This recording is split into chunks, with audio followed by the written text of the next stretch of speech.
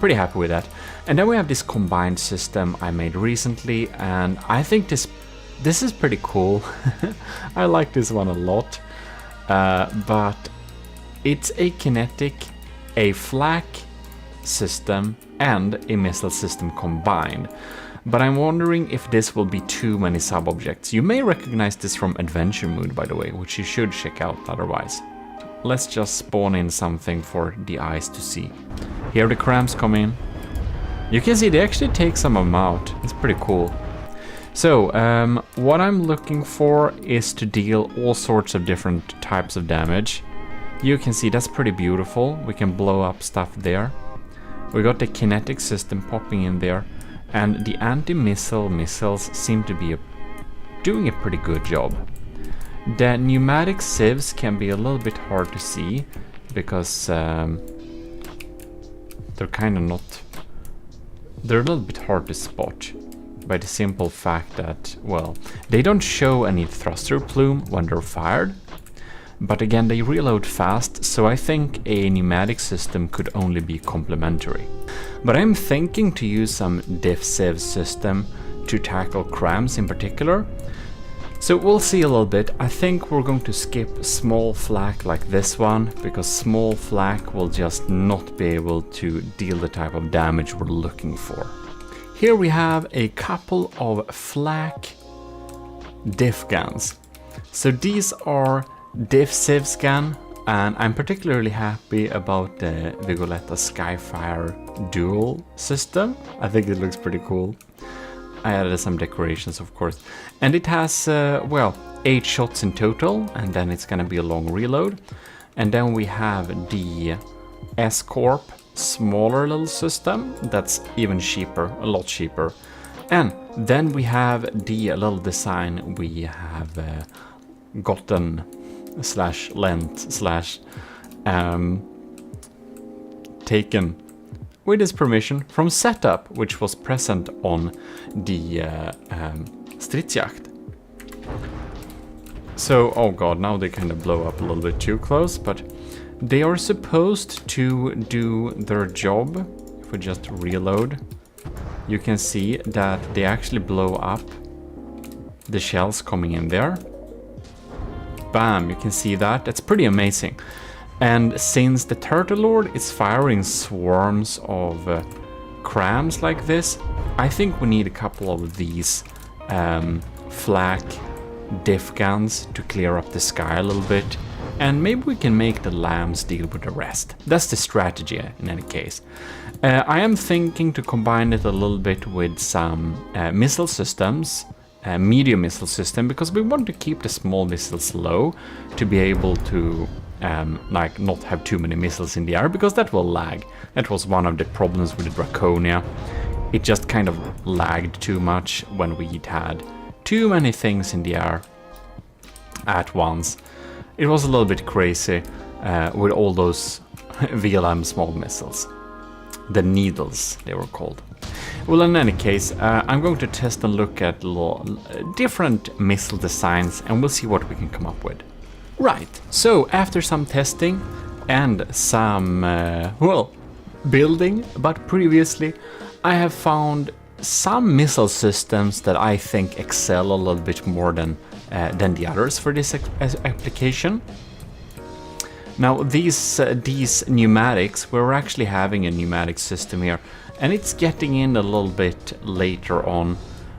It's really only getting activated if the enemy is a little bit too close, if the shots are a little bit too close, so they may be wasted, but again, these are loaded each and every time the enemy shells come towards us.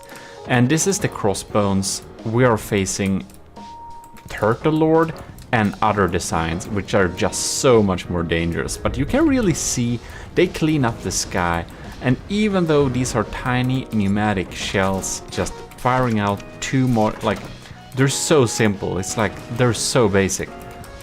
But you can see they really make a little cloud that just appears in the air here, and whenever there are target crams close by, they will detonate into this cloud and really clear up a lot of those shells. And they will basically be in the vicinity each time a cram shot is fired. It's a very few cram shells that reload faster than every 10 seconds. So I really like them, and I also just like the idea of having a pneumatic sieve system. So you can see 3 of them are good to clean up the rest that comes in too close. Then we have this beautiful system. It's a high cost, high risk system. These are the Speedex, and they are using short range thrusters. They're going at like full force, they're going really fast, they're having some things that help them launch. We have turning thrusters, fuel tank interceptors. They're just built for speed. They actually don't have any pneumatic systems attached to them, do they? No, they don't. They can't fit that. But they are fast enough anyways, and they have this beautiful thing of really getting out some shells or really getting out some shrapnel into the air long before anything else is there. So now we have 3 of them, and let's see the cost here. This is the Shred, that's the pneumatic system. It costs 9,000 materials each. And then we have the, it's actually down there, Orion Combined Medium Missile Speedex Intersieves. I think they're pretty cool. They do the job very well. And to combine with that, we have these beauties, which I have in an earlier testing video fine-tuned for hours to make these missiles have the most chance of actually getting onto a trajectory that will blow up and do some damage to cram shells. So this is a vertical launch system, a VLM sieve system, but they are medium, but they are still pretty maneuverable. You can see they're actually having time to go into a trajectory and deal damage to those cram shells, and I think that's pretty cool, because a lot of the VLM sieves missiles don't do the job against cram. So it was really hard to set this up, and if you want some tips on that, you can check the earlier video. But a little bit quickly, they're coordinated, they have a high APN guidance, they have turning thrusters and no fins, and a variable thruster. And the crucial component here is the start delay of exactly 0.4 seconds and a pretty nice, well, yeah, they're balanced like that.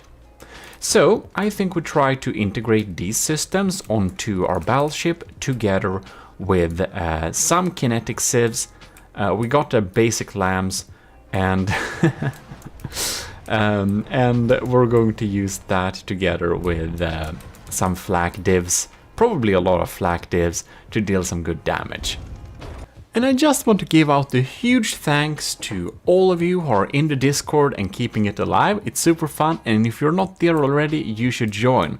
Also join the Army of GMODISM, because we're gonna have a challenge that requires that you are a member of the Army of GMODISM. And you can just self-assign yourself a Matros 3rd class, and you're in the army. And of course, you can also become a commissioned officer via Patreon, and that will support me very much too, from $1 a month and up. And about that, huge thanks to our commissioned officers, most notably Admiral Super Dave, Captain Y, Stellar Lieutenant C2, Venerated Lieutenant powered by Greed, Lieutenant Asteria, Lieutenant powered by Greed, Lieutenant Vincent Veritas, and Lieutenant Tyler Russ. I said powered by Greed 2 times, I just realized. But, well, thanks a lot. So here it is. This is the updated version, and here you can see I've chose to install a Vigoletta dual barrel Skyfire flak diff gun back here. So we have 8 shots of protection there. Onto this side here, I don't know if I mentioned this, but the cram turret that was installed here was so bad. It was so bad I just had to remove it, and we replaced it with a well, a diff gun, dealing damage, very basic. It's just a shape charge. I'm not sure it's gonna get through, but we really need a turret there for looks. We might replace this with a flak diff gun later. But in any case, I did some interior access ways So you can see it looks really beautiful now with the golden railings. And I don't remember if it's sometimes hard to remember what was added where. Look at this.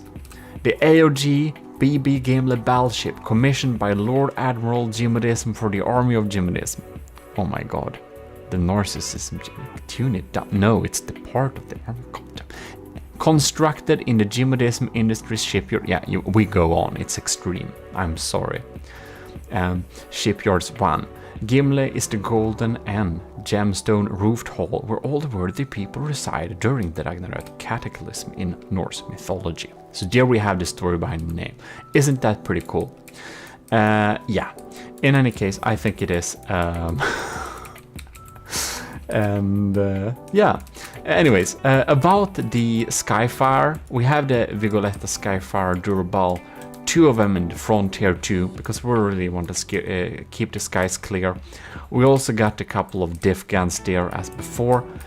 We retained this system because it feels so integrated. I don't know if it does much, but what the hell. And here we have the S-Corp flak getting mounted there to shoot some shells from in front of us whenever we're spawning, because we're gonna spawn nose to nose.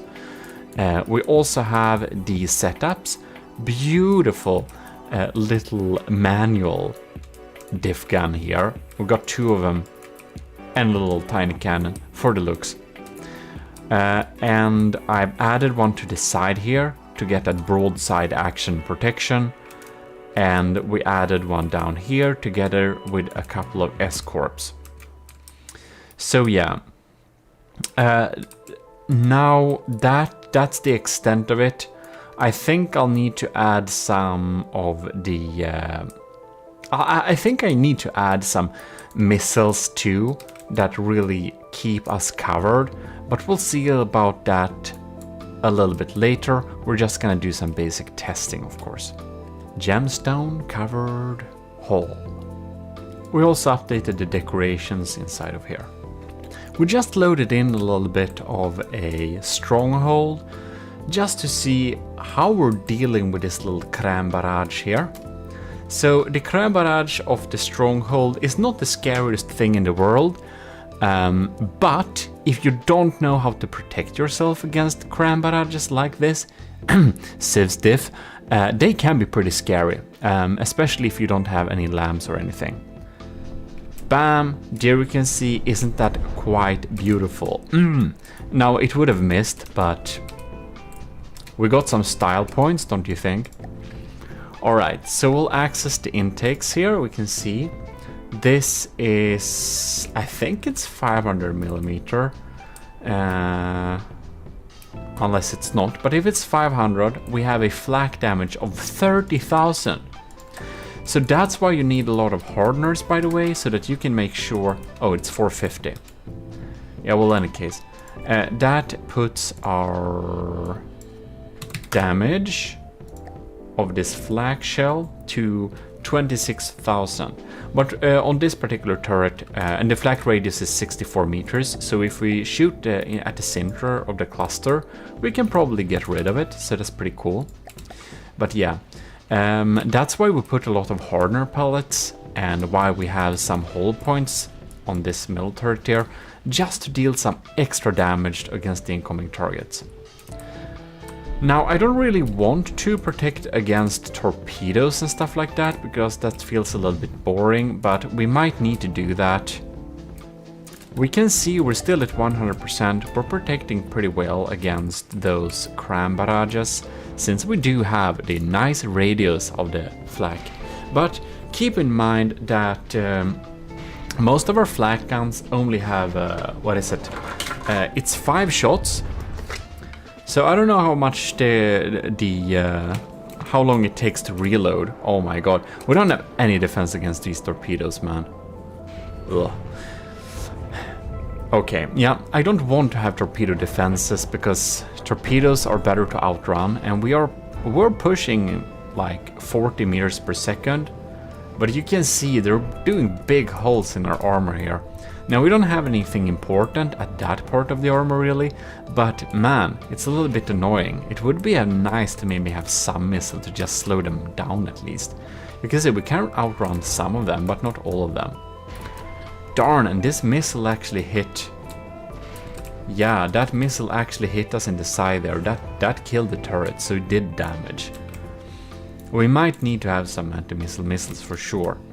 But in any case, about diff guns, the normal ones have 5 shots, 1 in the barrel and 4 in the ammo inputs. And if they have a reload time, the enemy scram cannons of say 25 seconds, we do have more than 2 minutes of being safe from their damage, basically. If we have like 1, yeah. If that makes any sense. So, I think that it's pretty worth it, and for the Vigoletta Skyfire, now they fire at once, but they have 9 shots in total, 8 from... No, they have 10 shots in total, of course. What am I saying? So, that should deal a lot of damage and really clear up. You can see they fire in succession, bang, bang, and of course the turtle already sparrow set up, so its cram cannons are much more scary and we need a lot more damage to deal with them. I really think we're gonna replace this teaser up here with something a little bit more scary. What? We got a torpedo that got them the damage to the other side. But because it's so much empty space, it didn't kill anything critical. That's pretty funny. Well, in any case, we're gonna add some more systems and check the next iteration. And there we go. I went to go with the SpeedX on top here, so we should have some nice cover there. And I integrated the beautiful actual VLM system, but I figured we might as well point them towards the enemy. So we have a little VLM system integrated here, and caution tape so you don't stand in front of them. There's the decoy, and we have a couple of diff civs there too now, so we need to spread them out because some of them could get shot out. I noticed when I tested that a little bit too off screen. Now, if we have to, we could change this to diff civs, by the way. That's an easy fix if we need to. And other than that, I think that's like the most of it. But I do think I actually updated the share during this thing, so you can see I made a beautifully designed custom share for Captain Y sitting in the commanding position, steering the ship. A little bit more scary position to sit at, but you know, we can't put the Admiral at a dangerous place like this, so I think the Admiral will probably sit here and just chill. Or if it's smart, maybe not here, maybe like, I don't know. There is no good places to stay really. Oh, I know. Maybe we can make a little share for Admiral Super Dave in the compartment. I think that would be great. Yeah, well, in any case, we have done that. Did I add something in the inside? That's something I'll need to check. It's like I'm building all over this ship, so sometimes it's hard to remember if I fixed something. I upgraded the laser but sticking some more units somewhere. I do know that. Question is exactly where. That's more of a mystery. However, I did notice that there were a few problems, like some of the diff guns at my offline testing were actually blowing up shells a little bit too close to our structure, so we did damage to our own blocks. So yeah, we're gonna move to the next iteration because I already know what's wrong with this, and that is some diff flags are killing us, literally shooting off blocks. Not good at all, and the safety distance I set for them apparently doesn't matter. I don't know why. I think it's just that the failsafe margin can't be wide enough or something. I don't know. It just doesn't work, the placement of some of the turrets. So, the placement here with my offline testings, I noted that this exact placement was pretty rarely getting shot at, because I think it's like in the outer edge and there is pretty low risk that anything shoots here. So I removed the diff flak and replaced it with another one of the SpeedX systems because they're pretty nice. And I did remove the diff gun up here because it was too good of a placement for a diff gun, because again this placement also didn't got shot very often. So inside of here I could fit a little nicer shield and nicer interiors. Look at this now. I think it looks a little bit more glorious, and I even added a sleeping matros of the army of GMODIST there. Maybe it's you, who knows? Maybe it's one of you. And we also have a little symbolical docking station here. Now this won't come with a drone, but I figured if this is gonna be a land gang for like airships, we should absolutely have a docking station so we can make it possible. Well, in any case, that's not really what we're talking about. We are talking about Civ scans. This kinetic Civ scan was a good complement to combat big incoming missiles and also crams, so I figured 11,000, let's stick it in here because I like it. Yeah. Somehow I removed the green light because the red light is... Did I mix this up? Please tell me in comments if my placement of the lights are correct. I think I think that this side of the ship, which is not starboard, port. I think port is red and starboard is green. The green disappeared, but whatever. Yeah, so that has happened. Now, there has been some slight changes too. We added some extra boosted interior armor because some stray frags were just ripping up stuff. And we finally put the armor on the AI compartment so it's safe.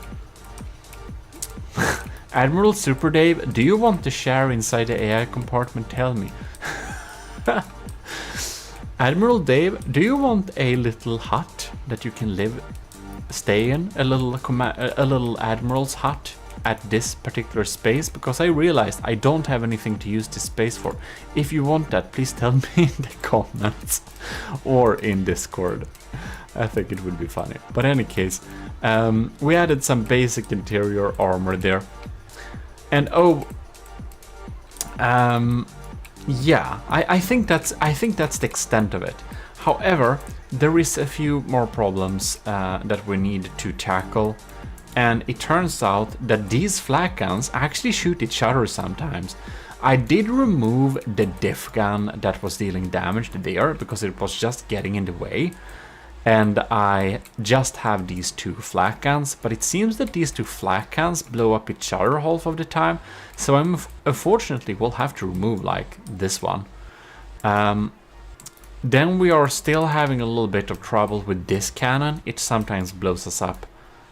So yeah, I'm gonna do some more testing and do some slight updates. But good news, we are finally having the pneumatic system on a serious battleship.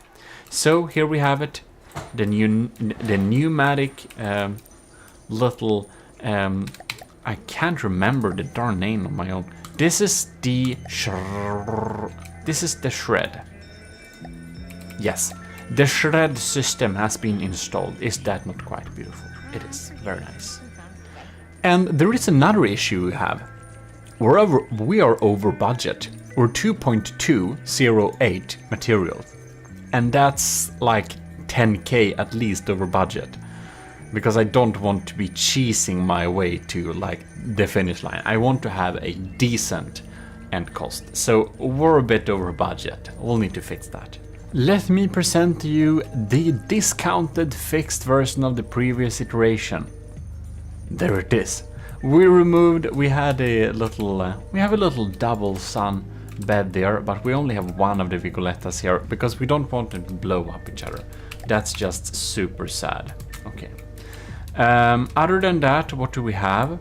We got some different types of diff civs. You can see we have removed the problem shy that was there. This one, we were able to fix that one and that one with having just limitations on how they can aim. And other than that, we're looking pretty smart here. It's working perfectly fine, and I'm trying to remember how I decrease the cost, because we are now under the limit. We're a little bit too close to the limit for my liking. It feels cheese almost, even though it isn't. But yeah, we are under. We're within budget at least. I added a green light, by the way, so that's nice.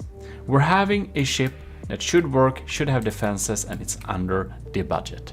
But we're going to move on to the next iteration with some small fixes on it. They are so small they're not really noticeable with the eye, but it's more like lambs tweaking. We have been tweaking some turret movements so that they can't shoot where they shouldn't shoot, and all sorts of stuff. We've been going through the system during some light battle testing just to see that it kind of works. But for now, I think we should end this video with checking out if we can defend ourselves against the Turtle Lord's cram systems, which I definitely hope we can do. Now the Turtle Lord is almost 200k less expensive. Oh my god. But the barrage is very scary. So we're going to stay with this barrage and see how our newly-ish set up lamb system is able to deal with it. Now the lambs will take the power from the lasers when it's getting in close. They are not lasers that have much storage. They are more like a continuous laser system, which makes it so we can actually combine it with our lamb systems too, because our lambs does take from the same pool. So here you can see the lambs are taking, oh yes, bam, come on. We're getting in the closest ones. Bam. Here we see some flak diffs. Oh, do you see that? Bam! What a cloud, man. That's so scary. I'm very glad we got rid of that. You can see some Civs missiles popping in here in slow motion, trying to take on these very strong cram shells there. And they are of course filling the air with a cloud of sorts. Man, look at that! We got him! We got him! Amazing! Can we get this one too? No way. Are we gonna kill the turret? Are we going? No! Oh yes, we're so lucky. It misses the mark. Beautiful. Oh, that's an explosion a little bit too close to home. I hope that was us defending ourselves and not a mistake.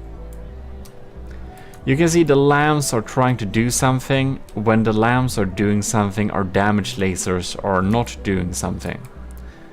But man, we can't tackle all of them. And that was probably very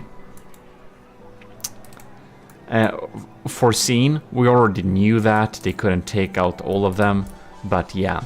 The lambs are nice that they help with taking out these diff shells coming in here. And our diff shells are doing a good job at taking out the enemy cram systems. So now we have kind of seen how that works. No serious damage has really been dealt yet. We're gonna move up time to real-time speed and we're gonna see. But yeah, I think so far I'm pretty happy with this system.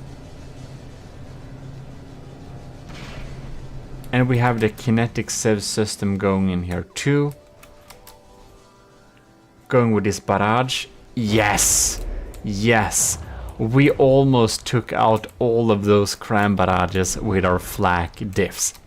Ladies and gentlemen, are you having trouble with flak? No, are you having trouble with cram barrages? Flak diffs is your answer. And that's super nice. Okay then, that's good. One thing we do want to check, and that is which turrets hit or not. We'll need to do some fine tuning and stuff like that, but I'm thinking this ship is starting to be a formidable opponent. It's not quite done yet. I do want to have a proper battle testing video. And we are within budget still, but we're really closing on the limit. What I'm going to need to try, I want to try if my cram cannons are worth it or not, or if I should use other cram cannons, or if I should use maybe only detonators and skip my triple barrel crushers. We're gonna see about that. But in any case, I think we'll be coming back next time. Ooh, our lambs are doing a nice job keeping out those mortars. The stats are pretty even, but we are in the lead, but we also have a material lead. And one thing I also want to try, that's probably to see if I can get the cost of this ship down to under 2 million. And that could be really cool, because then we could battle the Turtle Horde on equal footing. And I wonder, we don't have any air pumps. That takes a lot of materials to keep afloat, but the air pumps lag. Here we are, we're building on the Gimle Super Battleship, and it is quite big.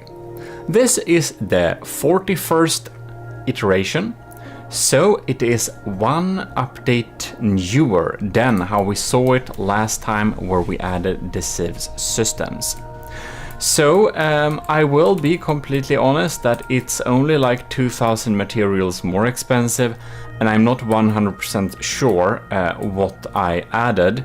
I think it may have been this auxiliary diff guns at the side to protect against, maybe. Or it's not, I don't actually know, but it's a kind of small change, so it doesn't matter too much. If in case you have forgotten, I think we should do a little quick sweep on how this build looks like right now. Here we have the cockpit, we have the sleeping matros, and we have a lot of potential people in the army of GMODism who is trying to claim that role, I think. In any case, here we have the middle deck, nothing going on here. We go down, here we have the other deck, we have some tiny extra energy generation, probably not worth it, but I think it looks cool. We have the anti-missile system thing there, and we have the way where we can walk down into the big hall. In case you missed some episode, here we have a docker to dock airships so that we can walk on board. We have the lunch of the day together with all sorts of goodies that bots might enjoy, and a lost thing. Some beautiful assets we lent from Setup for his Stridsjagd design, and the little pool table area. We go down here, we have like an empty area with more drinks yet again. And remember, this is a golden feast hall that's supposed to, well, you're supposed to await Ragnarok from there, kind of. Now these connections, they look kind of weird. Why did I add them? I'm not sure if I completely... whatever. It looks pretty cool. We have the Vigoletta Marksman. We have the Archivalista. We got all sorts of cool turrets going on here. So yeah.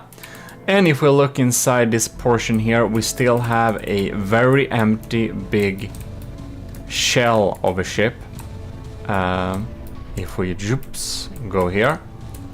We of course don't use any water pumps because that lags too much, but I think you already know that.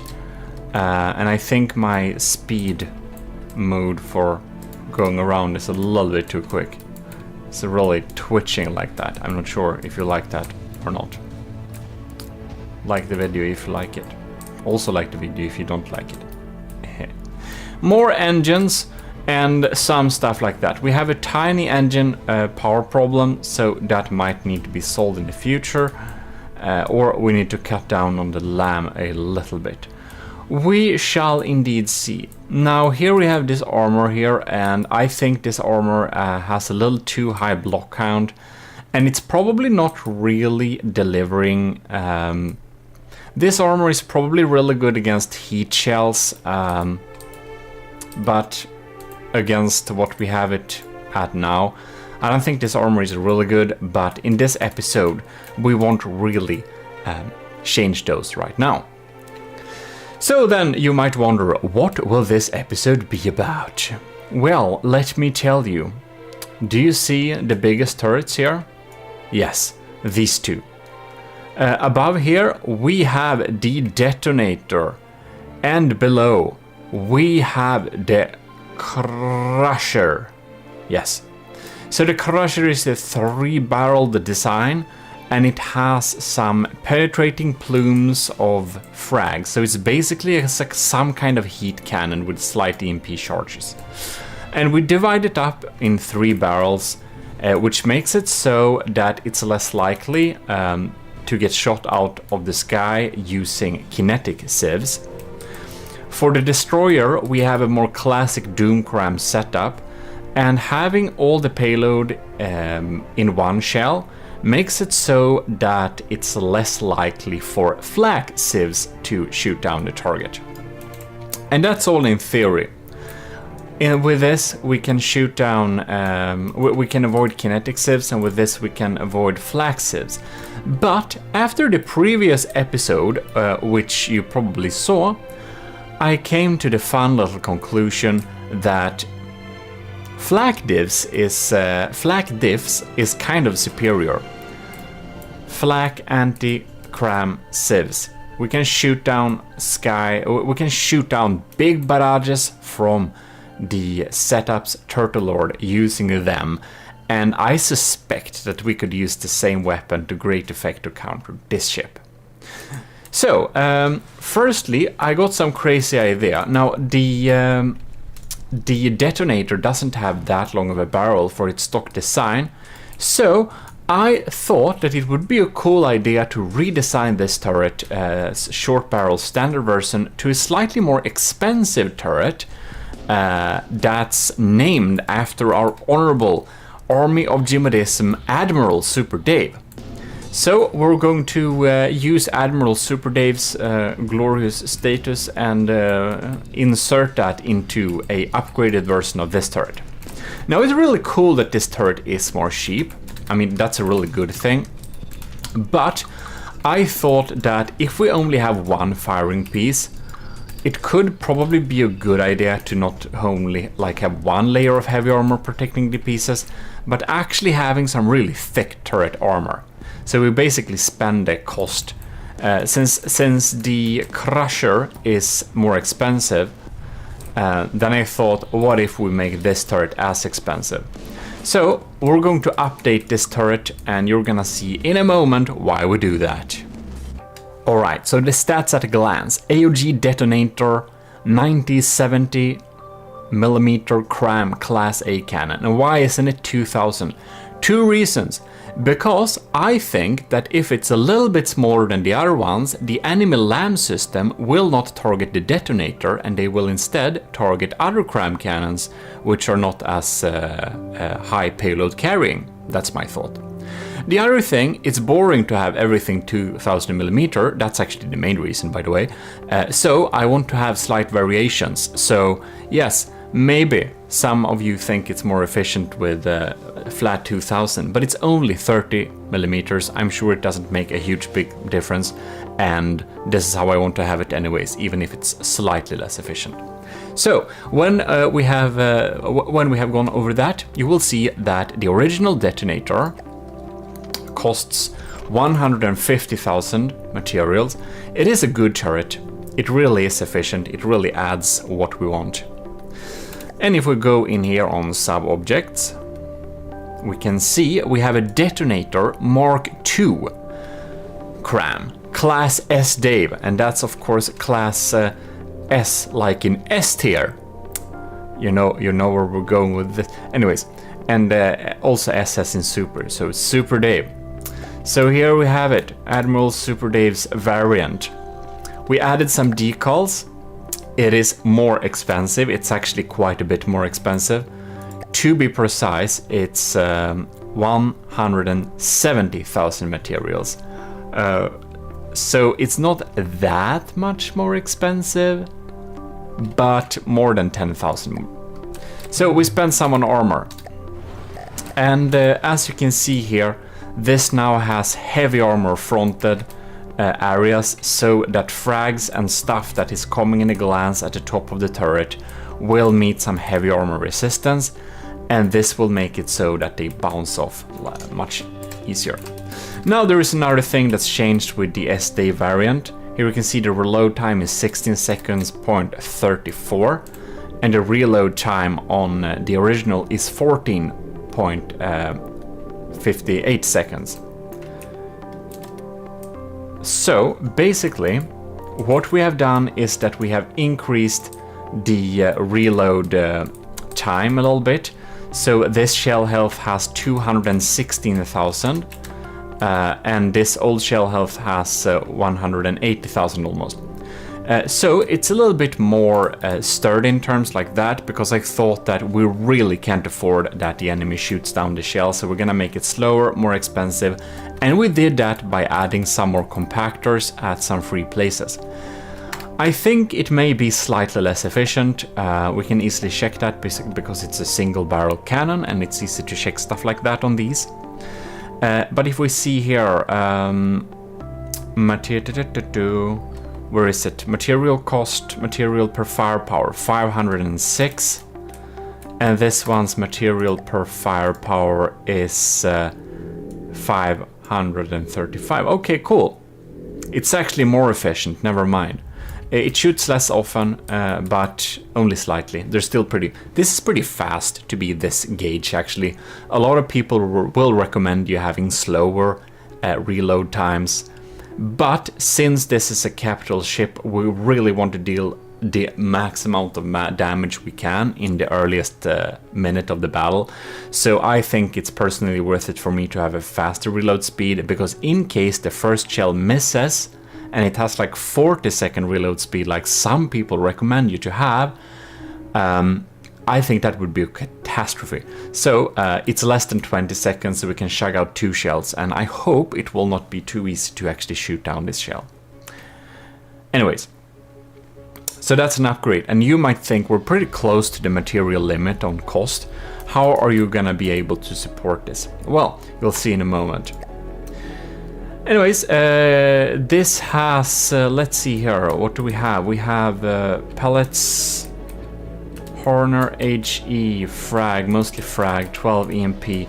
This one has some more EMP, some less explosives, the same amount of frag. Yeah, so it's basically a similar loadout actually. And thanks to the longer barrel, the base inaccuracy is a little bit smaller. I think we should do like this. We should go into, oh, what is it? Delete, no, insert, no, home, end it is. And we're gonna cut off left, right. Where is he? Can have this little cutting thing here.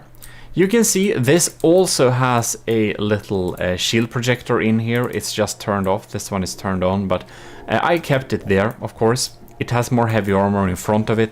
It's of course a little bit EMP susceptible, as you probably know, but I really wanted the armor there, so I didn't think it was, here it is, I didn't, like 60% susceptible, yeah.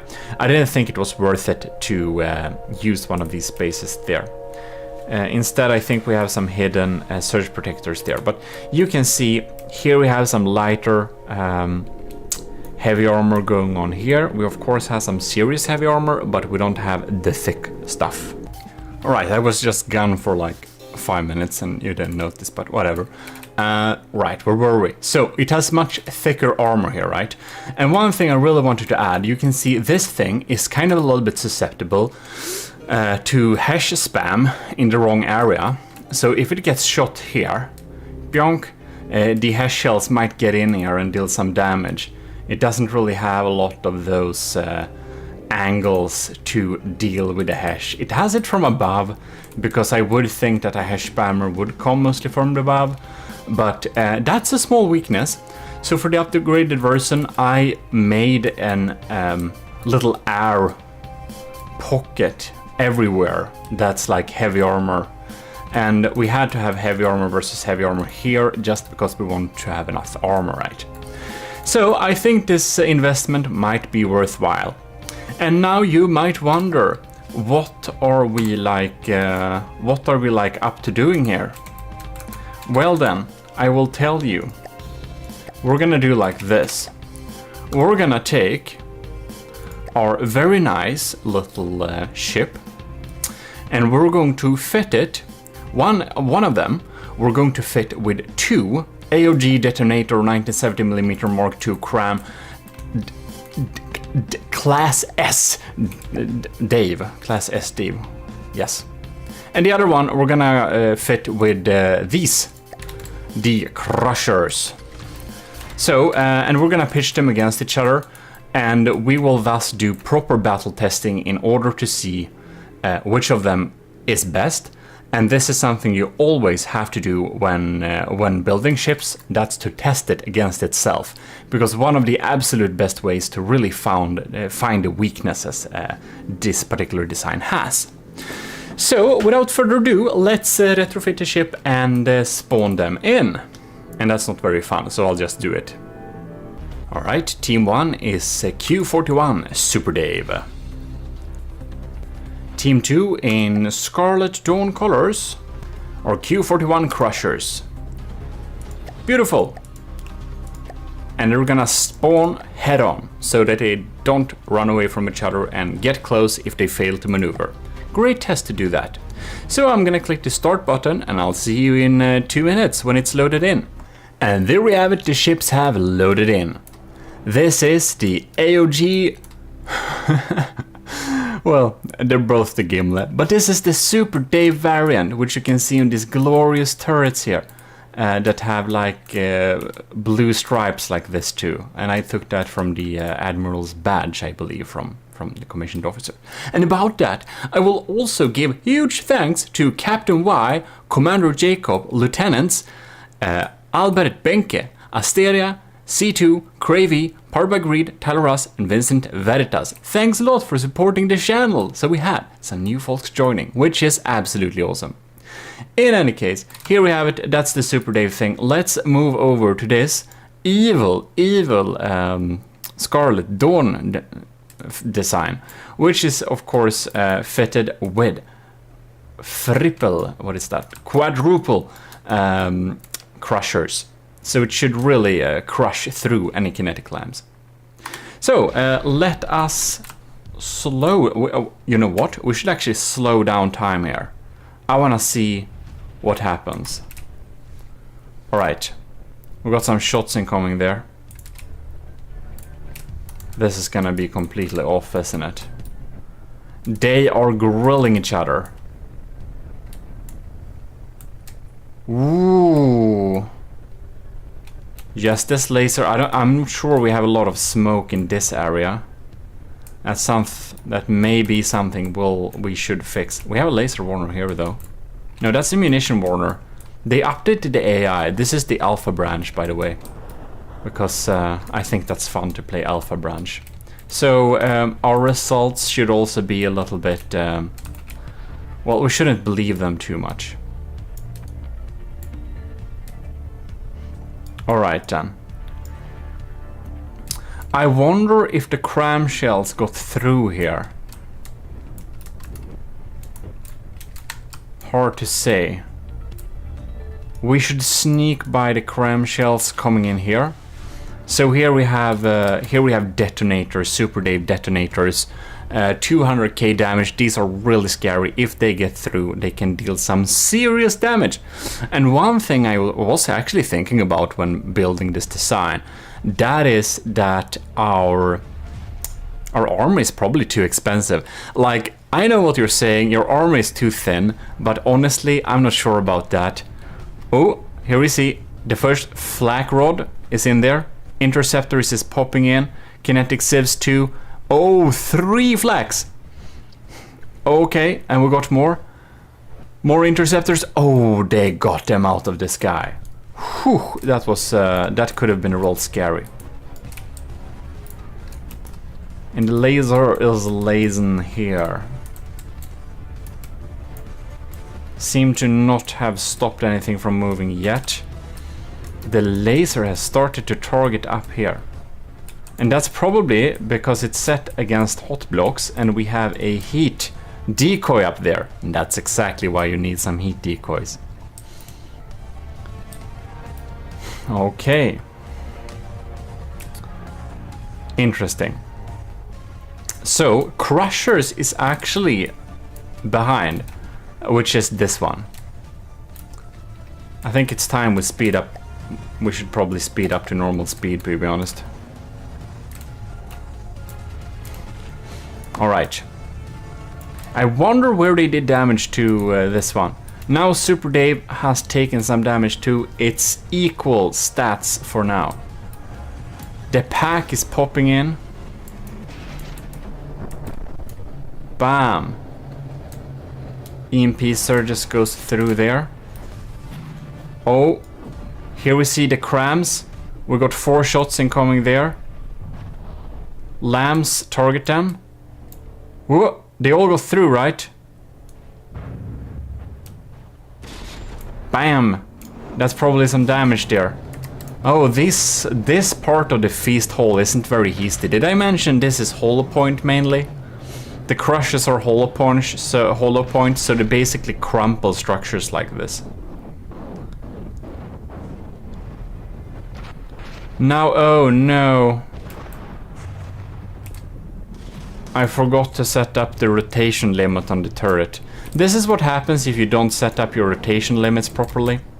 Your turrets might be sad like this. And is this one having the same? No, it's actually popping along very fine. Well, since 2 of the Doom Crams of the Super Dave is disabled for this test, I must say I think it's a little bit unfair. Actually, quite a bit unfair. Alright. Oh, well, we can see it's good to have bulk, that's for sure. I think actually Super Dave, in terms of like armor, has a little bit of an advantage here. Just because the Crushers do a lot of surface damage and the Gimla has a lot of bulk. Both versions have the same bulk, of course. Yeah, these just go through. They get damaged, of course, but man.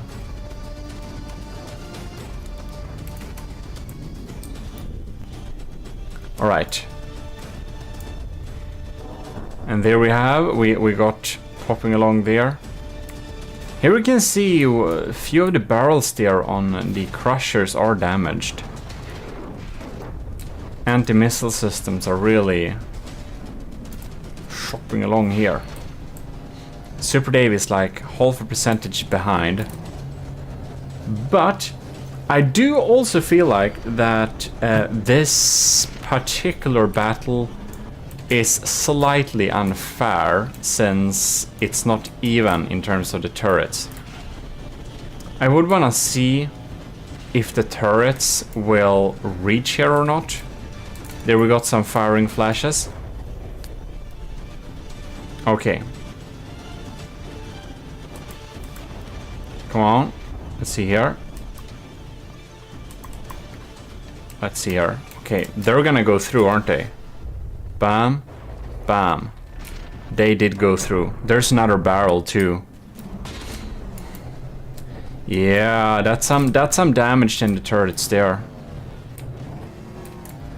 Crushers and Super Dave are not far in between. It really picks those barrels off using using fragments and stuff like that.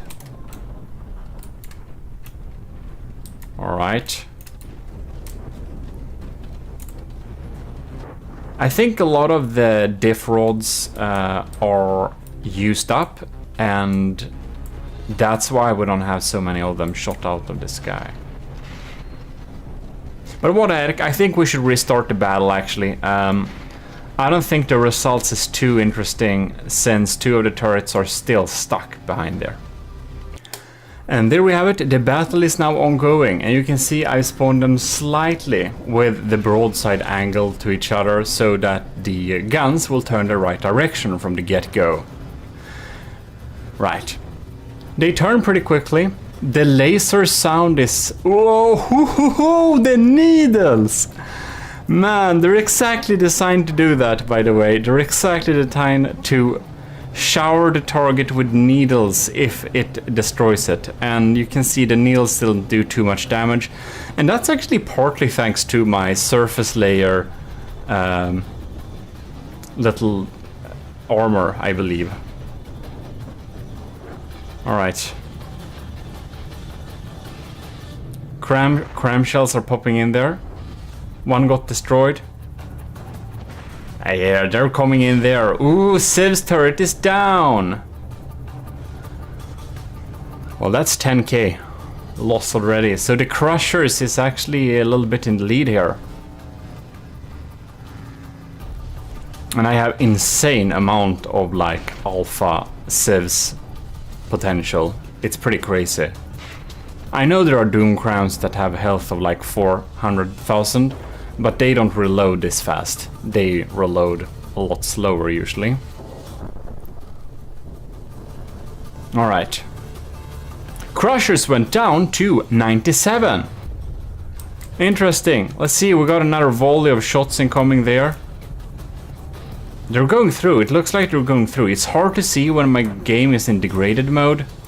You know, we can run it thanks to not having any water pumps. If we had water pumps, I would not be able to run this. So that's why this rule, that's why that rule is no joke. Like, seriously. All right. For me, it depends on your processor and stuff like that.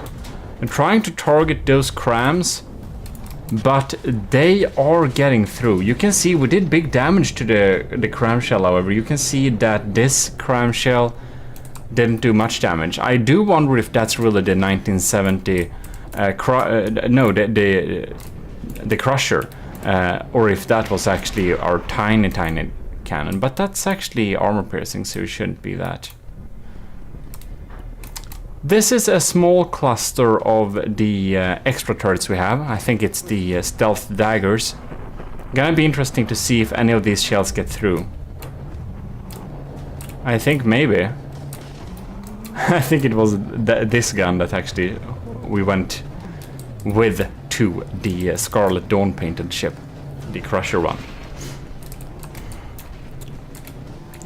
Alright, so, oh my god, the Crusher's version, this version, is down to 93%, and Super Dave is up to 97. It's very interesting. So when it had... Now this one has their cannons turned the wrong way. What's going on, man? Alright, minus... Okay, we set them with a, like, 30-degree angle. Come on now. The battle is ongoing. We're gonna follow this diff shot and see if it got sniped. It did actually get sniped. Okay, cool. Alright. Here we have the needles coming in here. I think I overestimate the power that my needles actually deal to the target when they land. Because this ain't much, man. This ain't much, man. Isn't that lovely? Our laser wastes time shooting on this tiny little heat, like, warm block up there. Whoa. This is interesting. What happened with the lasers? Oh, nothing. Oops. Here we got another volley of shots incoming. They got deleted, actually. I wonder if that was the small cannons. Probably was. The stealth daggers. Which are the ones you see in the center of screen right now. That, however, was not those. That's some proper stuff. Okay. Lambs popping in there. Did they disappear? It looked like they disappear. It's so hard to see when we don't get the like the tails on these shots. Alright, popping in. Getting through. Interesting. But doesn't deal too much damage though. Another volley popping in there. Flak sieves. Picking up most of it. We also have some live help of the seagulls, but not the one in the game, whatever it's called.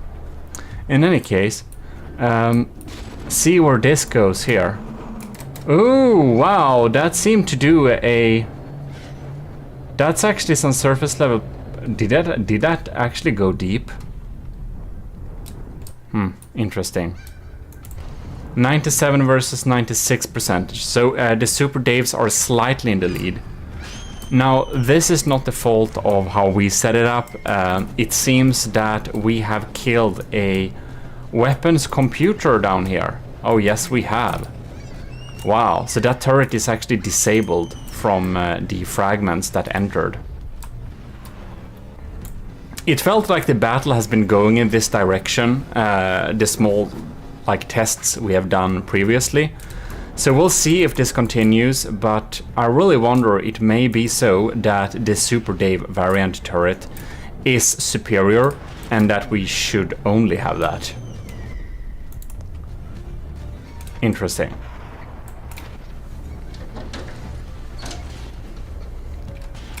Do we get any shots coming in from here too? We got a couple of them.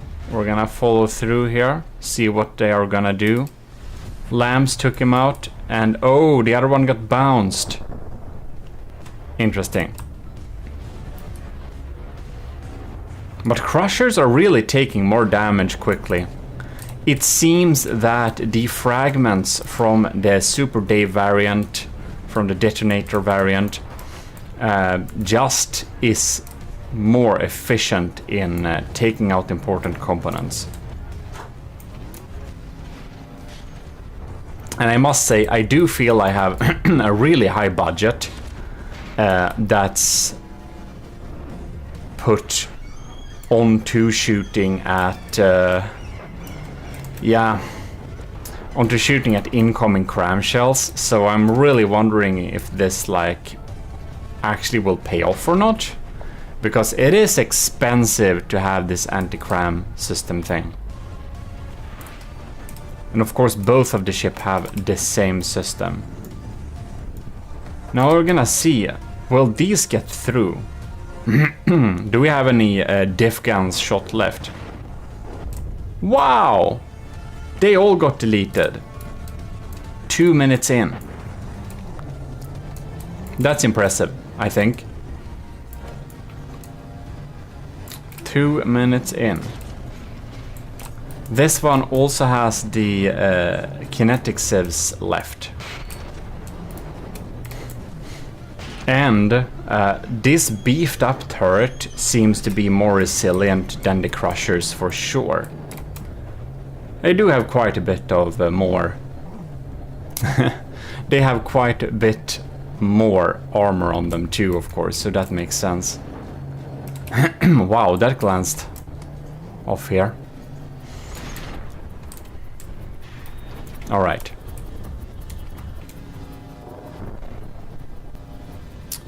The Crushers is down to 89%. This is very interesting. I think we need to check the ships inside a little bit here. Yeah, the needles. They only deal damage if they actually reach the target. Alright, so we have a little quick interior sweep here to see. We got some big holes there. But you can see it hasn't reached through to damage any of the important components, so I bet the Super Dave variant has so much more healthy lambs, while the Crushers are down to 89%. And here we are. So what's happened here? We got a lot more of surface damage. I do think that the frags that has been able to penetrate has made... Oh yes, they've dealt so much internal damage. The lamb nodes... that's not the lamb nodes. The lamb racks, packs, tubes. They're a little bit sad. Some of the energy generation damaged here. None of the turrets are actually intact from those shards. And even the engines have taken good bit beating too. So I do think that either the lambs are just damaged or the engines are damaged so that they can power the lambs. Interesting. Oh, bam! Did you see that? Holy crap! Well, that's just the pricken över it, as we say. It's the dot over the I. If that's something you can say in English, I don't know. In any case, wow, very interesting. So yeah, no way we can stop this penetrating capabilities of the Super Dave variant of the Crushers. Here we have the Stoners, however. You can see how much, since this is like alloy tetras mostly, they just remove a chunk so big. That's really funny. They have the same, by the way. We only switch the cram systems. Well, this makes it very apparent that the Crushers, they're not really doing the heavy lifting. And since we have 4 Super Dave detonator turrets, we don't need to have Crushers as cover, because as said, they have 3 shots in them, and that would make it more likely for enemy civs to aim at clusters, which would be them, which would let the others through. But since the detonators are so strong in themselves, we don't really need to spend materials on that. And the higher health of the shots from the detonators makes it so that all of them are not shot out. And it seems that Super Dave's variant there is able to shoot out more of the cram shells that are coming in. But look at this design, it's not giving up. It is losing, but it's not giving up. Ooh! That was a nasty hit, man. Wow. I'm pretty happy with my detonators, especially the Super Day variant. They're extra good, but also extra expensive.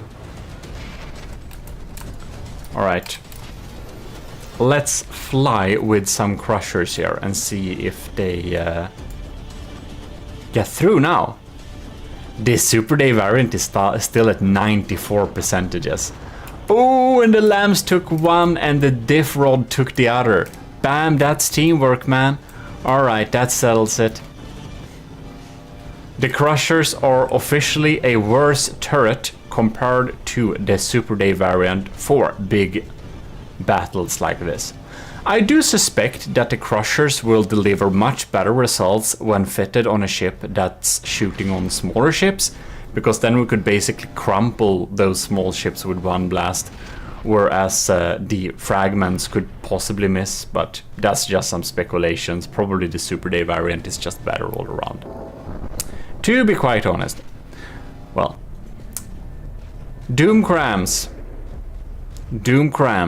Single barrel Doom Crams are a class of their own, and multi-barrel has some advantages in terms of materials per firepower, but it seems to be only for smaller designs. When we come up to the really big Doom Cram or larger crams in general with 3D Tetris and all that, it seems that a single barrel one is better. But we're gonna do an empirical testing video about that later for sure. By the way, I have upgraded these automatic turrets here. So now they actually fire not only this beautiful little shell, which is this a heat or is this a hash now? God, I can't remember. This is hash. anyways, they also fire disruptor conduits, because I thought that having a constant fire of disruptor conduits may help the crams to get through better. But both ships have them, so it shouldn't matter for this particular test. Yeah. But very interesting indeed that we got such results. And really bad luck for this turret to get taken out early on, but it has gone in this direction a long time, so I don't expect any other outcome. Well, in any case, I think we're gonna look at some future things that we're gonna work on in some future iterations. 42 is the answer, and this is version 154, yay, of the Q or Gimle project. And as you can see, both the Super Dave and Crushers variant were actually over budget, and now I have removed some stuff to make it not be over budget anymore, which is good. And here we have it, the awesome AOG Gimle Super Battleship. Not at all dramatic. Anyways, so what have we done? We made it fit the budget. So I had to remove some stuff. I wouldn't say it's junk, but I have to remove some stuff. I have made this AMS system a little bit smaller here. I did remove the pneumatic sieve system because it turns out it is really good at shooting at cram shells if they come in at the right angle. And they're really bad at shooting at like missiles and stuff, so it had to go because it was too expensive. Replaced it with a simple S-Corp little diff gun here to shoot at incoming cram shells instead, or missiles. Right, so that's actually the main things that has been saving some materials. And what we are going to do in future little iterations here is that we're going to switch up and test which armor could be potentially better than with the one we have here, since the one we have here is really good against heat, but that's something we're probably not gonna see and be spammed with. And heat at these sizes anyways doesn't matter too much, so whatever. Oh, and now I just remembered, we have a typo I need to fix that some of you in comments kindly told me to fix. So, and that is probably inside of here. Yeah, that's the Ragnarök. It's the Ragnarök, of course. I think it was that. Please, everyone, do a quick spell check. No. I'm gonna fix that later. So yeah, that's really cool. We're going to remove the side of the armor here, and we're gonna replace it with some new stuff. All right, so here we are. This is the ship. This is the Gimle, and of course we had some improvements from the previous versions, as you might imagine. Now, last time, I almost didn't remember, but last time we did some battle testing, and well, sorry for the delay between this episode and the last episode during this series, but that happens. I needed to test this ship extra carefully and see what things I could improve, because I really wanted to make sure that this version of the ship is actually a good one that I'm going to put up for the battles. Because basically I felt with the Draconia it had so many flaws that I could have addressed earlier that it felt like the Mark II was just so much better than the like newer ships. The Mark II was so much better than the Mark I, so I thought it was really nice to kind of have that. Now let's see here. The cutting point still doesn't... No, it doesn't work. Well, that's sad. Anyways, what we can do here, we can just see the armor here. We have a lot of wedges here. And this armor scheme isn't bad. It is, however, adapted for not very strong kinetic shots. So I think that the type of damage we are more likely to actually get damaged from is not any kind of sandblasting or armor piercing, like armor piercing high explosive things, which I actually made this for. The things that will damage us and actually make a lot of damage is cram shots. And this is not helping a slight bit with cram shots, and thus it is providing a lot of unnecessary materials spent for this armor. So what I have deemed is this armor to be ineffective, too expensive. And I know a lot of you have said that, GMODISM, come on, you're building a big ship, you should actually have thicker armor. And you know what? I'm not listening to you. So, we are starting to strip away the armor here. You can see that here are the wedges. There is just so many blocks here, and most of these blocks ain't doing jack shit, to be quite honest. It doesn't make sense. We also have some sections of heavy armor, wedge armor here, to really back some important components behind of it. But I am thinking this is a waste of material. So yes, maybe it's good for some ships to have thicker armor, but when we are facing crams, come on mate, you can't armor against that. Whatever you do, the cram shot, the doom cram shot will get through.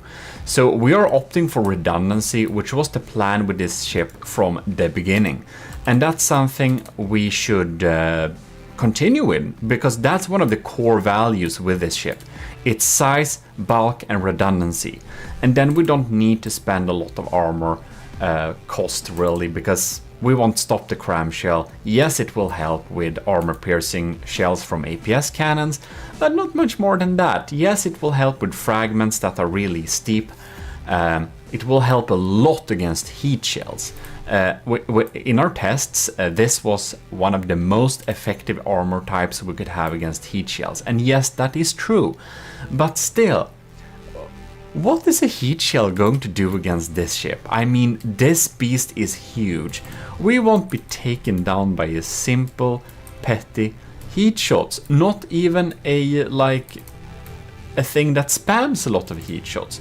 So what I have been thinking is that we should probably make the armor thinner at the outside, because you may have seen the Secret Advisor's wooden diff gun ships that just provides great performance, and they basically have no armor. The greatest armor, some say, is air. And I'm starting to believe that a little more. And I'm not believing that completely, because I don't think that's quite true. I think you can make a good Alpha Strike craft using a lot of diff guns, but that lags too much, honestly. I know, because I built a ship that uses only diff guns, almost. Not only, it has a lot of cramps, but it has a lot of diff guns. And it was supposed to go against Azusa's Saturnus class ship, but it didn't work because it lagged too much when we had two of them. It just did not work, and that was because it had loads of diff guns. So having diff guns and just wood and thin armor works well, because then there is no weak point to really hit against.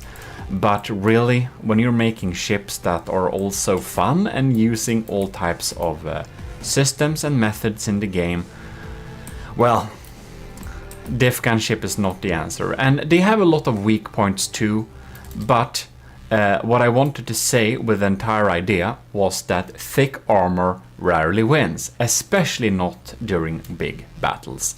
So yeah, that's my reasoning behind not listening to your thoughts about making the armor a lot thicker than it already is. And of course, this is a one-sider if you didn't remember it. Like, this side is literally like alloy tetras and metal blocks, tetras and full blocks, and a mix of them. It's just really thin. And as promised, here you can see I'm actually removing the entire side of armor. The armor slab I developed for this project is removed, and we have moved the cost of this ship to a flat 2 million. So yeah, the armor wasn't super expensive, but I will remember it was a little bit too expensive with the armor after the battle testing session, so it had to be discounted for anyways. What I'm going to do is I'm going to actually use some of my armoring budget to armor parts that were damaged during the battle test. So for example, these laser tubes here, they have some slight armor, but they were actually easily damaged, which made our LAM and laser damage laser system go down easily. So these are going to get some armor.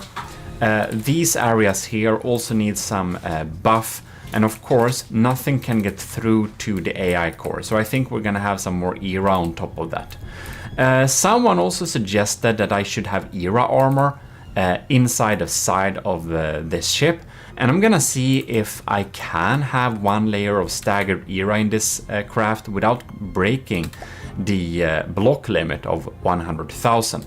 So I'm also going to give you some rules in this video for what you need to adhere to if you want to participate in the open submission Gimle battle. Basically, battle the Gimle. It's a little bit similar. You know, Brenzo remade the Ragnarök ship, and that was super cool. And he had a Kill the Ragnarök tournament. Now, probably won't do a real tournament. I most likely would just do a Kill the Gimle, but if we have some particularly nice ships we really like, we might pitch them against each other anyways, because that can be quite fun. So yeah, there we have it. We're going to move on to the next iteration. I will also say that some of the rules, I've been slightly inspired by Brenzo's rules, like the altitude.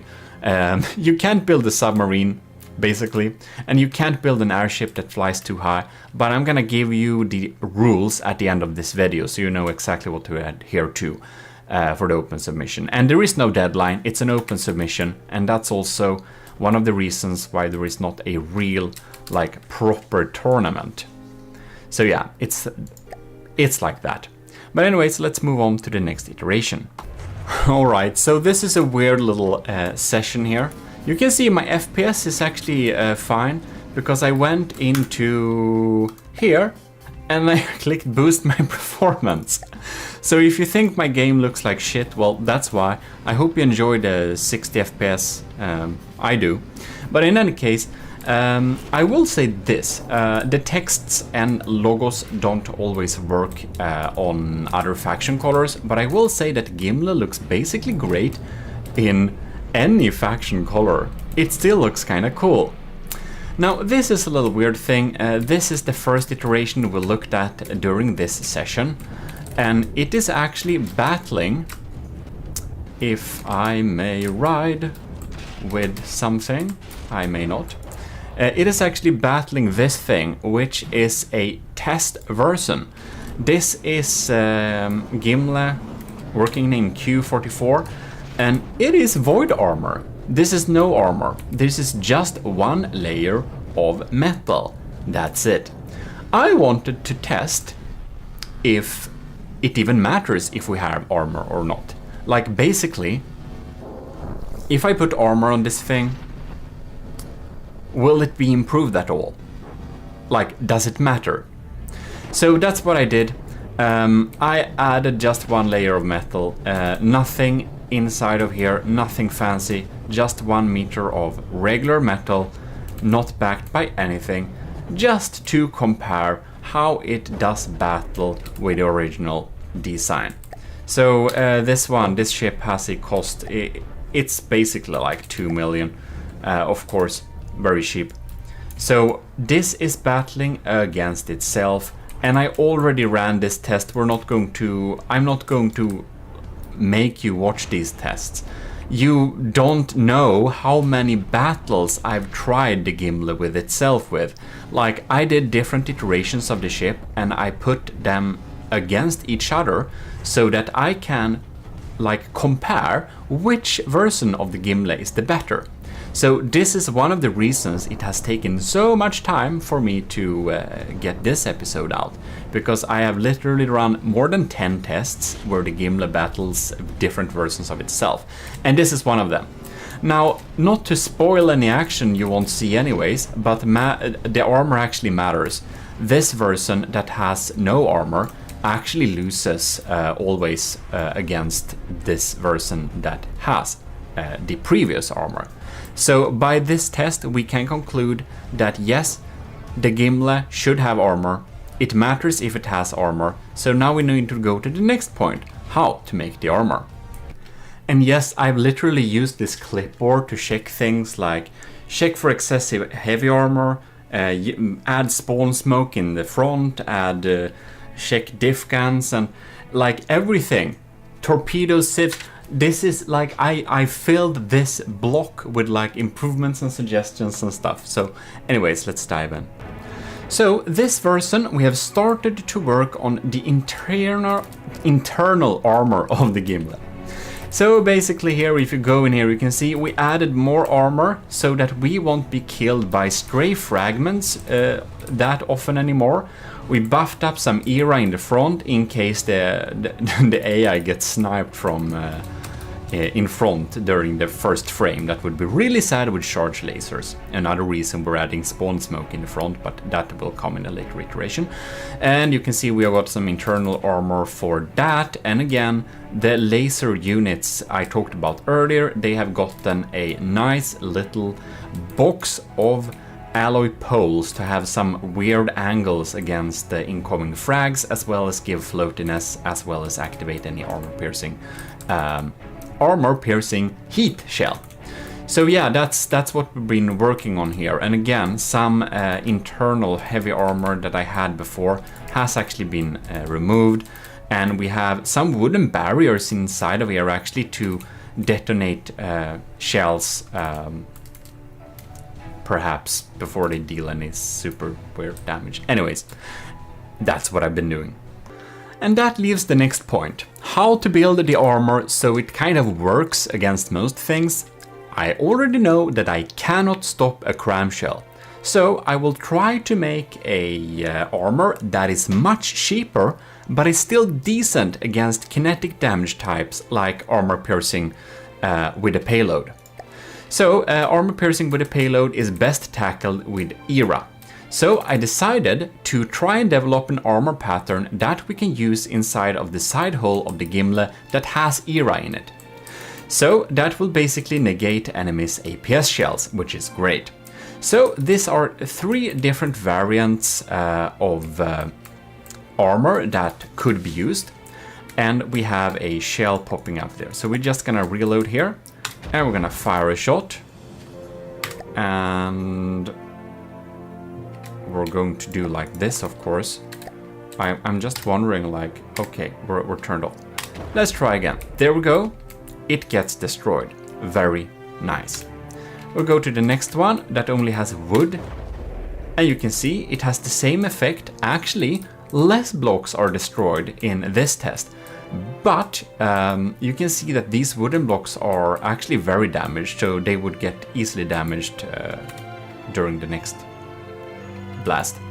And here we have this one, which has the amazing effect of having a wood-backed metal area, which I have been testing in earlier things. Works like a spall liner. In this case it don't, but we get some slight boost from the wood to the metal, and backing metal with wood is actually quite efficient. You know the wood metal checkerboard pattern?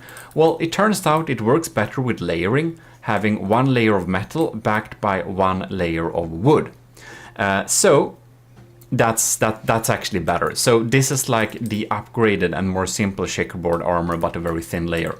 So yeah, that's pretty decent. And if we run the tests again, we can just see here, we go back here.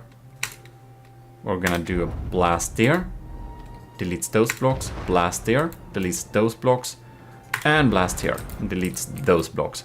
So I feel that having an extra layer of wood here kind of improves it quite a lot.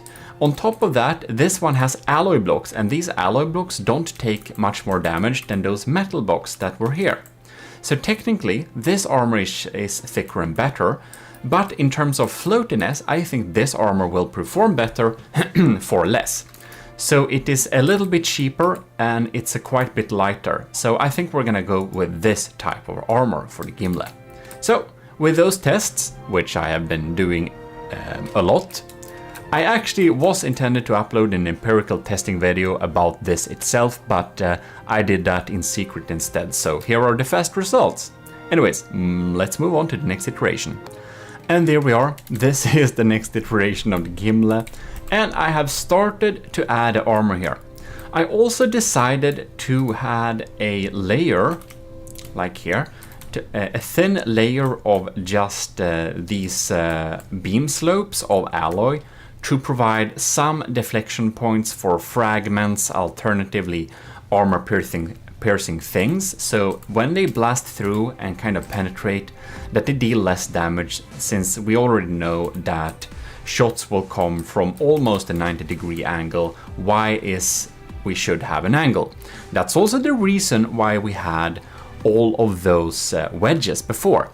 The problem with the wedges was 1, a little bit too expensive, 2, a little bit too heavy because it was metal, and 3, well, it only gives a great buff if the enemy is using kinetic APS, and since they're probably gonna use cram, well, whatever. So, but I added that, I think it's worth it, but I did realize one thing. Here is my armor. It looks like this: 1 meter of metal, 1 meter of wood. Then we have staggered era with alloy, gives floatiness and good protection from APS. The only problem with this is that we cannot cover the entire side of this. If we do that, we're going to exceed budget, and I don't want to remove any weapon systems to basically have less firepower. Right now we have a firepower of 1687, and I don't want to have less than that, I hope. So what I did instead is that I have looked internally where we should be able to actually protect. So of course we want to protect our turrets, so in front of the turrets we're going to have the staggered era, and this turret, well, it doesn't start from the bottom, it actually starts from the middle of the ship because it's the same turret. So we don't need to have staggered era all the way down. So what I'm basically doing is that I'm putting the staggered era pattern wherever I need to have it and skipping it where I don't need to have it. And hopefully this method will be able to have a cost-efficient but still effective armoring scheme. Finally, it is restored to its former glory. We have the Hesh deflection tetras on top of here. No, these are not tetras, these are square corners. And in a previous episode we could see how they can be used to deflect Hesh direction. So what I basically did is that in the internal armor, where I don't need to have staggered era, there is only like 1 meter of metal and 1 meter of wood, and then we have like 1 of this and basically very thin armor. Yeah, so that's what we did. We got some alloy on the side and we got some wood on the side here too. So that's what I've opted for basically. Staggered era where we need it, and basically no armor where we don't need it. So you can see this patch, nothing important behind here. I have small patches here to make railguns not take out some of my LAM systems too easily, but really it works fine with this type of empty space, it really does. And I shouldn't say too much because we're of course going to test this version against Q42 before I upload the submission. Not in this video though, but probably in the video where we're gonna release it. We can probably show some of the final fixes and suggestions that you guys have asked me to test or change. In any case, that's basically that. I think I did some improvements for the internal armor as well, possibly. So we have some barriers here and there, meaty connections there. Yeah, I think that's completely fine. Oh, and one thing, that's what I wanted to cover too. We have some staggered era. Okay, that's in the next iteration, never mind. Oh yes, it is. In the front, I added some staggered era, so that when we get shot from the front during the first blast, a railgun can't handicap us too much. It's going to kind of stop there. So I thought that was kind of reasonable to actually have here. Maybe we're gonna add some more staggered era in the lower bottom front. We'll see. Our only problem right now is that this iteration is actually over budget. It can be max 2.19 something. Like, it can't be 2.2 something, then it's over budget. And as you can see, I've solved this issue, barely. This is borderlining the max allowed rating. But what I did to make it a little bit cheaper is that you can see the turrets that I had here. We had the stealth daggers here, and I replaced them with the Type A turrets, the C-class Type A turrets. So they're back here. Really cheap, doesn't do much, and the previous ones didn't do much either. The problem with the previous turrets was that they were not able to get through serious civs systems, and they were still kind of expensive. So when we're really building something that can get through like heavy civs and interceptors and stuff like that, we basically need doom crams. That is the entire reason why we had to scrap the crushers. And or was it the crushers? No, that's, yeah, maybe, yeah, the crushers. We had to scrap the crushers and replace them with the detonators instead, just to limit the amount of shots we had. The crushers were great against smaller vessels, but when we're up against heavy civs, one shot beats it all. So yeah, that's why. So we made those turrets cheaper. I think we discounted some other systems somewhere too, perhaps somewhere. But basically, we made it meet the budget, basically. We also removed some of the metal beams at the side where it doesn't take any fire, with just, well, metal square corners like this, because it didn't make sense to spend on full beams here, really. Just didn't make sense. So yeah, that's some improvement. Another thing we have been working on is that these missile interceptors in the back that was supposed to target torpedoes, they just didn't work very well at all. So I have been starting to develop some different types of methods to shoot at potential incoming turrets, torpedoes I mean. Here, for example, we have a kinetic autocannon that if not able in combat against torpedoes, will shoot against the enemy's ship underwater. So it actually has a function. And it's basically shooting kind of accurate heavy head shots like this. You can see it's heavy head, stabilizer fins, super cavitation, dealing some damage to torpedoes. Not shooting too fast. How fast is it shooting? 6 seconds between the shots, but still does decent damage and helps. During some tests against the strongholds torpedoes, they still got through, however, so I started to also develop a diff gun, a diff flak cannon with a super cavitation module, so that we can actually use a diff flak system to target incoming torpedoes. And this system is of course super cheap, because it's a diff gun with very minimal armor. So yeah, I actually had better luck with this flak diff guns against torpedoes, so I ended up adding more of them and less of the kinetic system, because the kinetic system still costs ish 6,000 per turret. The commissioned officers can see them if you want to download it. I think I'm not sure if they are in the files actually. They might. I will update them. In any case, that's basically that. And I added a cool little shield here. But in any case, what I did now is that I did a little combat testing against a random Megalodon and realized that, one, it doesn't look cool because it sits too low in the water. And this doesn't affect performance, I know that. But for me, looking cool is pretty important, as you can see from this hull. Looks better in high settings.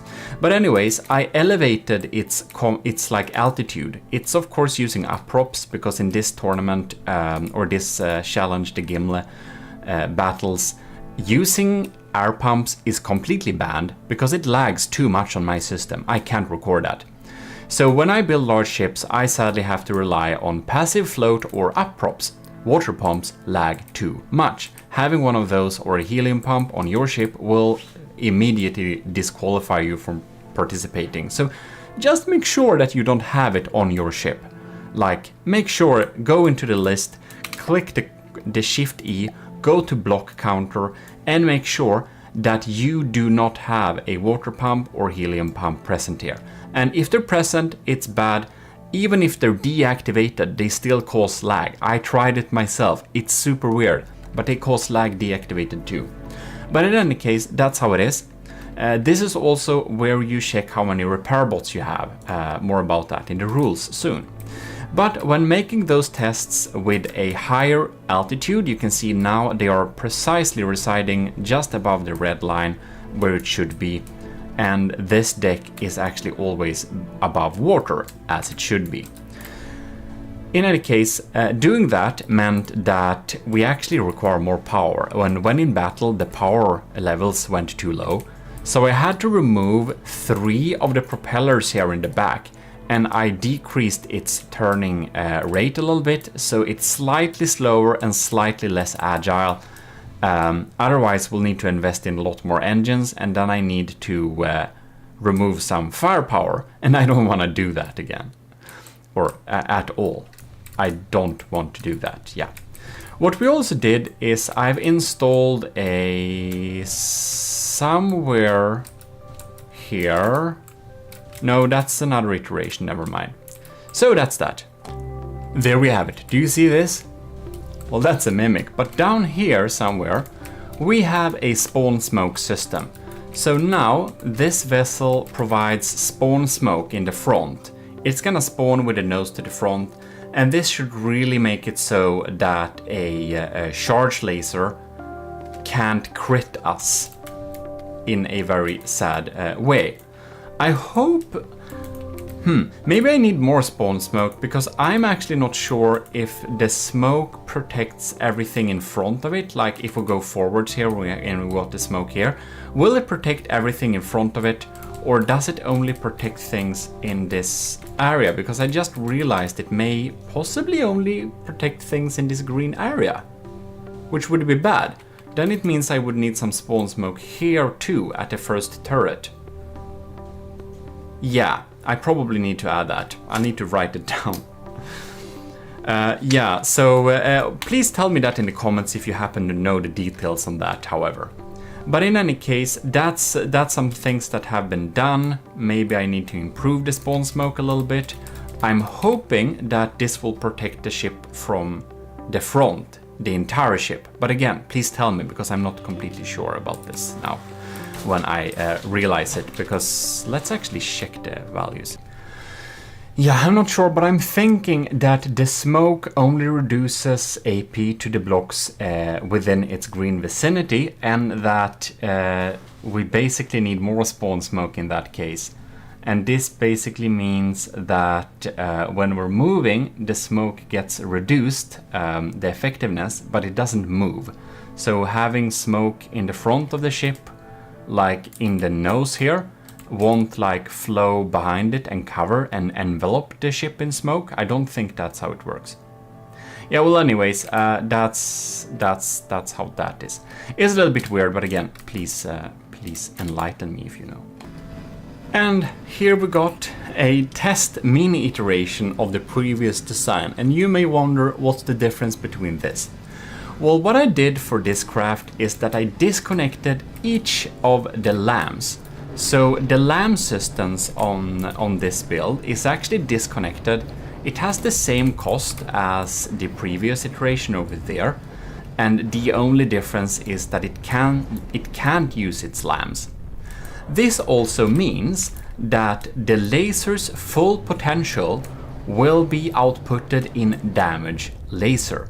So the damage laser on this iteration is actually much stronger than this, by the simple fact that not a single piece of energy is used to power the lamps. This is a test I have been running a good couple of times too, which I of course won't necessarily show you again, because this is a slow battle, which may not be very interesting for you and absolutely not interesting for me, because I already know the outcome. And I will, spoiler alert for a battle you won't see, but basically a lot of people have been suggesting that for really large ships you should not waste anything on lambs, because at this scale lamb should not matter. But from my tests with the Gimle versus the Gimle, the ship that doesn't have lambs, this one over here, always loses. So its increased damage potential from only using the lasers as damage lasers doesn't really provide a benefit. The lambs actually decrease the damage we are taking by quite a lot. So I've done some tests and I've come to the conclusion that lambs are worth it, even at this scale, even though a lot of people have been saying it shouldn't be worth it. But that's that, I guess. What I did, by the way, is that I have been putting the damaged lasers and the lambs lasers on the same laser system to save costs. If it, however, was that we had a lamb system that was separate from the laser system, I probably think that the cost of that system would have not been worth it. But having the lambs and damaged lasers on the same system actually seems to be a great way to save costs. So there we have it. Lambs, yes. But I will, however, say that it's not weird that people come to the conclusion that lambs are not worth it, because the difference isn't very huge, as you can see here. The system with no lambs can still win, and sometimes it's up to luck. Now, this battle, you can see that the system with the lambs connected up actually is only 1% in front of the other one. Now 2. But from my experience with my tests with the Gimle, it seems that it takes a couple of minutes, and quite far into the battles it's concluded that the lamb system is able to provide so much support that it doesn't, it works. And I have spent several more hours adding details, so we're gonna spawn in the next iteration. But before that, I'm going to tell you this thing. You can see it looks pretty interesting, this game now. It looks kind of modern-ish or something like that. I'm just gonna show you basically what settings I use to do this. So when I want to go into cinematic mode, I go for nice full quality, so I just click maximum quality. And by the way, excuse my camera, it just stopped working, so it's a little bit scuffed right now. I think I need to replace it. But in any case, so basically here you can see I drag down ambient light just a little nudge. You know what? I'm gonna do like this. So just a little bit. And then reflection intensity factor is drawn up so that we get more shiny reflections. And then down here at bloom threshold, it's actually dragged down so that we get more bloom reactions. Then we have bloom intensity factor, and that can be drawn up or drawn down, depends on your taste. So, and of course full clarity. And this combination makes this little dreamy feeling in from the depth. So if you want to take nice screenshots, those are my tips. So let's go and just explain one little thing that I had questions about last time. So for this smoke emitter right here, you can see this little green sphere. Any laser or missile laser that passes through this green sphere whenever it is active and emitting smoke will get a reduced accuracy / AP value. The lasers for missiles, of course, get reduced accuracy, and the damage doing lasers, of course, get reduced AP. So it is not, as I said, that I was fearing that it only protected the blocks within this sphere. It is not so. if it just goes through this green sphere, it will get reduced AP. And the AP will be reduced if we're moving quickly, but the smoke per se won't move. So if we move really quickly, it just gets weaker, but the smoke itself don't move like behind it, so it's not realistic in that way. But yeah, so that's how it worked. If you were confused about that, I had some very nice people in the comments or in Discord, don't remember which. I think I shouldn't, yeah. So basically, thanks for that. I did additional tests. I almost made a little testing session, but I didn't. But basically, I found the same results. It is true. It does indeed work. As long as the laser just passes through, AP is reduced. So we can survive with only having this spawn smoke here, since enemies will spawn in front of the enemy. Wait, enemy spawning in front of the enemy? I mean enemy spawning in front of the glorious army of GMODIST, of course. Well, let us spawn in the final iteration of this ship in 3, 2, 1. Ta-da! Gimli Q51 is right here and spawned. So here it is, the final iteration of the Gimli, and it has some new beautiful details. Now you can't see much from here, but I've spent hours fixing up some scuffed corners and adding some nice decorations, so we should take a little look at them. Now, before we do any of that, I will just give a huge thank to all of you who has followed this series through and enjoyed the process. Thanks a lot for staying tuned, and I hope you have enjoyed it so far. We'll do many more building sessions in the future, so I hope you will stay tuned.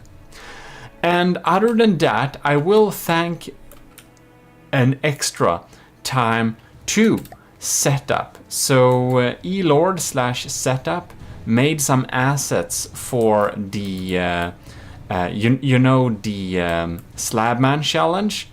Well, they made a really beautiful Stridsjacht Slabman, and it has some AOG assets on there. And I asked them, and I could copy them. So I've used some of those assets, like the sunbed there, and a nice pack of cannons here. Beautiful tables and chairs here. And of course, most notably, the beautiful diff gun manual loading style thing right here. Thanks a lot, setup. That's some great assets. Oh, and stuff like the cupboard desk, what is it called? Drawer with rings on it right here, as well as a shelf, a similar style shelf that we also used. Other than that, however, the decorations and design is all mine, but those details are of course here and there in furniture and stuff, but they just make a huge difference to the quality of the polish, to have some of those extra nice looking furniture. So I appreciate it a lot. Oh, a pool table too. Setup made a pool table that I used for this thing too. It's amazing. Well, in any case, let's dive into what's new here. And we should actually start in first person view. By the way, because I added a lot of decorations, we're now 2.199 and I didn't want to get that close to the limit, but well, the last bit was all decorations, so whatever, that's how it is. We're below the level we set, so it's okay at least. Anyways, we'll begin here in the cockpit. No, this is the flybridge. So I added some gemstones in the roof here to look nice and cool. Then we also have a text TV. I made a text TV and added some drink and stuff like there. And here we had a drunken matros. The one that leaves the most amount of likes on this video using different accounts is the official sleeping matros in this area. Anyways, here we have some helping hands, and we can of course go down here. So here we go. Be quick, this is the only VC. So yeah, there is a toilet here. Beautiful. This is the only toilet. Beautiful. And if we go along here, I added a poster with the ranks in the army of GMODIST, which I should indeed thank. So down here we have A huge thanks to Admiral Super Dave. And then we have, let's see here, Captain Y right here. And then we have Commander Jacob. And we have Lieutenants Asteria, C2, Cravey, Powered by Greed, Tyler Ross, and Vincent Veritas. And Asteria, did I say Asteria?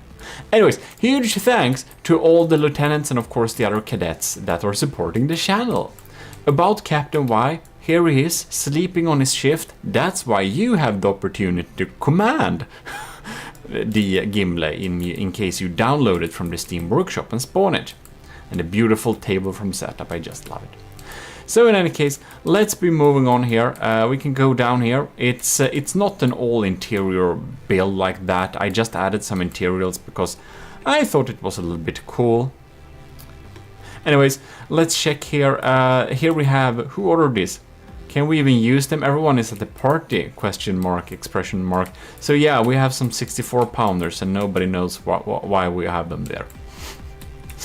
Here we have an extra engine. Use the other exit because of this. Yeah. So that's what we're gonna do.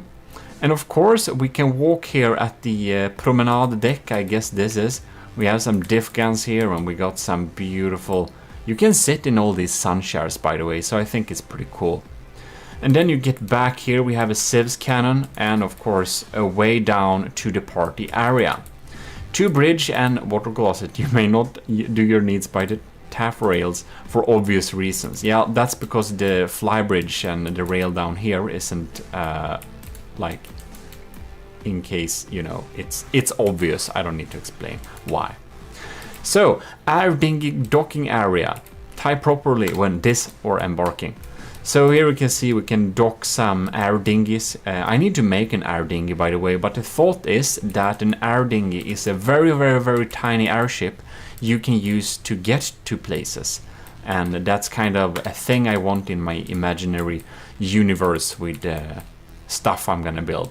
So basically, the army of GMODISM needs an official little transport dinghy. However, the Gimli won't have any default drones, so this is only for delivering guests here. Here we can see, welcome to the greatest party ever. Here you are invited to feast in Golden Hall. Very nice. Well, you watched Gimli defeat all the cataclysmic foes of the army of GMODISM. Cheer on. Yes, drinks are free. So in any case, this is called the Gimli because in Norse mythology, that is the hall, the golden hall covered with gemstones in the roof right here. That is the only place that survives the Ragnarok cataclysm while all the humans and gods die. And in the golden hall of Gimli, all the worthy souls await to populate the new fresh air with the new fresh earth with new gods and no of the old humans left, except the ones that stay in Gimli. And because one of the reasons why I made this ship was to conquer the Brensos Ragnarok 2.0, then I thought I need a fitting name, because Ragnarok usually destroys everything, so you know, I needed to find something that actually works. And that's Gimli. That's the only thing I could find. So here we have a beautiful little cash register in case you need to get some tickets here. Now the chef has already cooked all the food, so he's just sleeping there. And we got some personnel standing around there. Do you see this beautiful food? Doesn't it look very nice? It's a very nice feasting hall and absolutely not dangerous at all. You can stay here and nothing bad will happen because the Gimli is so superior. It won't die. Hubris, anyone? I'm hoping I don't need to eat that up. I probably will. I most certainly will. Look, the setup bookshelf thing with drinks. And here we have... So the second person that leaves enough likes is the other sleeping matrus here. No, that's already people in the army of GMODISM. But anyways, we can watch out here. It looks pretty cool. So there we have this area. Now we can go down. And do you see the army of GMODISM chandelier? I think it's very impressive. But that's because I made it.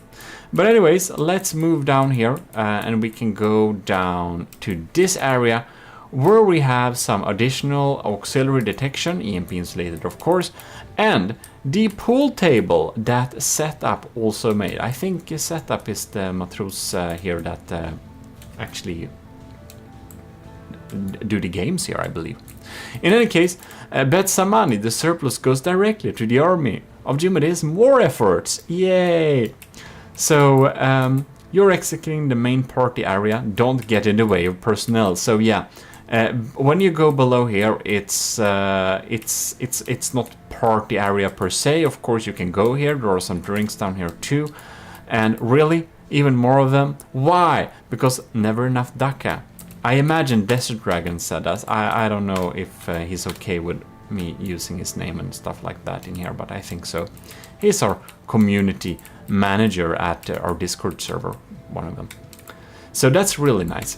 In any case, I wanted to include him here a little bit. He watches from the depth sometimes, but I'm not sure he watches this, so he might be not knowing. In any case, let's go down here. Here we can go to this little deck where we have the guns sitting around here. And remember, don't get in the way. And then you can move out here and you go to another promenade deck. So here is the look you are used to be seeing. We got the decals in the Army of GMODIST, of course.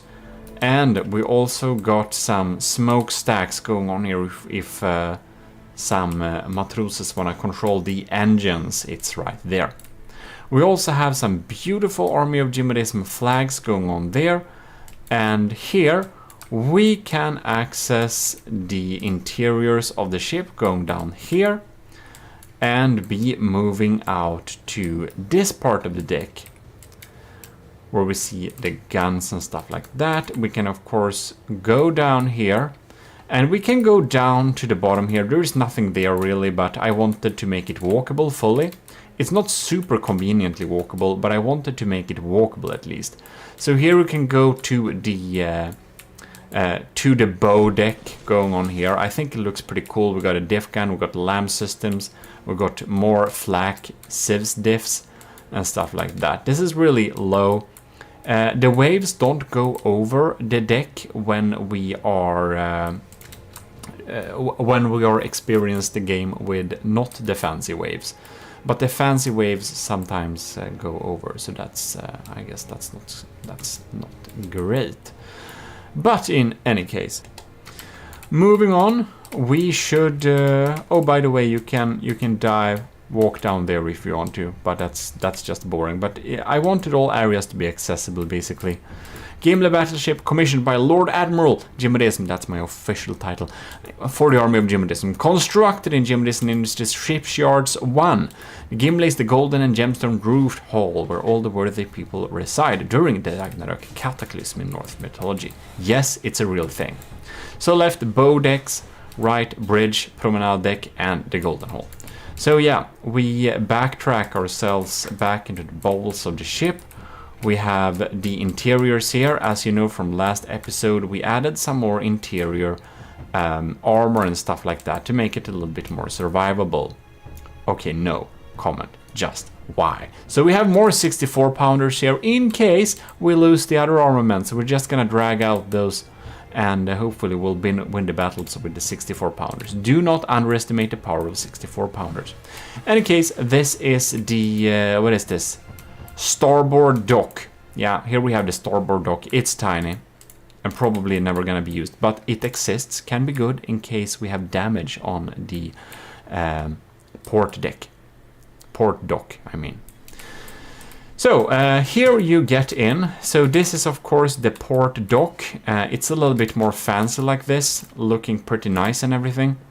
And you can just walk in here. Welcome to the game of the battleship. This is the port dock. If you enter here, it probably means you were not eligible for an air dinghy to the main hall, or came via a large vessel, but that's okay too. Or perhaps your shift starts now, Matros. Welcome to your service. Enjoy the machinery and the guts of the Gimli, and don't touch sensitive equipment. Thank you. Here we have one that really want to touch sensitive equipment, but no, he's overseeing you. to bow deck, promenade deck, flybridge, and starboard dock. So here we have to stern deck and aft sun deck. Enjoy your stay, and don't forget the sunscreen. Really important. You need to use sunscreen, otherwise you'll be sad in 30 years. So here we can walk up there, we can get to the turret there if we want to, not sure why we would. But here we have the sun deck, and now I can't walk here because there is actually a barrel here, so we need to jump over it. Come on. No, we're stuck inside. Ah, the power of instant teleportation to shares. Yeah, well, here we have it. Here we have another sleeping matros not doing their job, but whatever. I'm sure he'll be fine. By the way, did you know that we have some auxiliary extra ammo storage down here? So if there is a battle, it may be so that it's safer in the golden hole than in the sun deck here. But you don't need to tell people that. Wait, I just told you, that's bad. In any case, here we have it. And the gimle also is covered in beautiful Latin quotes, like acta non verba, which is the motto for this ship, as well as vendi, vidi, victi. Do you know what that means? Then it means you're educated. Congratulations, leave an extra like if you're educated. If not, get educated and leave a like later. In any case, here we have it. I guess that's all the parts and the decorations of the ship. So the gimle is hereby complete. And I will say this, go to Steam Workshop and download this beast, because it wants your downloads. Yeah. And if you're wondering what the beautiful sound is in the background, well, we are accompanying.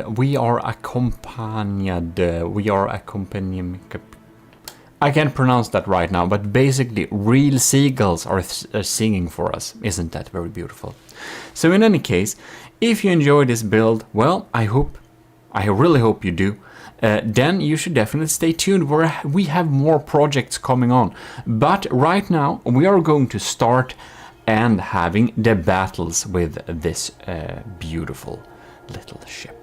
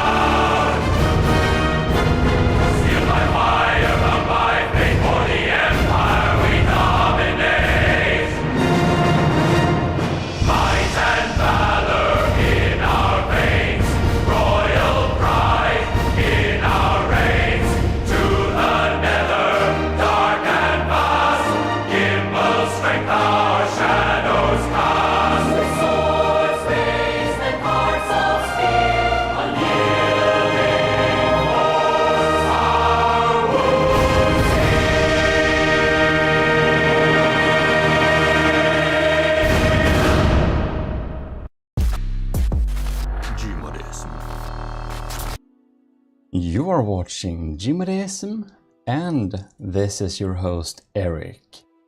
Today we're gonna build a tiny little pack ship.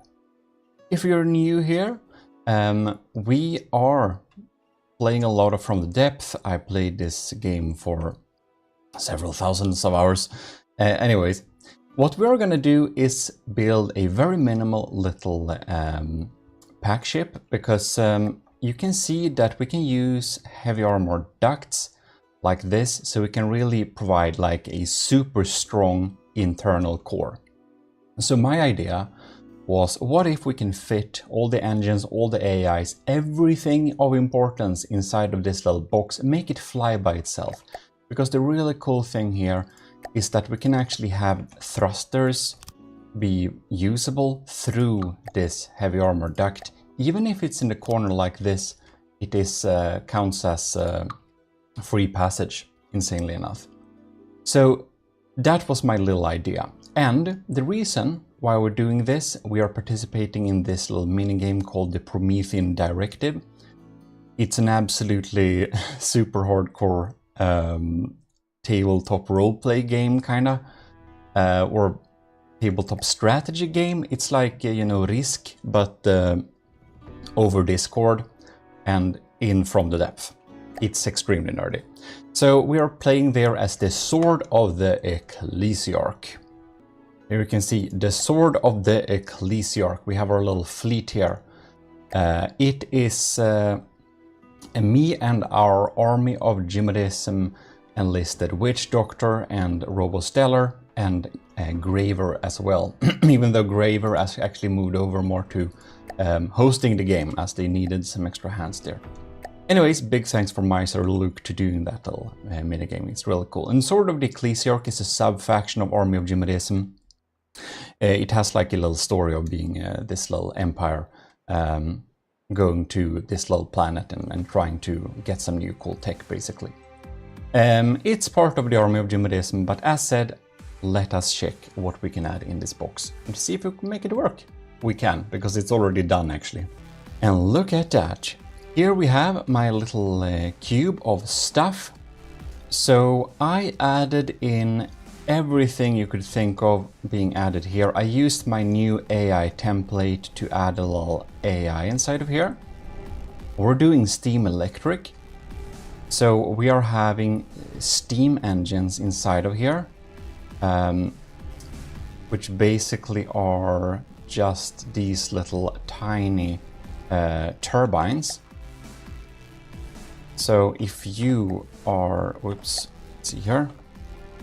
If you check here, small boiler, compact steam turbine, and a little turbine generator. So we have small steam turbines generating in total with the battery. We have 3000 engine power.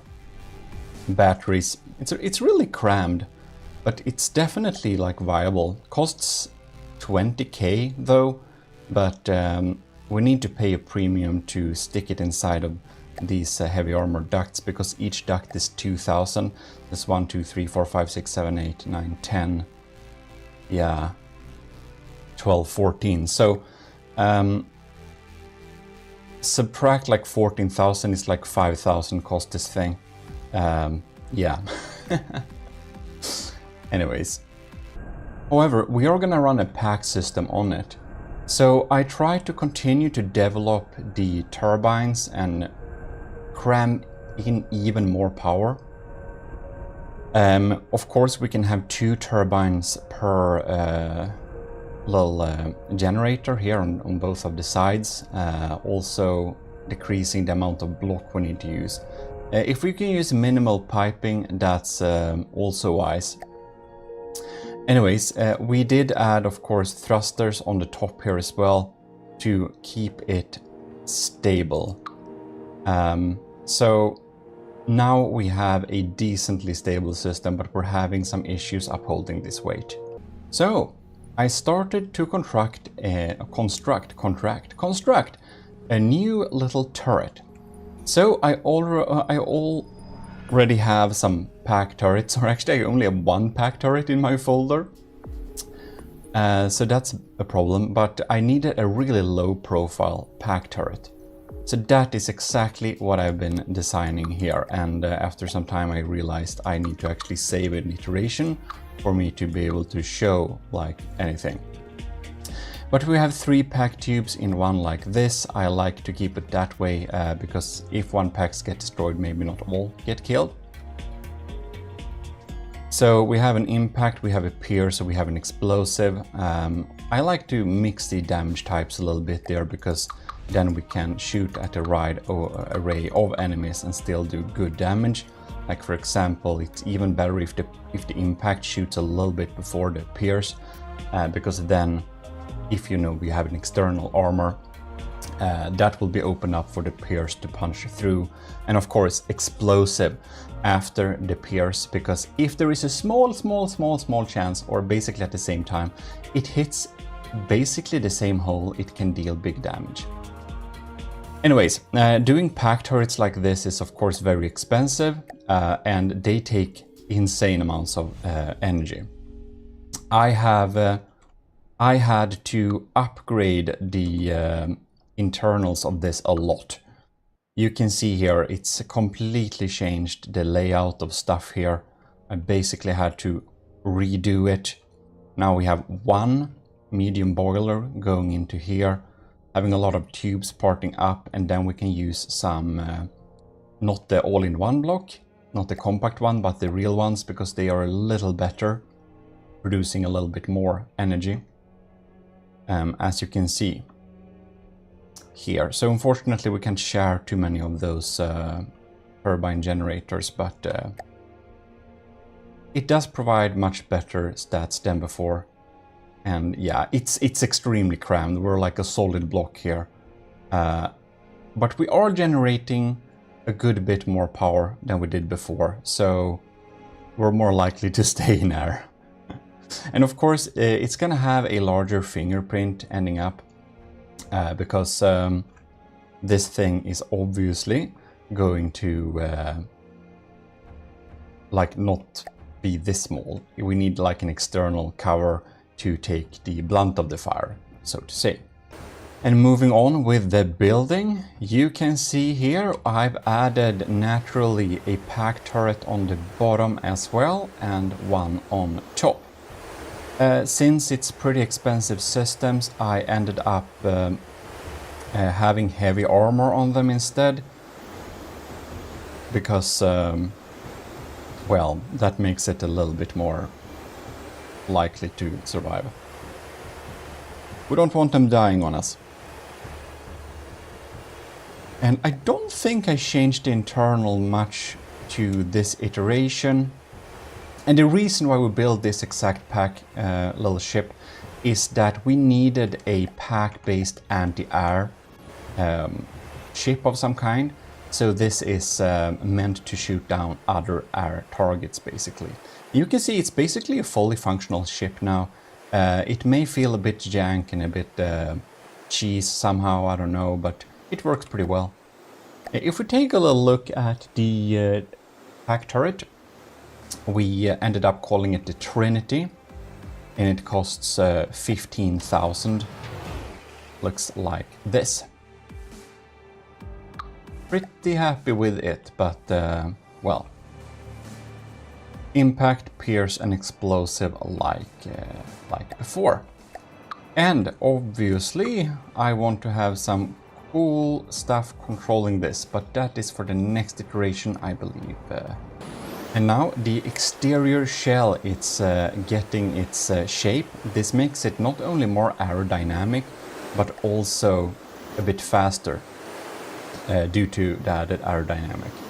Naturally, the biggest improvement with having an external shell like this is that the heavy armor ducts won't take damage directly, because even though they have like 37,000 health, if one of them die, it's game over, you know. So here we have like the external shell of it. We do have some issues, however. If we shoot these guns, bam, we are using a lot of our energy, and when we're using this energy, you can see here when we like clocking the next shot, our energy is getting lower and lower. And can you see the engine tab? The engine power is getting lower and lower too. So as the pack cannons drain the batteries, such is the electric engine getting weaker too. I don't know if you know this, but in real life, the amount of voltages decrease the lower, like the less full the battery is, to say. You're basically lowering the voltage when you're discharging a battery.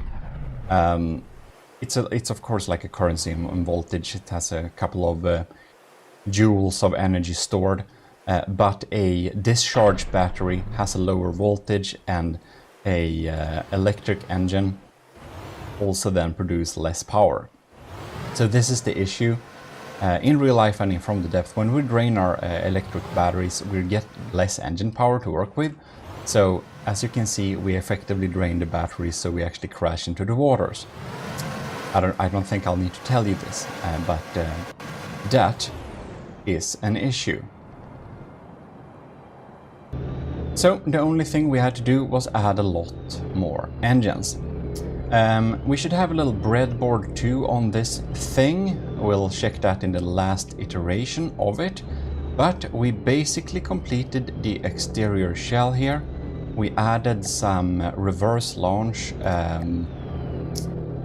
anti-missile missiles here.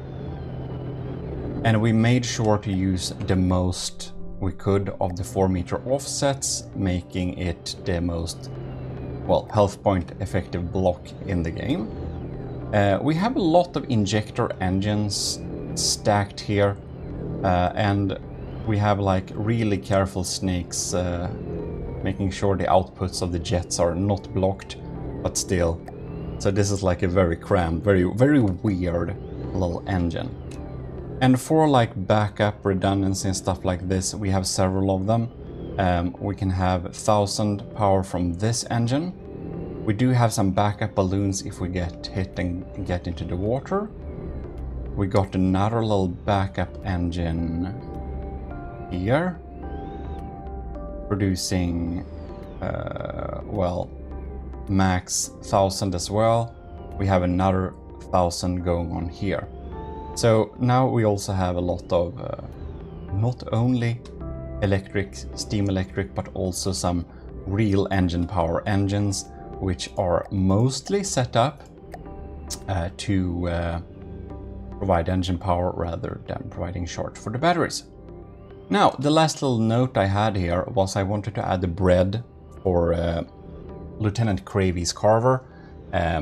So we basically have an automation of turning off shields and, well, optimizing the pack, so to say.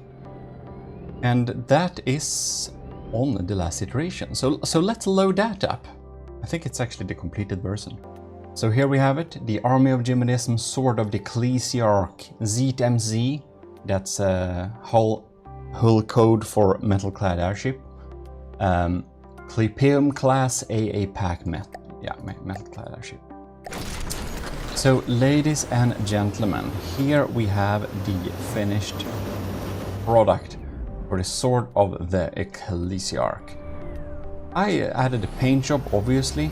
We have some redundant extra detection going on here. We obviously have some more detection down here. We have a 360 camera and stuff like that, so we won't be blind if one of them gets shot off. We may need some extra detection more, I don't know, but we do share the detection signals with other things nearby, so that's neat. Now, we added more armor, basically where we could, and it's ended up being a heavy armor duct box from all sides. To remove some of the weight, we did have to replace the armor on one of the turrets in the top here a little bit to alloy. We added some trails too, that's neat. And yeah, this little bread thing, we need to find that. Here we have the little bread thing. And this little bread does so much as the charge of the vertical particle cannon as a fraction times 30. So if it's fully charged, the reload time will be 30. And if it's like lower than that, it will be 3 at least, but it will be higher than whatever. So yeah, it will basically be as high as it can be And we floor the value, put it here into the particle cannon, and all of those particle cannons thus get a neat little reload speed. So, if we just shoot them here, you can see like that. And now 1, 2, 3, 1, 2, 3. And if we let it load up, you can look at them here. They are constantly providing the maximum charge, 8, 11, 10. So if we can shoot them here, we will, and they're shot like that. Whoops, here are the interceptors. Yeah. Also, now you can like change the color and stuff on the jet engines, so I did that to make it look a little bit cooler, I thought. And I suppose that's basically it. We should probably spawn some enemies just to test it out and see how it works. We do have a little propeller if we fall into the waters. This thing is surprisingly resilient, but it's 74,000 in cost. So yeah, there is that. Let us get in some deep water guard. We begin with like 2 small planes in the Geiger. Yeah, we're gonna do that. Oh shit, I spawned them really close. Really trying to get up in the air here. It is fighting from pretty high altitudes. We're getting shredded by those... Oh, bam! Look at that! Okay, that was a big hit.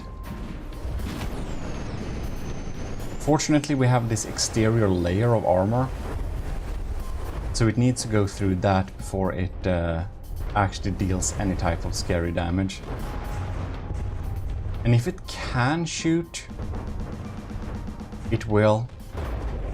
And if it will be able to reload a little bit more, it will do that. So it's always firing at full charge, which is very neat. And this little front bulk basically shields us from a lot of that fire. Now I think our engine power got a bit compromised with some of our engines being taken out. So our shield has switched off, as it does have lower priority. Did I set this up correctly, by the way? Yeah, it has. Okay, good. Just wanted to check. Really starting to dig through here. Oh yeah, the fuel box has caught on fire. It's not having a good day, so to say. It's having slight issues to maneuver because some of the maneuverability thrusters are seemingly taken out. But you can see it's still pretty resilient. It will still fight. Oh, and that is despawning. So our 70k ship could take out the deep water guard, Geiger, yeah, all of them we spawned. Very neat. I think we should spawn it again, actually. And just add in some Steel Striders something, because they're a little bit more scary. I don't know, Hake Squadron and a Predator. I don't remember what they do now. Whoops. Well, that was a bit unfair. I guess we'll just repair it for them. Oh, it won't get up. Well. And if it gets into the water, it still has some chance. That's why we have the water propellers, because it helps it guide it out of the water, basically. Oh, it is extremely susceptible to EMP, by the way, because the Prometheum Directive bans EMP, so none of the things we built for the Prometheum Directive has any EMP put into it at all.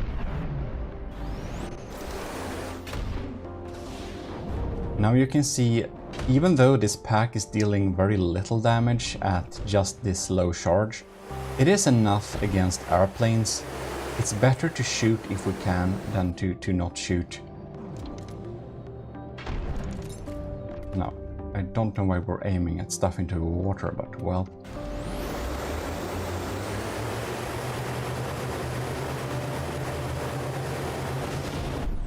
Oh, bam. I'm wondering if we have like some local weapon control or whatever taken out. Okay. They just keep missing. This is annoying. Maybe I'll need to tweak the detection calculation time a little bit. That's possible. Or it is because we are pretty damaged. That might also be it. Okay. Speed averaging. Maybe. Maybe we should like tune this down a little bit. Could be that.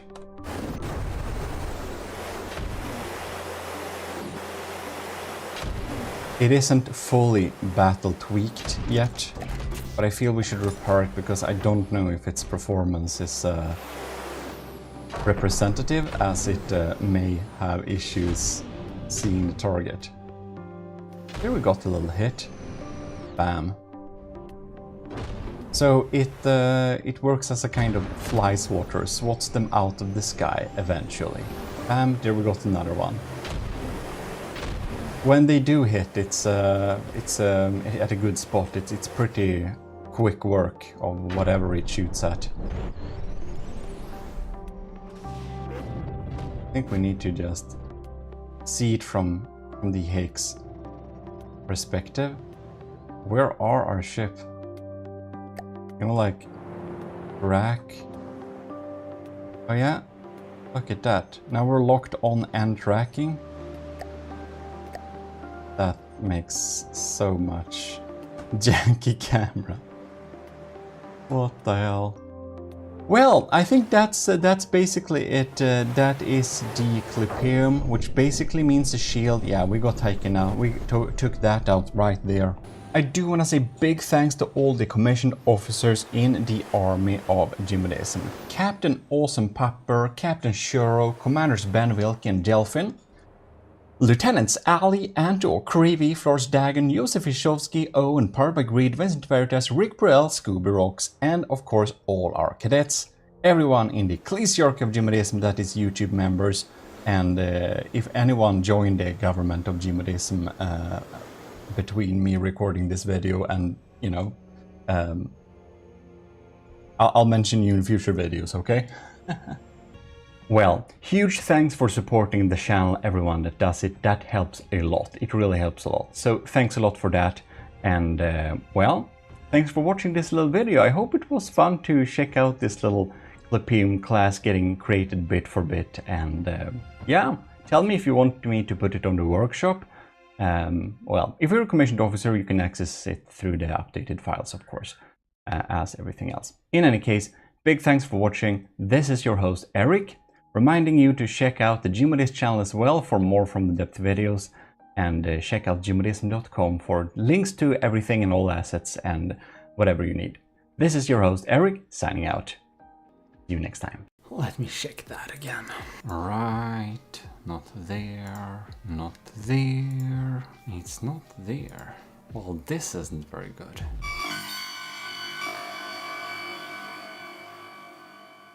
We accidentally deleted our fleet oiler. That ain't very good. The best thing we seem to have in here right now, it's the bolster. I mean, it's good, but it's small. Wonder if we can contract something with making this. So, here we are, the planning room. What basically happened was that we was very lucky. Our captain in the army of GMODIST, Captain Y, just contacted us from his little Y Corp, and they are indeed pretty interested in getting contracted to make something for us. So I think we're gonna check that out. We even have a little quick outline, so we're gonna take a look at that. So basically, Captain Y has a little outline in this planned out here. So we're gonna take a little look at it, just one page, get over to the desk over there and we can check it out. Look at this little flyer, isn't it cute? Right, Project 020, codename Hermod, is a design and feasibility study for a large fleet tanker support ship. Indeed, and fleet oiler. Large amount of resources, interesting indeed. Indeed, this data must take into account a number of conditions and framework parameters and aims to develop one or more functional prototypes in order to start a mass production and begin period of service after acceptance of the AOG leadership.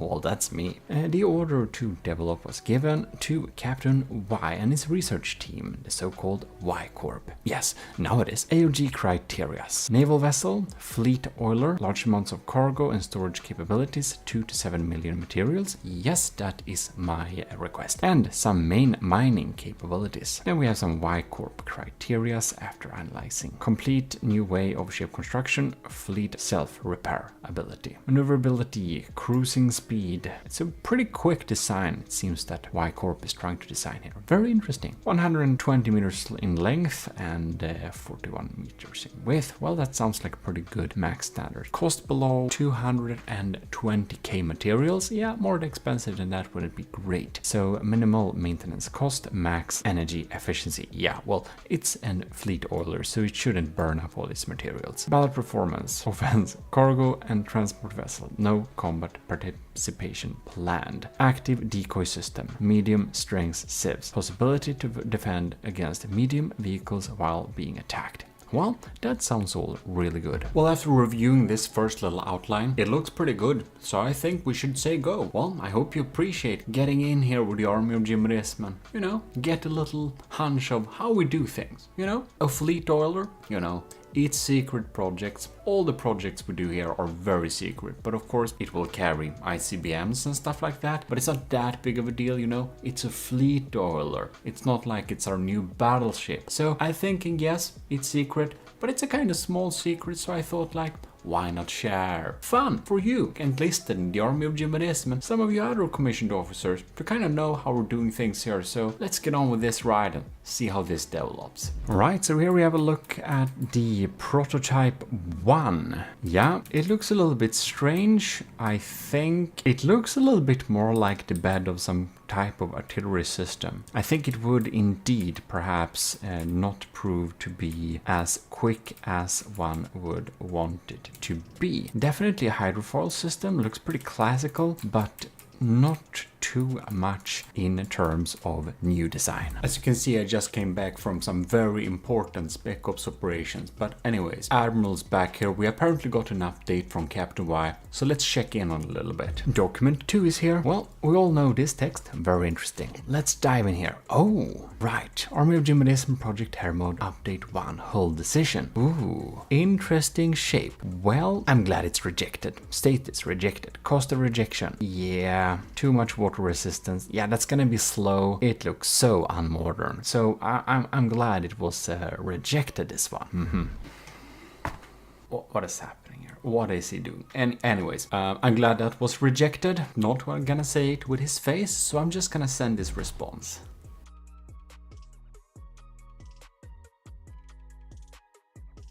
We actually got 2 things being worked on here. Let's see here. So it's a thinner design. Interesting. I wonder if that will work. Then we have an auxiliary design here, which looks pretty cool. Well, I guess we can check out some prototypes of that later on. So let's check out the prototype 2 here. Here we can see this fantastic little tube going on there, which I'm sure will generate a lot of speed. It looks a little bit funny, it had to give that. It's like octagonal, but it feels like it should be round, but that's gonna be very difficult. The shape, however, looks pretty darn sharp, so I do expect this thing to turn quick and move pretty quick. Guys, we have a new update from Captain Y. It's a 26-page document, so let's dive into it. I have absolutely not been playing Pokemon Go all day. I've been doing important things. Well, here we have this 26-page block, so let's check it here. Now it's starting to look like some proper documentation. Isn't that very nice? Codenamed here, yeah, we recognize that. So let's jump into this book here. Table of contents, decision tree, vehicle, drive related hull. Okay, phase prototype, 1, 2, 3, 4, project phase 2, cargo and storage design, summary submission tree. All right, so let's sift through this document here. Specification and framework condition. 2 groups of interested parties for the project who have requirements for the vehicle and the prototypes resulting from the project. This is mainly the army of GMODISM primarily, in addition to the primary requirements, best practice of experience, Y Corp, architecture office is used. It is not permissible for the architecture office's changes and proposals to cancel the primary requirements of the AOG. They are only permissible as a supplement. Well, that sounds good. We don't want to be overrun by our contracts. Initially, primary criteria. So this is some nice little parameters we recognize from the previous document. No combat participation plan. That is right. Evolved secondary criteria. Right. Criteria for the battle performance. Civs. Primary civs should not only serve as the role of pure missile defense, but also to fight against light and medium bandit units. That sounds like a pretty smart setup. That's what we often do too in the AOG for our in-house designs. So phase 1, primary hull design. First phase revolves around the generical shape in the center hull. Okay, so here we have some thrust tables per power, per invest. Yeah. Block space, propeller diameter, so 2 to 4 blades. So here we can see that's very interesting. Here we can see that the double amount of blades does indeed help quite a bit here. So 4 blades with 13 meters of length provide some really good power right there. Okay, thrust per invest. Yeah, that's absolutely much better than any of the else. That's really interesting. So the thrust per invest is higher the larger the blades are. That is very interesting indeed. And it is better with more propellers, with more blades, but not a lot better. That's very interesting to know. And the thing we really win with having big blades here seems to be having, they just provide more thrust compared to the base cost. Yeah, so bigger propellers aren't a lot better. That's interesting. It isn't a scaling in an exponential manner. Of course, and the Lord High Admiral already knew this. Well, here we have I didn't.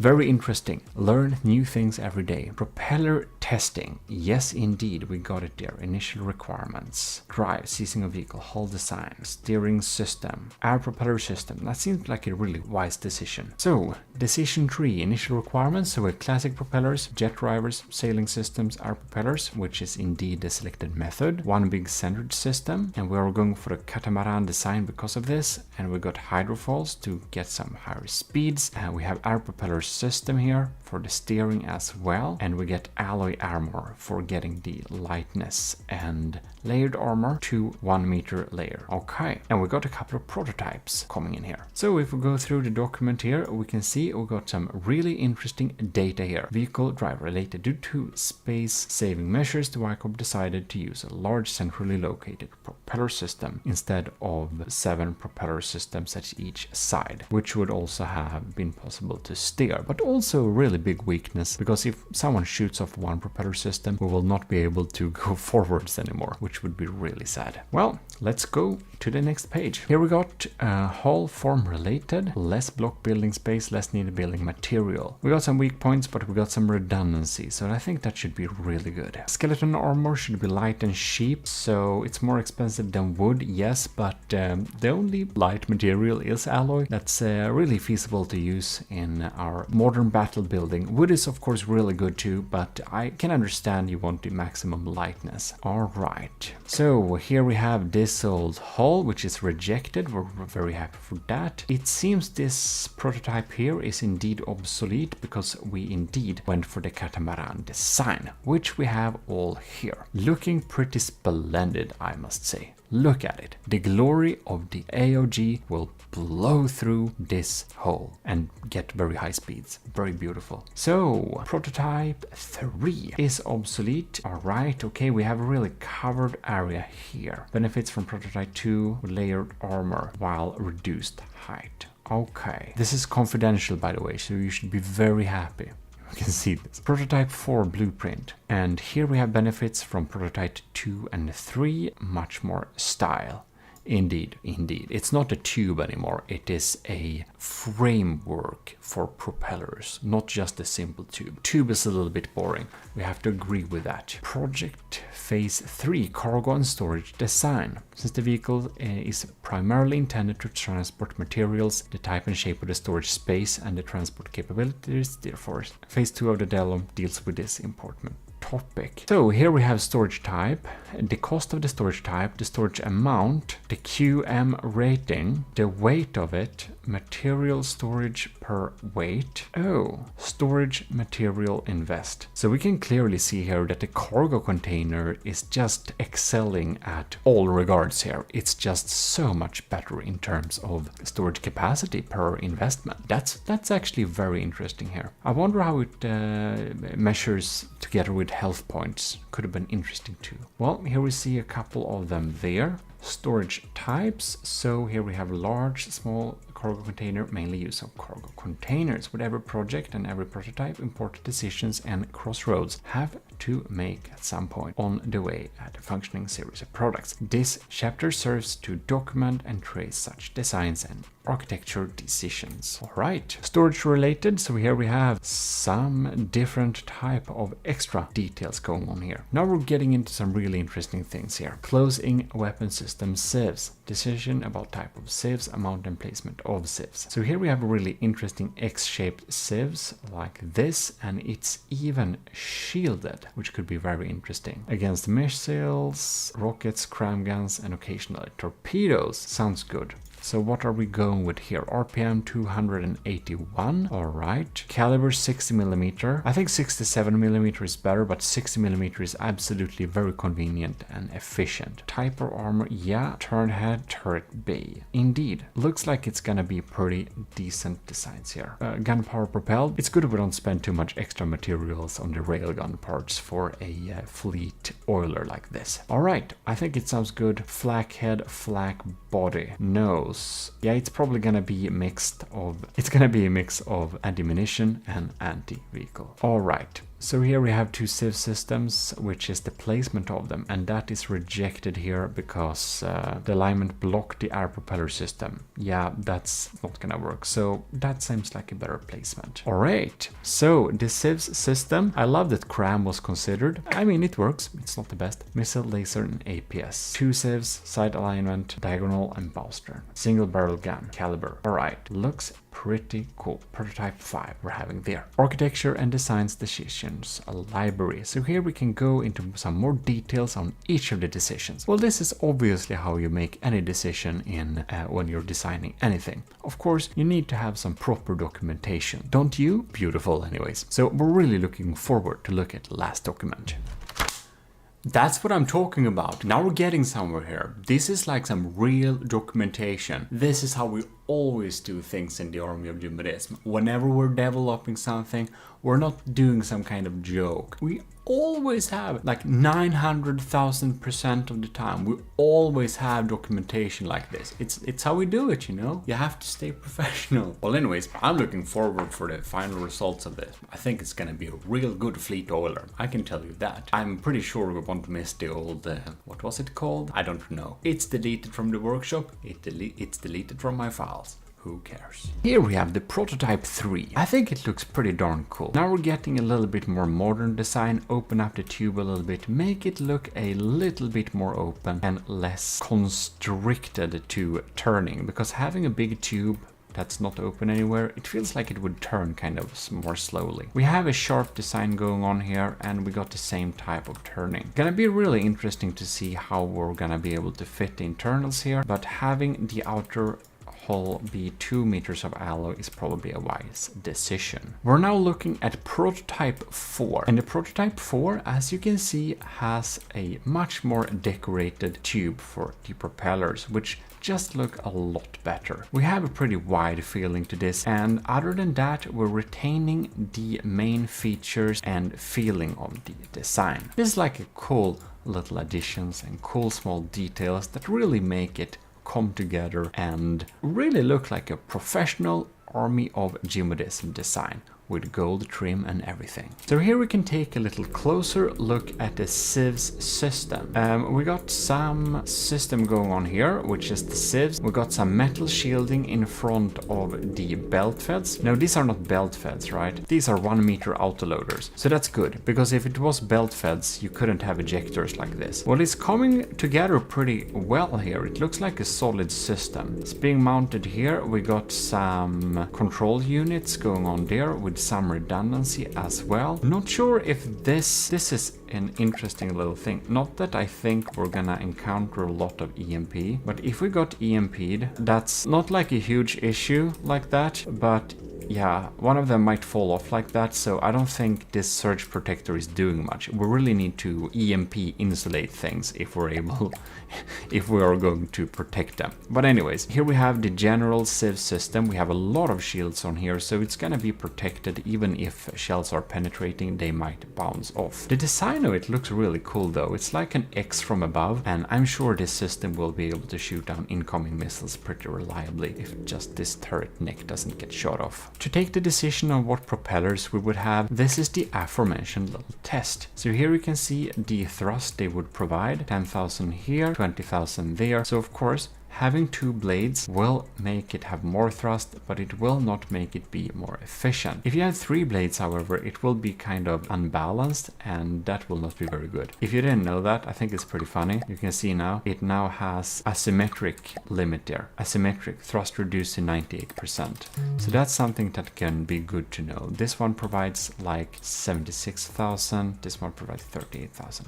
Well, good to know the testings behind the results. Well, here we have prototype 5, which is really starting to look like a ship that is indeed coming together. We have the Civs system installed, we got some basic rudimentary detection, and we got it here. Isn't that quite nice? Alright, so here we have some correspondence. Dear sir, here's an update.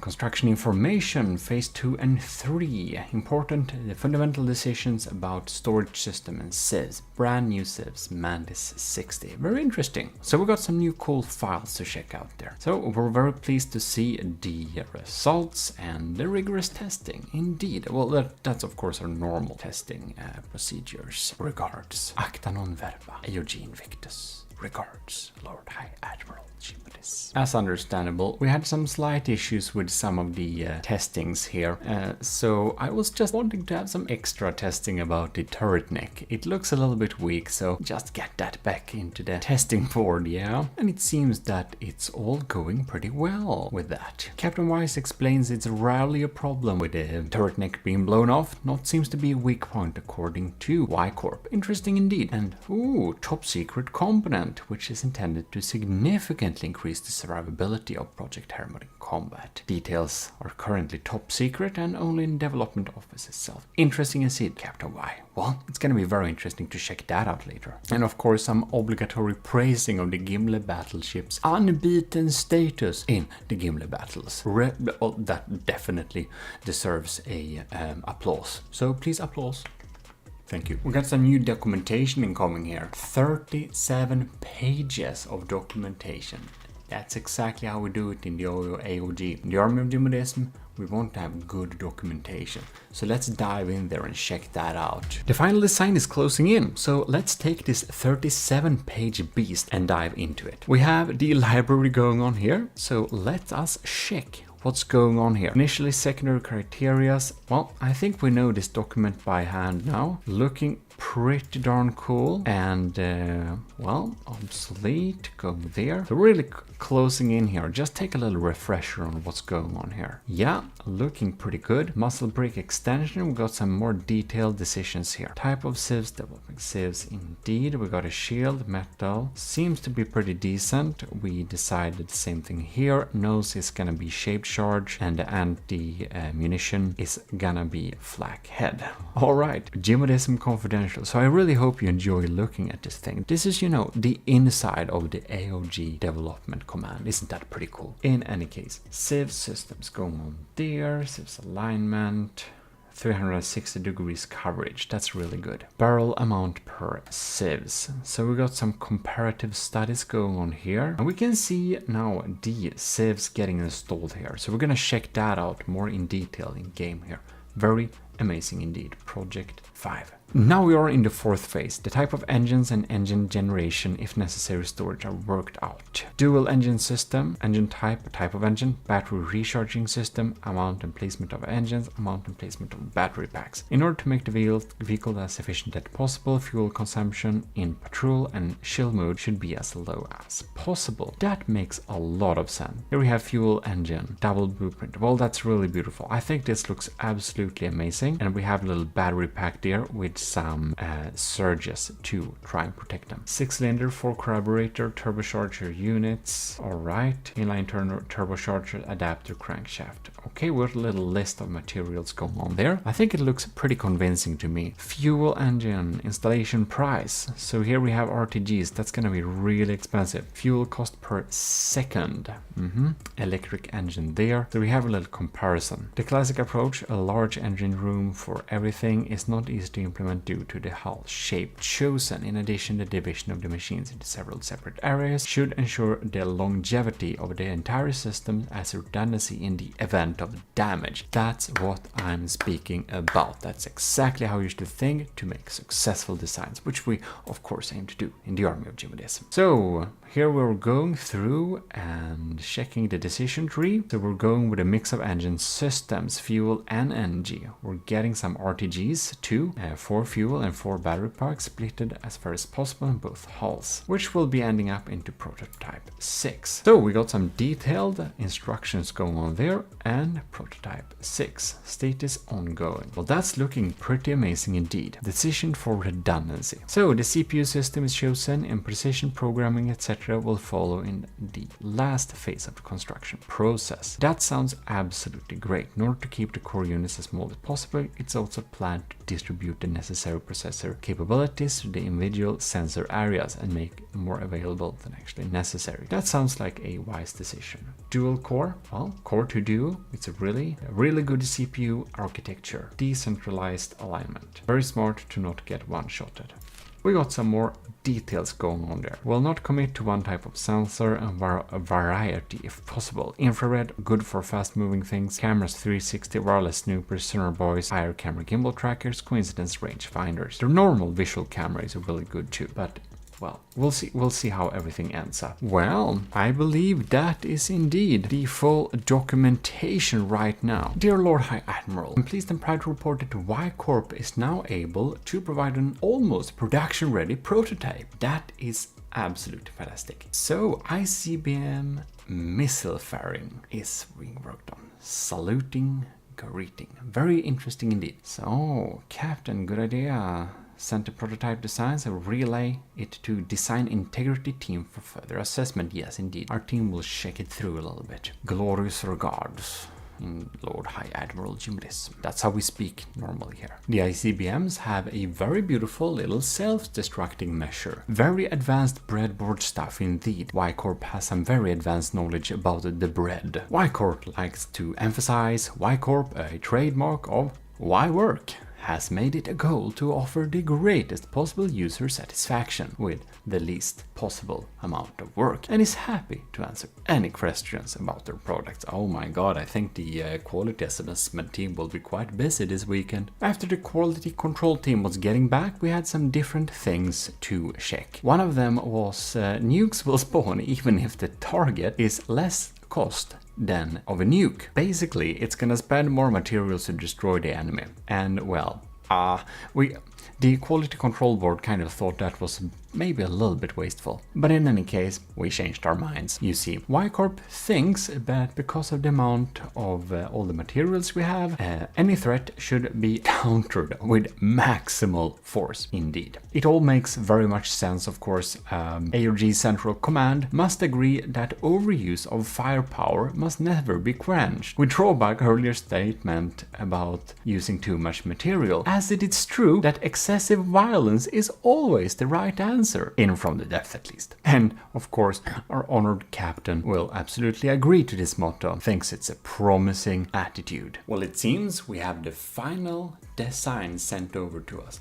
So let's take a little look at it in game. Ladies and gentlemen, here we almost have the finished design. Not quite. Here we are actually having a tiny little issue, and that is that IR trackers don't see through portholes. Also, this thing, this thing, this thing, this thing, this thing, this thing would block the view if it could see through them anyways, because the trackers really rely on line of sight. So that was addressed and has been fixed, so we're gonna look at the final version. And there it is, ladies and gentlemen, the final version of the Hermod Fleet Oiler constructed in the Y Corp by Captain Y. These are now mimics indeed, and inside of here we don't have IR, but we instead have normal camera trackers. Here you can see the beautiful design is really coming together. The propellers are looking absolutely splendid with some engine parts on them there to really give that propulsion feeling. AOH Hermod. Well, I think we should get this up in the air and do check it out a little bit. So from above it gets constructed like this, and if we see the cut-through view here, we can see the different parts and interiors going on there at each of the sides. It has a really high capacity for storage, of course, because that's its main purpose. If we check a little cut-through view here, we can see the armor and the components coming together here. Looking pretty solid. And it's AO because it's a fleet oiler, and the H is added because it's a hydrofoil. Hydrofoil fleet oiler, if you were wondering. Well, I think it looks pretty splendid here. We're definitely gonna take a little tour in this thing. But first, let's check the weapons.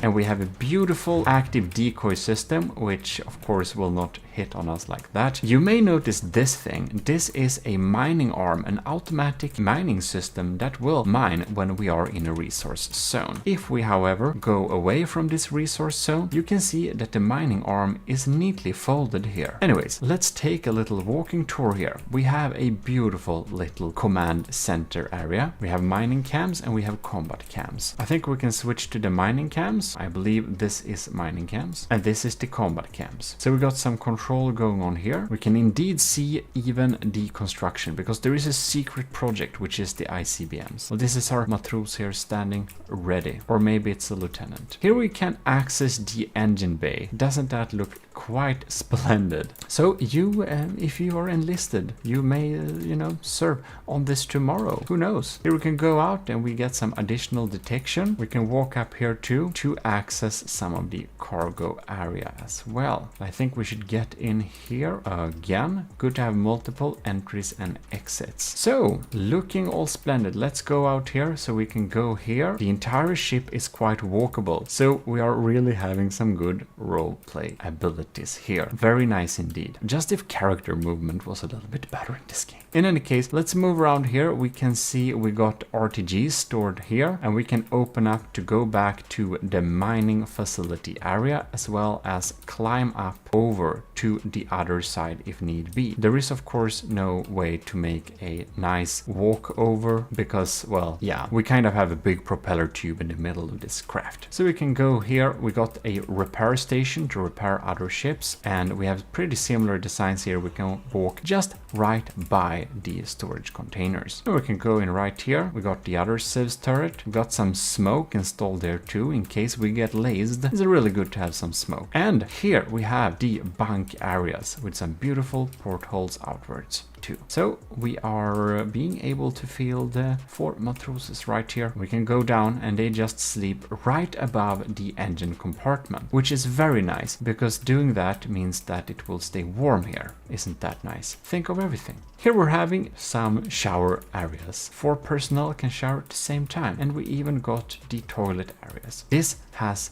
all the amenities that could be wished. The Y Corp has really put together a well thought out and functional design that can field both personnel and, well, a lot of cargo. Not a little cargo, basically 7 million in cargo. So we can carry a lot of cargo here, and we even got logos, of course, because that is very important. So I think we'll need to check out some of the combat performances, but I believe we will just check out its movement speeds here. So we're getting up to 43 meters per second when moving like this. The final cost of the design is 180,000, which is really good for a design like this. So that is quite good. Top speed of 55. I expect it goes up a little bit faster when it has to move at top speeds. In any case, we're gonna set it to automatic and we're gonna spawn some small airplanes.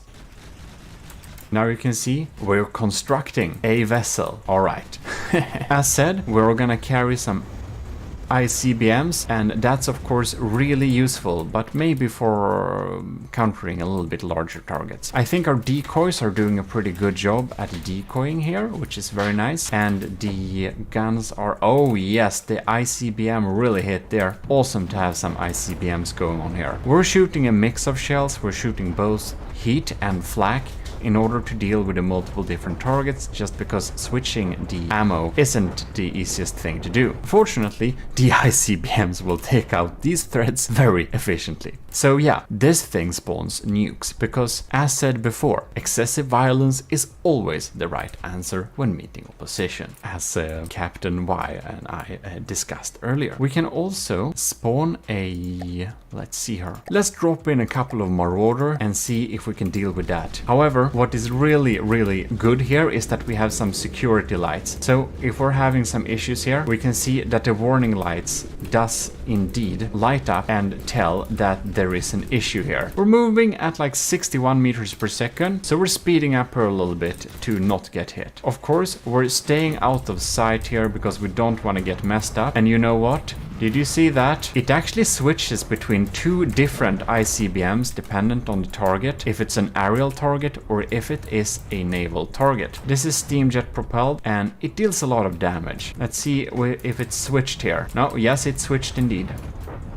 And here it goes. We may spend some materials on our nukes, but if we're meeting any foe, we're gonna make sure to mess them up real hard. That's real good, because this thing isn't really adapted to face combat really. So it's good that we're launching some nukes to be able to deal with the problem efficiently and securely. We're basically not even scratched over here. Well, indeed, it does perform very satisfactory and very efficiently. So this is indeed a extremely efficient and useful design that is now added to the Army of GMODISM's second frontier fleet. This thing will be appearing in future iterations of the Nether campaign, because of course this is what we are collecting some of the crafts like this thing with. And of course also, just like the winning bomber designs, they will appear in the second chapter Frontier Fleet together with the Hermod Fleet Oiler. Here we can see the nuclear missile that is spawning as a torpedo, and which spawns depends on what enemy we appear. So we have the Gremlin and we have the Triton, and which of them spawns depends on what target we are meeting. This one deals with underwater and naval vessels, and this one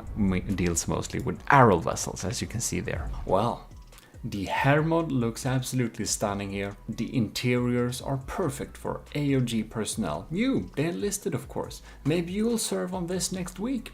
What do you know? Maybe, maybe not. In any case, Captain Y for Y Corp has really put together a really nice design here and put together some pretty nice documentation too. So for that, we will say applause. Very impressive indeed. But wait, there is more. We have a little extra look at a little extra project actually that Captain Y has been putting together with the Y Corp, because the Army of GMODISM needed a low power radar outpost so that we can remove the fog of war and just have some eyes, you know, in the nether to see whenever some enemy approaches, so that we can take swift action. So let's dive in and check that out. And as said, there is a radar station to look at. Lastly but not least, we have a beautiful little radar station going on here. This is the Lyttepost, and it will make sure that enemy units are detected using this beautiful radar antenna, cleverly designed in a tower like this. So the Lyttepost works as follows. We have a space for 2 personnel, we've got an AI core and some amenities right here. We can then go outside and we have some different structures to walk around on. Here we can control the fortress if need be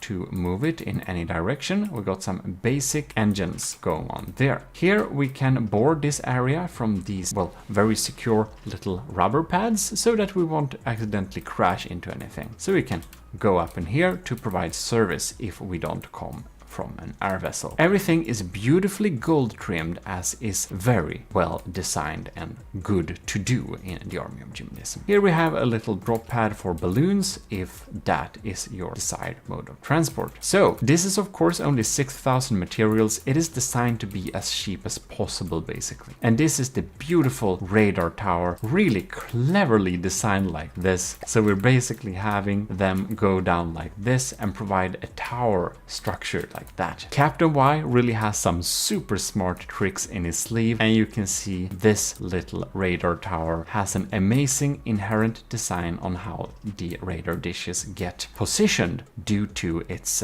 algorithm of positioning. We also got some basic detection on top of here to make sure we have some type of tracking towards the enemy to share with other vehicles that can pick up inter-vehicle transmitters. So there we have the Lütepost as well. Very beautiful, and is already in the second chapter Frontier Fleet. Well, there we have it. I hope you liked getting some insight on how we work behind the scenes here in the Army of GMODIST when we develop new units and combat vessels and stations and stuff like that for our military empire. In any case, if you haven't joined the Army of GMODIST, you should probably join it right now. You just self-assign the Matros 3rd class in the Discord and you are enlisted. Or if you want to be a commissioned officer, well, there's the Discord for you. In any case, now you get in the Discord automatically if you, the commissioned officer is Patreon, of course. In any case, hope you enjoyed this. If you did, do leave a like, and I just need to give a huge thanks to Captain Y for putting together this absolutely stunning documentation. That's just so RP. Sorry for getting out of character. In any case, this is your Lord High Admiral GMODIST. We're signing out.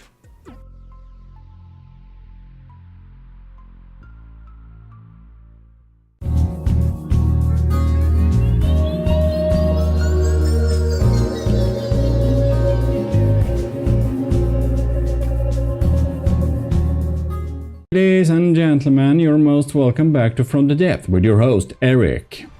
You kinda like the battleship scissors, so in this little empirical testing, we are going to try and upgrade the battleship scissors, test the different game mechanics, and, as I did promise before, that I would take a look at that Hitman's chain gun, chain sword, chainsaw. Yeah, it's the chainsaw. You wanted me to make a chain sword, however. Whatever. This chain saw wasn't as effective as it should have been, according to that Hitman who built it. It's on the workshop, by the way. But what I basically have done for my little upgrade, which I did say to y'all that I should actually make, is make a drill version. So here you can see my little drill version, which I happen to be building on right now. So we just have a few spokes left to replace, and we're going to test our different systems out. We're going to begin with testing out the, the scissors, the battleship scissors, of course. We're going to compare it to the unmodified chainsaw from that Hitman. And then we're gonna see if my, drill mod did anything reasonable. Oh yeah, and this little platform is our new testing rig. If you want to see me make this testing rig and the development process of it, it was a lot harder than it should have been. Because it's so difficult to tweak. But whatever, if you want to see that process, go to the GMODIST channel. There's like all sorts of links in the descriptions for that if you want to check that out.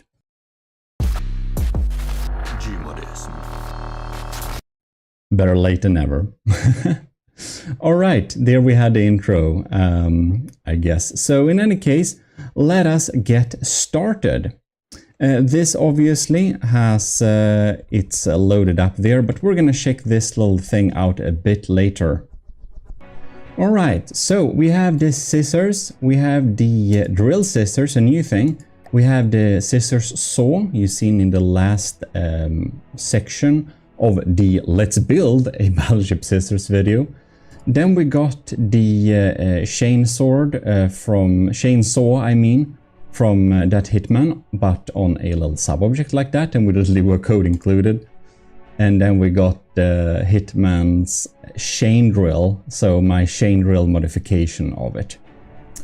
So, first out, this is an empirical testing video, and if you're new here, you are most welcome to the GMODism Empire. I'm your host Eric, and in the empirical testing videos, we basically do some tests, right? Now, this little test platform, which I built on the GMODIST channel, another channel that is, if you want to check that out, is really useful. We basically control it with a complex controller, so I set up a custom controller here, and that is because last time you could see we had some issues with controlling and also using the scissors, so I thought it's better to have a sub-object like this, right? Anyways, as you can see here, we do have some different opportunities to have different altitudes. So I set it to work at different altitudes with 4 presets. Yeah, I don't know if it's that useful. It was more difficult than you can believe to make this platform stable. It's also like pure heavy armor, so it's super heavy for what it is. Costs 200,000 with a weight of 300. Okay, so we have a weight of 373,000. Just to compare that, how heavy is the Gimli class, I wonder? So let's load that in. It gotta be a lot heavier, right? It has to be a lot heavier. Alright. The Gimli class is 7 million in weight. Yeah, of course, it's a lot heavier. Now we come to the first little thing we can test here in empirical testing. Empirical testing, not imperial testing. But this is the Empire of GMODism, so you know, there is that. Well, anyhow, if we put a little... where are my simple weapons? The ram here. So basically, as some of you pointed out in the video's comments, and well, I kind of forgot it somewhat, but I also know it. But yeah, so the thing is with melee weapons, right? They do more damage if they are on a heavy thing, on a heavy object.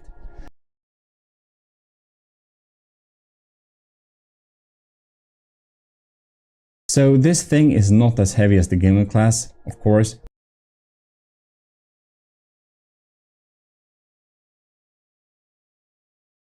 But at this slow speed, it will do 41,000 damage, basically. If we put the same thing on the Gimli class, you can see it does... what is it? I can't see this number when they are moving around. Okay, pause the game. 2 million, right? That's like 2 million damage. They go up from like 1 million to go up and down like that. And when it's like super low, it's only 300,000 when it's standing still. And obviously, when we take control over this platform and move it forwards, you can see the stored impact damage basically ticks up and ticks up and ticks up till we reach this point, where we are basically doing... That's 1 million, right? 1 million damage, thanks to the construct weight. If we are on the Gimli class, instead, if we had rams on this thing, they would naturally also do a lot of damage. Can you like build? Thank you. Like that. So if we move forwards here, you can see we're running up to an interesting amount of stored impact damage. We're ticking up and we're ticking up and we're ticking up. We are ticking up. So right now we are at, what is this? 7.8 million, right? Yeah. So it is proportional to our weight and our speed. Now this thing can of course go pretty quick, and Gimli class has a limited speed she has.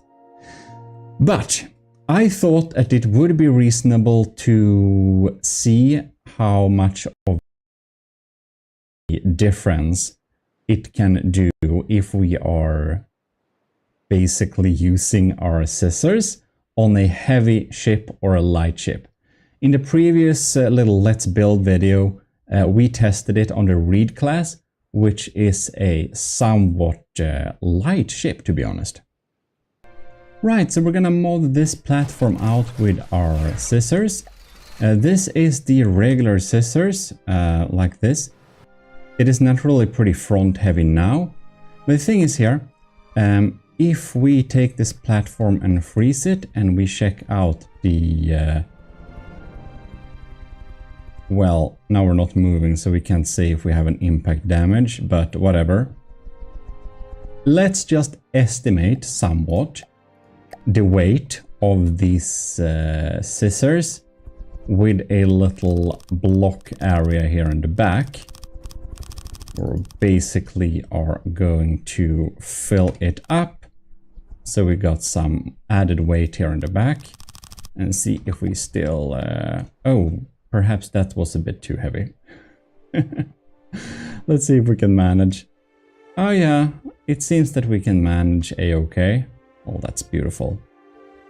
Well, any case, now we got our little platform, and naturally I think that our construct weight is now, yeah, 500,000, so much more than before. We should do considerably more damage than we did in our earlier tests. So I'm basically thinking that, yeah, let's spawn in some test targets, enter God mode, and see how much more damage the scissor is able to do now when we have, well, a heavier platform for once, plus a extra weight, which is pretty heavy. Like, lead is the heaviest block in the game, so lead does add damage to this. It's basically newtons. It's like weight times speed. Yeah, that's the damage. Or I think it's that at least. Let's begin with a Poor Marauder. I'm just turning it off inside the menu here. And, well, then basically, I think it's time to line up our scissors casually, as you do. Damn, this platform is so fast and maneuverable. Ooh, I'm glad we have strafe too. Come on. Careful, careful, careful. Almost, almost. Oh my. We're up to test. So, let's just do it. Cut. What? All right, let's move a little bit while we do it. Ooh. Look at that. Look at that. All right. So just that we moved the tiny little bit made it so much more scary. All right. We're totally gonna spawn in a crossbones and we're just gonna ram cut it. Oh wow, yeah, okay, it definitely deals considerably more damage. That is very obvious. All right then. Let us charge basically. All right, now we need to have some finesse and some timing. Pause the game. Okay. Slow-mo mode. Play. And cut.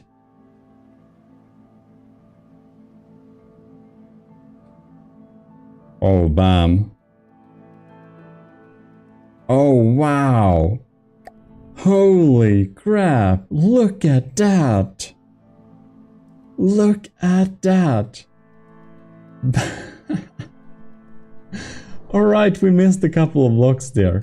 I guess the stored up impact damage wasn't just enough. That did so much more damage though. Okay, let's speed up the game to normal speeds and just just attack it. Alright, look at that. We deal so much more damage now. Like, heavier things naturally deal more damage, but I definitely miscalculated how much more damage they are dealing. Bam. And if we get some speed, like this thing goes in like, I think it's 90 meters per second or something like that. So if we can just time a nice cut like this, bam. And we can repeat this cut. So it is a sharper scissors than before, but it's gonna be pretty obvious that this ain't gonna cut it. Ooh! Gmodism, get a hold of yourself. Alright, we're coming in for another hungry bite. Something around, oh god damn it. Right, again, and there. Look at it. Well, obviously we can conclude that while this version is considerably stronger, thanks to the added weight of the platform, it isn't quite enough, but it does give me high hopes for whatever we can do if we get the saw scissor version on here. So let's test the saw scissor version and see if we can cut through the poor crossbones a little bit more effectively. Indeed. As you will recognize from earlier, this is naturally the saw scissors. I'm actually going to modify the speed a little bit on this thing. Now, if I like make it half speed. Now, I just want them to be slightly off sync without sacrificing too much damage, of course. If we check the stats here, we can see that the stored impact damage when we are still is pretty decent. I think we're gonna begin with a marauder just for fun. Killing marauders just for fun. What type of psychopath are we here, actually? Come on. Oh, right. I made it uber slow. I kind of forgot that. Okay. I'm just gonna fix this. Because the turret speed... We can set it to like 60% or something. And I'm sure it's going to be a little bit slower, but not too slow, hopefully. Slowly lining up. And... Oh no, no, no, no, no. We missed. Alright. Actually, that it is indeed moving around is probably good for us. We are gonna do more damage like this. Ooh. Come on. Come on. Come on. Oh, yeah, that melted through. It despawned faster than the scissor could close it. Well, crossbones then. As for the crossbones, I just turned off its AI, and so it doesn't fire or move, because it's pretty fast. I don't want to chase it too much, I want to see clean cut. Well, that's about right. Alright, let us close the scissors here. Oh, look at that. We're shooing through, we are shooing. We are shooing. Oh, we missed a couple of blocks though. Ah, we didn't cut it through completely. We still missed a couple of blocks. Well, I think we'll have to go backwards and just line up. By the way, if you want this test platform, you can tell me. I can put it on the workshop if you want to. We're gonna turn down the speed to 20% again. And we're gonna attempt a cut. Right then. Ooh. Alright, here we go.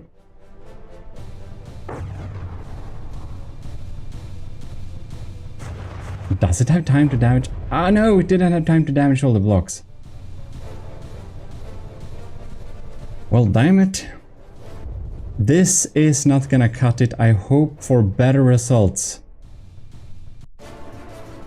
I hope for some better results. If we just move a little bit when we're doing this, we can probably get some crazy cuts. Like, them moving and being modulated, it does help a bit, but not as much as I would have hoped. Oh, bam, look at that. Oh my god. Do you see this? We actually cut it. Oh wow. We actually cut it fully. It started to despawn that part. That was a successful bisection, I'm thinking. Bam. Look at that. Look at that. Like the sword reel is...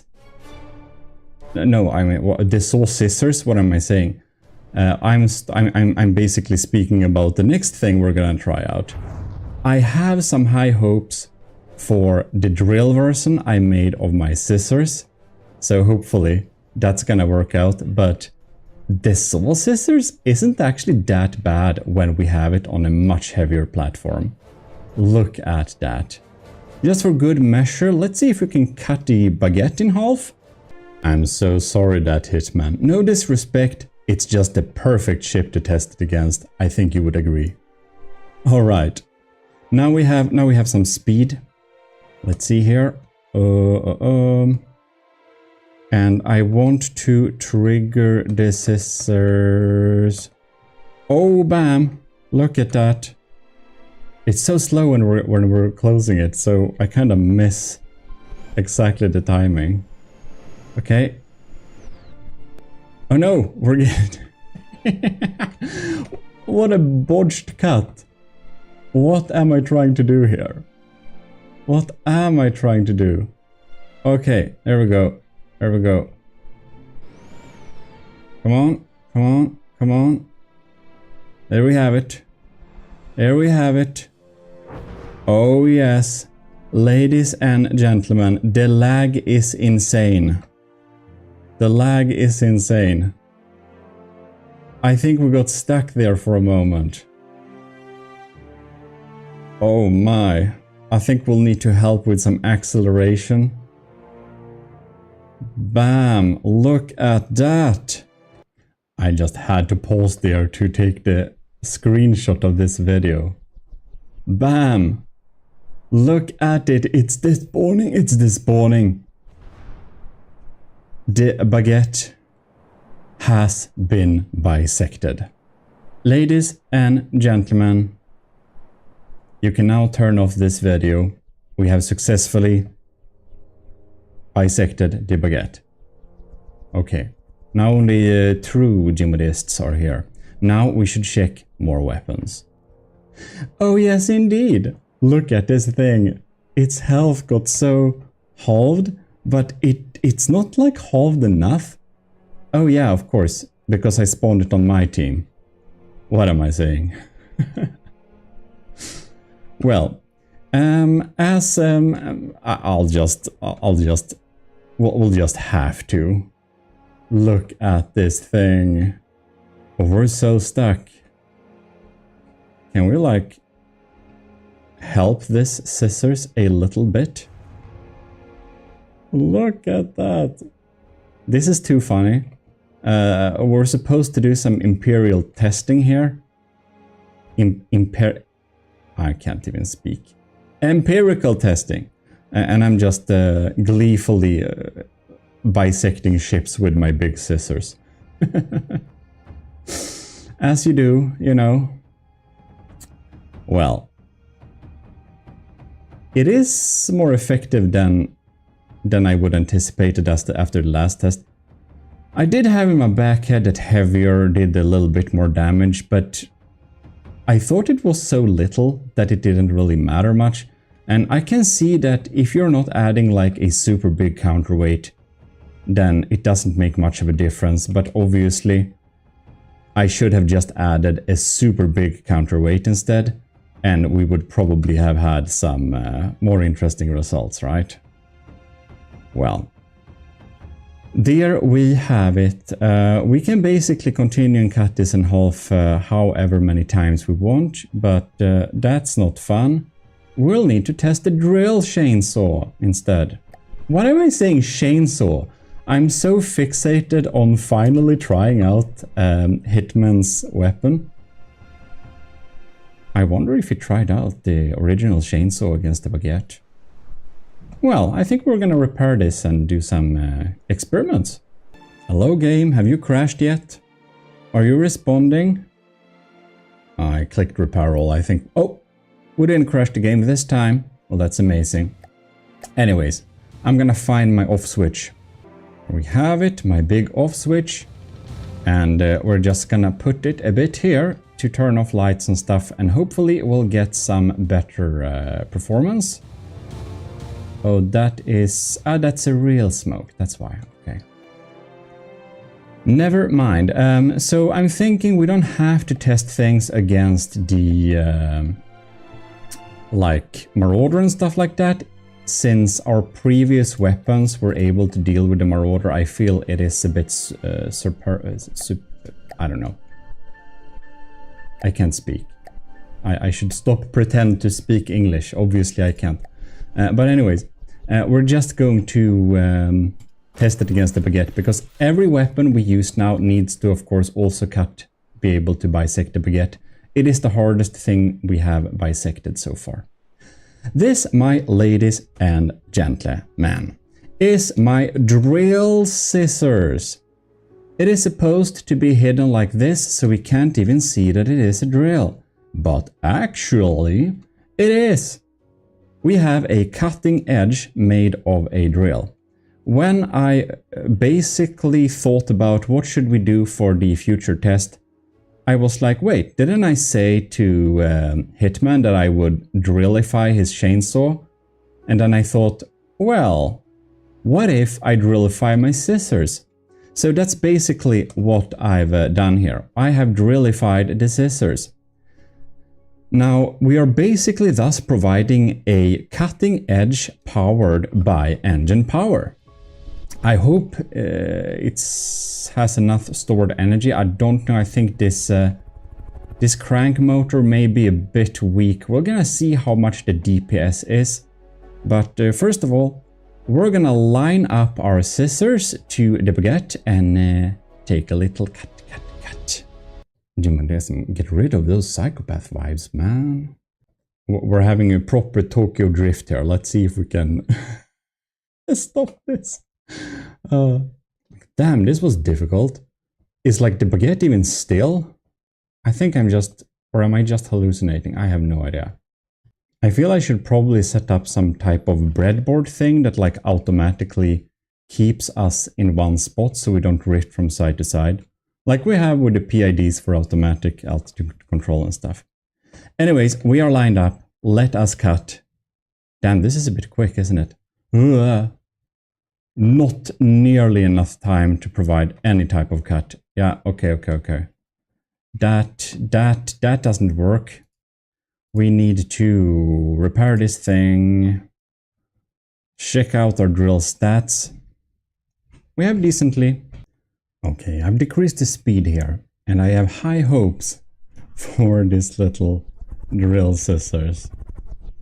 Okay, look at that. The first edge is touching. Oh. And the top one too. Oh, we're dealing damage so slow, look at that. Yeah. Too slow damage dealing. Naturally. Okay, we need some scarier drills. That's sure. The ID isn't bad, but man, I had hoped for a little bit more effect here. Look at it. I mean, it chews through, kinda. If we just pause the game and see here.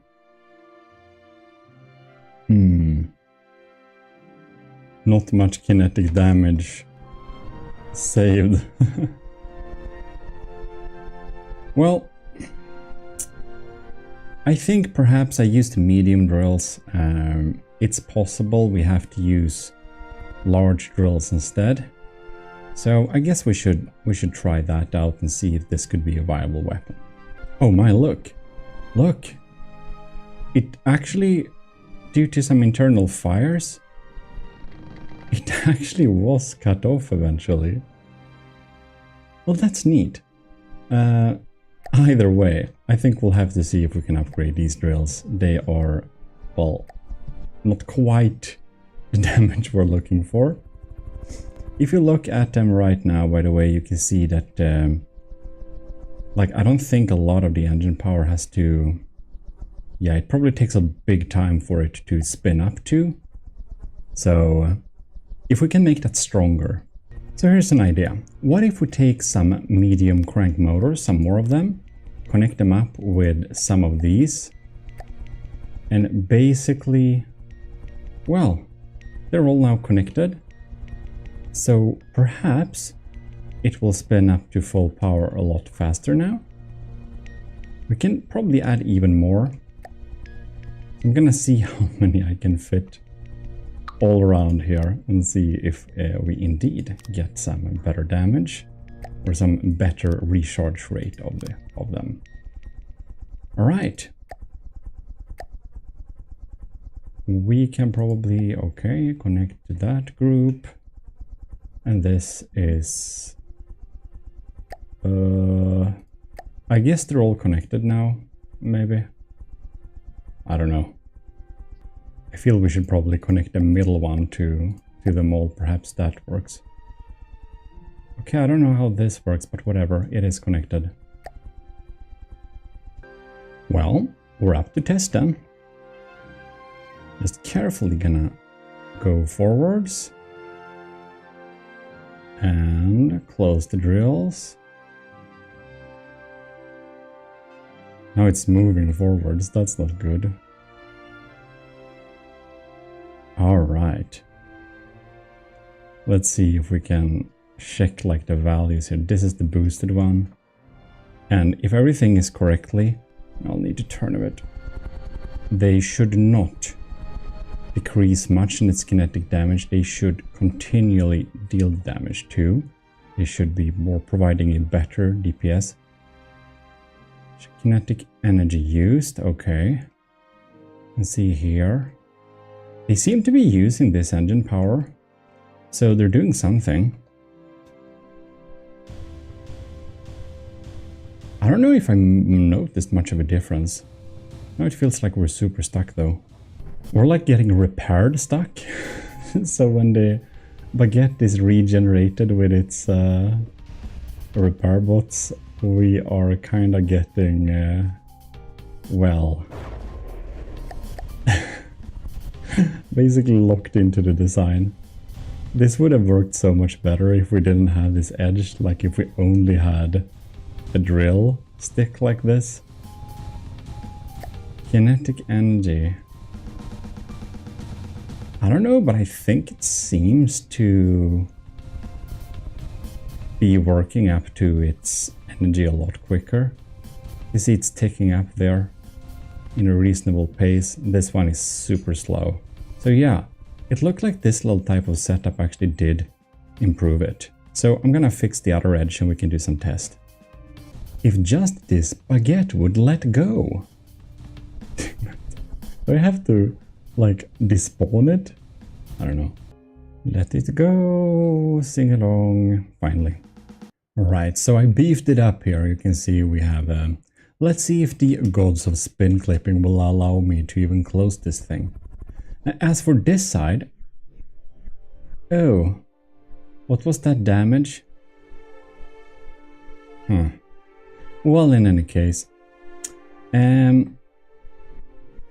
what happens if we disable God mode? Are we okay? Yeah, well, maybe we are. In any case, I added a ton of medium wheels to this. And why do we have this? Well, we can basically make these flywheels act as a type of like kinetic battery. So you can see here we have kinetic energy. It is a little bit higher on this side now. Like, are they even spinning? Yeah. Oh my, it just ended up here. We'll have to be careful. with our little system. Okay, let's put on the brakes. It's time to test. Oh, we have to be a little bit further away. Okay, come on, come on, come on. Oh, damn. Alright, alright, alright. We're like drifting. Stop drifting. And we can close it down. Alright. Let's do a controlled little cut here. Just watch the damage. Oh. It seems the initial impact damage took away some stuff. But is it just me, or did it like do less damage or something? And this is weird. I'm not sure. I'm not sure this is working. Oh, it hit the sub-object. That's why? Alright. I'm just gonna pause the game and check the stats here. We do have kinetic energy used. We have a lot of kinetic energy spawned, stored, I mean. I'm not sure the flywheels actually help out at all.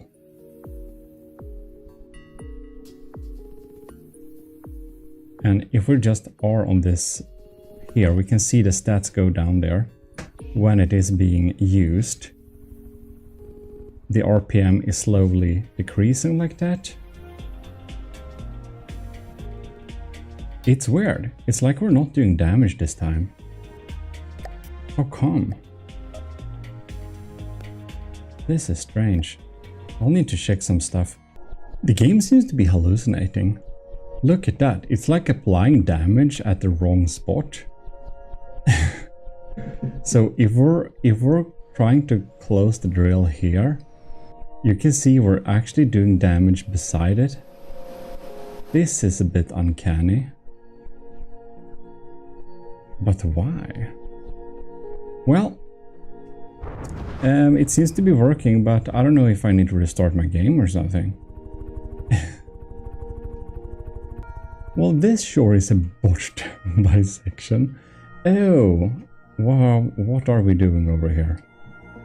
Well, I'm glad I have the strafe function. Excellent. We're gonna see if we can go in for another clean cut and see if it was like some weird bug or whatever happened there. Come on. Oh wow, this is super weird. It looks like the damage being applied kind of lags or something, because I just repaired all blocks in the baguette and it still tries to apply damage. And when we click repair all, fires are being put out. So it's definitely something botched here with like the kinetic damage in general. I think we might have found some type of bug, to be honest. It's like retroactively applying the kinetic damage to the target. Probably it must have failed to calculate it or something like that. So it tries to calculate it after the fact, just how explosive damage results can be delayed in big battles. I kind of think it is something like that. We're gonna see what happens now when we're trying to apply damage to it over here. You can see where is it even doing the damage? We obviously got the sub-object, but it seems that it kinda only damaged the sub-object. This is very interesting. You know, I think I'll have to restart the game just to make sure it's not a bug in my session before we say or report anything of the like. So yeah. Yeah, like, but before we end, look at this. We are drilling over here. I found where the damage is being applied. It's being applied. This is weird. Before we end this jank session on this game, before I restart, I feel we should at least attempt to like mock bisect the baguette from well, remote kill it. I don't know what to call this. This is weird. 9 million damage. We are jumping around in weird ways. All right. Wow, this is so weird. I feel like I should help it by moving it a little bit too. Look at that. When I turn, the damage is like spread out like this. This is weird. This is weird. Oh my god! Look at that! Look at that! It has started to apply the damage over here instead. It seems it has updated its damage dealing metrics. And we were so close, and now we already switched where we're dealing the damage. This is so weird. I think this is the weirdest game bug so far this year for me, which I've seen. This is crazy. And like, look at it. We just melted through with the scissors here, but it almost, we almost managed to cut it off there. Not quite. Well, see you after the restart. All right. Very nice. I'm gonna fill up with some new backgrounds, by the way, for save screens you can download. So keep tuned for that on, I don't know, in my videos / the post page on YouTube. Before we do any tests, I restarted the game, by the way, but I'm going to replace this medium drill for the top one with a large drill instead, and just to see if that gives us a significant damage boost. We will be able to see that quite easily, I think, when we are checking it out. Probably like which edge is like cutting the hardest and stuff like that. I'm thinking to the little trick I did with the large wheels like this seem to have worked somewhat. So I'm thinking I'm gonna have like a support engine on top of there. And we're gonna set, okay, they're set to max RPM and max RPM. And we're just gonna turn on this drill. So you can see we have a lot more kinetic energy in the shaft now. Like a lot. I'm not sure, however, how long time it's gonna take to charge up this thing. Probably it's gonna take ages, right? Well, let's see if I can add some extra engine power as helpers. All right, we could do that. Now we're using 16,000 engine power. So I guess we'll just have to wait for this to actually get to level. And we can probably spawn in the baguette in the meantime. It seems that these drills are a lot heavier too. So I'm just gonna modify the settings here on the spin blades to provide a little bit of a better up force. Alright, we're gonna have the big off switch here. Slap it on right there so we can get a little bit better performance. I could lower the settings, of course, but that's no fun. Well then, let's see if our drills had time to... Oh, look at that. Look at the difference. 100,000 kinetic damage, and this is like 1.5 million almost. That's a big difference. Alright, let us see this. This is gonna be very interesting. Alright, ladies and gentlemen, I spared the maneuvers. I think you've seen enough of that. So here we are, looking at this drill. Oh my, oh my. We're gonna slow down the game. We are gonna slow down the game. Okay, okay. It's touching in... Oh, we're almost there. We're almost there. We're almost there. Oh, which edge is gonna touch the first? I wonder. Oh, is it down here? It's taking ages. We're running the game at a slow speed, so there is that too. Okay, okay. Oh, the first edge has touched the scissor top, and it hit a sub-object. Okay, alright. Look at that. The scissor blade underneath. We are cutting blocks. Of course we are. But damn, look at this. Alright. There is a very, very large difference. I forgot to God mode our own platform, actually. You know what? I think we're gonna quickly God mode our own platform, because I think the scissors... I think the scissor broke. Bam. This is some damage, I'll tell you that. Okay, we're turning back to full game speed. Obviously, the large scissors blade, like the large drill blade, is so much more efficient. You can see we have a botched cut underneath here, but on top we have damage. It just melts through.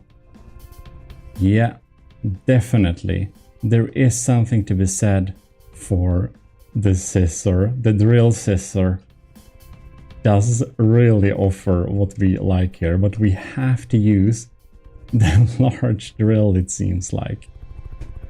So, for further development. Oh, bam! That's awesome. Look at that. Okay, I'm happy. I'm happy. So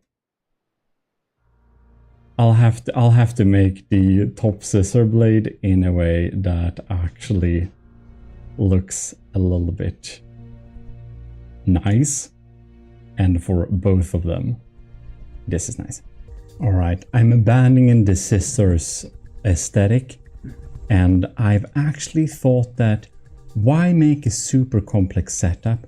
What if we just have 3 big drills like this, stacked on top of each other, and we use we just pinch the enemy using this, because I realize the wheels are colliding, and I'm not a fan of spin clipping. Well, it's pretty straightforward, this. I'm going to do some copy pasting, I think. And I'll want to record all of this, so I'll see you when we are basically done for some tests. Finally a use for the 1.5 long applique. Well, I think this looks pretty decent, so we are going to save this scissors blade, if we may. Save D. I'm gonna say it as scissors, well, drill blade. I think this is gonna be. I'll take this thing here. Ugh. All right. And then we can go to this object, line it up like that, take our drill blade, and now it should fit perfectly neatly right here. Look at that. This looks kind of menacing. I'm thinking even the drill's blades, or like the drill blades should like slightly bypass each other so that they overlap, just like that. Like -2 is probably perfect. Beautiful. So this is the close state, and then open like this. I think it looks pretty neat. I'm feeling this is a little bit of my magnum opus in this little kinetics tests. So we're actually going to check at the chainsaws first and see how they do, like what type of damage they'll be able to deal compared to this. So I put that Hitman's chainsaw on just a sub-object with a lure and everything, and this is like it.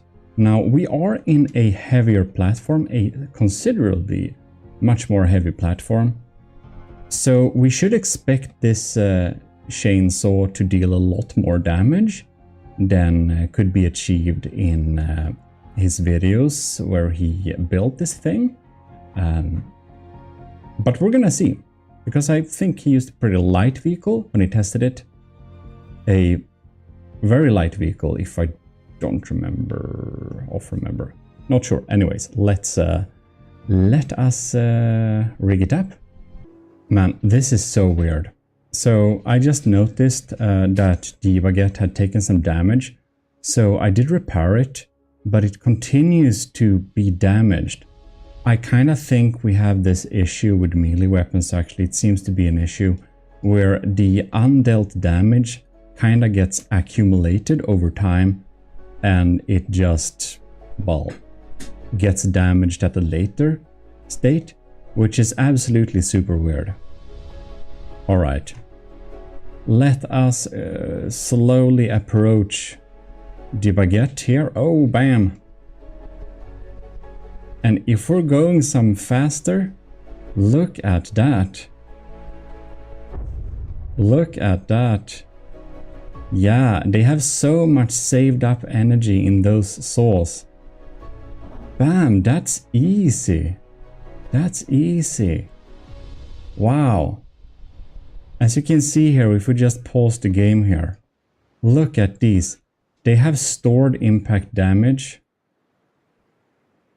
So the ones that are under here, I guess that's some who have just dealt the damage or something, wherever they are. Maybe not have charged up yet, but they seem to be pretty instant, to be honest.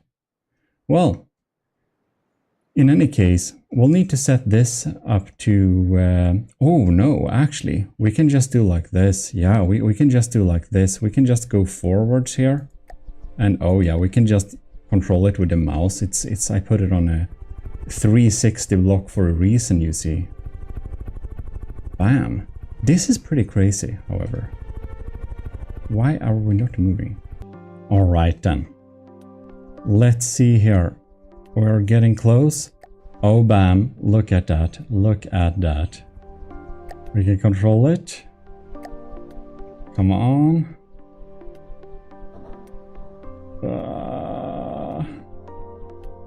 Wow. This deals some decent damage. That Hitman's baguette is getting absolutely shredded here by the chainsaw that Hitman put on the workshop. It is absolutely brutal. The chainsaw is actually... it's actually really good. It's actually very good when you have it on a heavy platform like this. That is very much true. Look at... by the way, let's check here, like, if something dealt damage just... will it like get the... if we could see, it took a hit, right? It seemed to be like instantly getting back that. It's very interesting. Well. We're just gonna make this go forwards a little bit. It seems that it doesn't want me to let me control the complex controller whenever I'm in control of the turret. It kind of breaks down. I don't know why, but it does. Wow. The cool thing here is that it's really like drilling through anyways. It is doing a quite good job. Let's see if I can line it up a little bit better. Okay, so this is what we're gonna do. We have lined up perfectly like this. We're gonna set the turret rotation speed to 12%.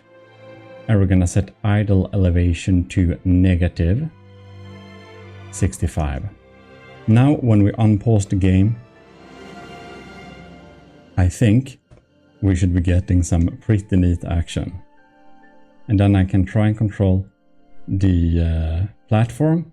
Make sure that we are... oh, right. I forgot about that. It doesn't work in slow speeds. Right, now it seems to be a-okay.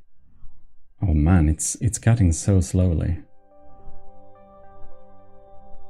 It is cutting so slowly. Are we even moving the blade? It feels like the elevation we set for it. Yeah, we're moving. Let's up the speed to double at least. It is slow as it is. All right, up to test. Man, this testing video has a lot of carnage. Now it's like slightly... It feels like it's slightly less effective, to be honest. We can see the kinetic damage like ticking down there, but it's like instantly regained.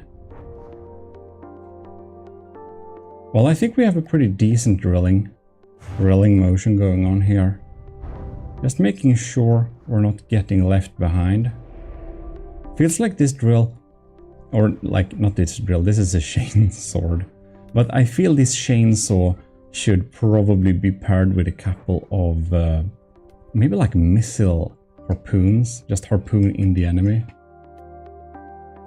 Okay. It's digging through all right, but it feels like it's lost some of its damage. It's probably because we're not really moving. If we are just going and moving a little bit, wiggling a little bit with the controls here, we might make it deal more damage here. Yeah, we obviously have some limitations. It was really cool to try out the chainsaw by Hitman. I think it's a really cool concept. I can't code Lua for shit at all. I can't touch... I don't know Lua code at all. I haven't even tried to look into it. Maybe I should, because I do know some Python, so I mean, how hard can it be, right? But I don't know, maybe it's super hard. I don't want to. There is a little bit of caution that may be used when using systems like this. So having many sub-objects spin clipping like this, and also using too complex Lua code, I don't know if this is that or not, but it can cause some game lag. You can see we're on degraded mode right now, so that's something to keep in mind, that it may not be the best idea for all systems. But man, look at that. Okay, let's let me control this thing then. Yeah, I think we're gonna try out the drill version of the chainsaw and see if that works better. You wanted lag? I suspect we have some here. Well, for the first time in history, let us investigate the chain drill version of Hitman's chainsaw. And Hitman, if you're watching this, I think maybe you are, do tell me if you want me to send the chain drill version to you, if you want to test it out, but I guess that will be after whatever results we have, right? All right. We're gonna do the same type of setup here. Set the rotation speed to a bit slower. Then we're gonna change the angle and see if the tail will come off. We just need to keep in line here a little bit.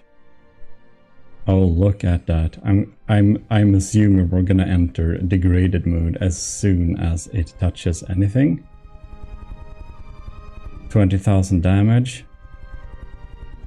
Ooh. Bam, you can see the drill heads touched anything. They are rotating slower. That's exactly what we want. Look at that. This is pretty neat. We need some chainsaw effects.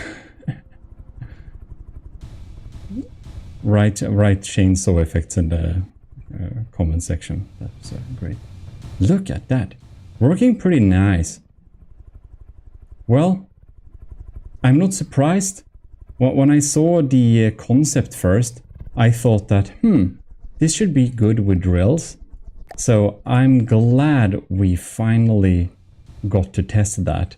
You can see the drills are... some of them need to spin up a little bit to speed. That's so funny. Alright, ladies and gentlemen, let's try some proper ship bisection now. We have some lag, I'll tell you that much.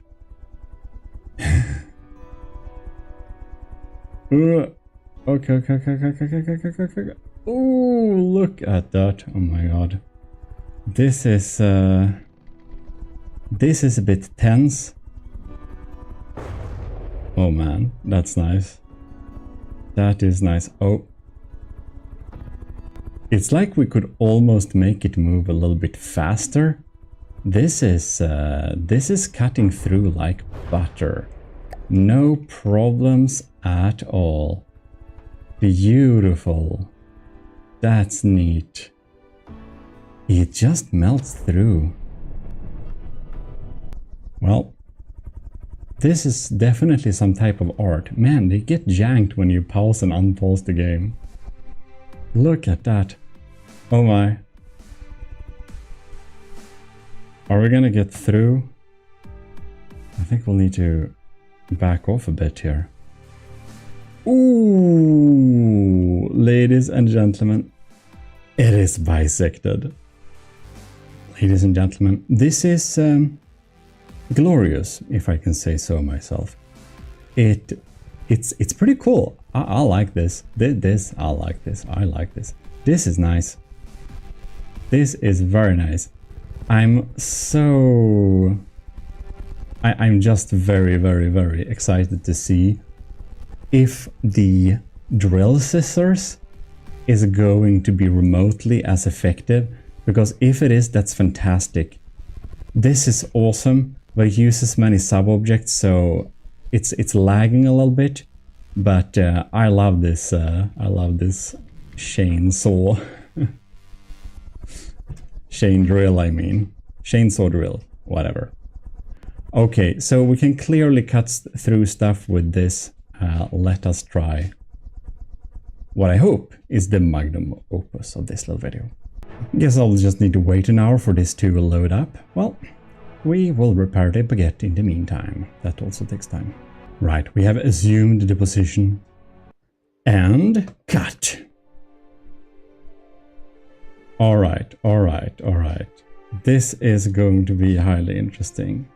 Oh, look at that. We're cutting through here the first layer. Oh, that's a clean cut. That's a clean cut. No, we missed the block. Oh, bam. Is it gonna do a clean cut? Oh my lord. Look at this. This. I think it repaired itself a bit. Let's open it up again, and it actually does damage on the opening as well. That's the beautiful thing with this. Now, I'm also wondering if the kinetic damage is being lagged behind, as it were for some of the others. But that's the quickest damage I think we've dealt. This deals damage. That we can conclude at least. Well, if we get back our HUD here a little bit, let's just check out this. Oh, we have so much kinetic energy stored here. We have so much left. Like, look at this. It obviously is still taking damage, so we seem to have some kinetic damage being lagged behind, still being delivered. So I wonder how it is with these, if them, like, accumulated damage potential is being delayed too, or how that works. Well, it's probably a bug, so I guess we should say it, or I'll just say it to someone I know probably. That's easier. Anyways, that is beautiful. Look at that. Now it did perform the bisection. That is very, very neat. Looking splendid. Poor baguette. being cut up like this. Now it just lacks some butter. Maybe a bit of cheese. Well, I'm also very happy that this little melee weapon we ended up with here, it doesn't actually use spin clipping or some weird cheese to make it work. Yeah, it works anyways. I feel stuff is lagging a little bit now, so let's test some other ships just for fun. Okay, this feels like some war crime territory, but it has to be made, it has to be tested.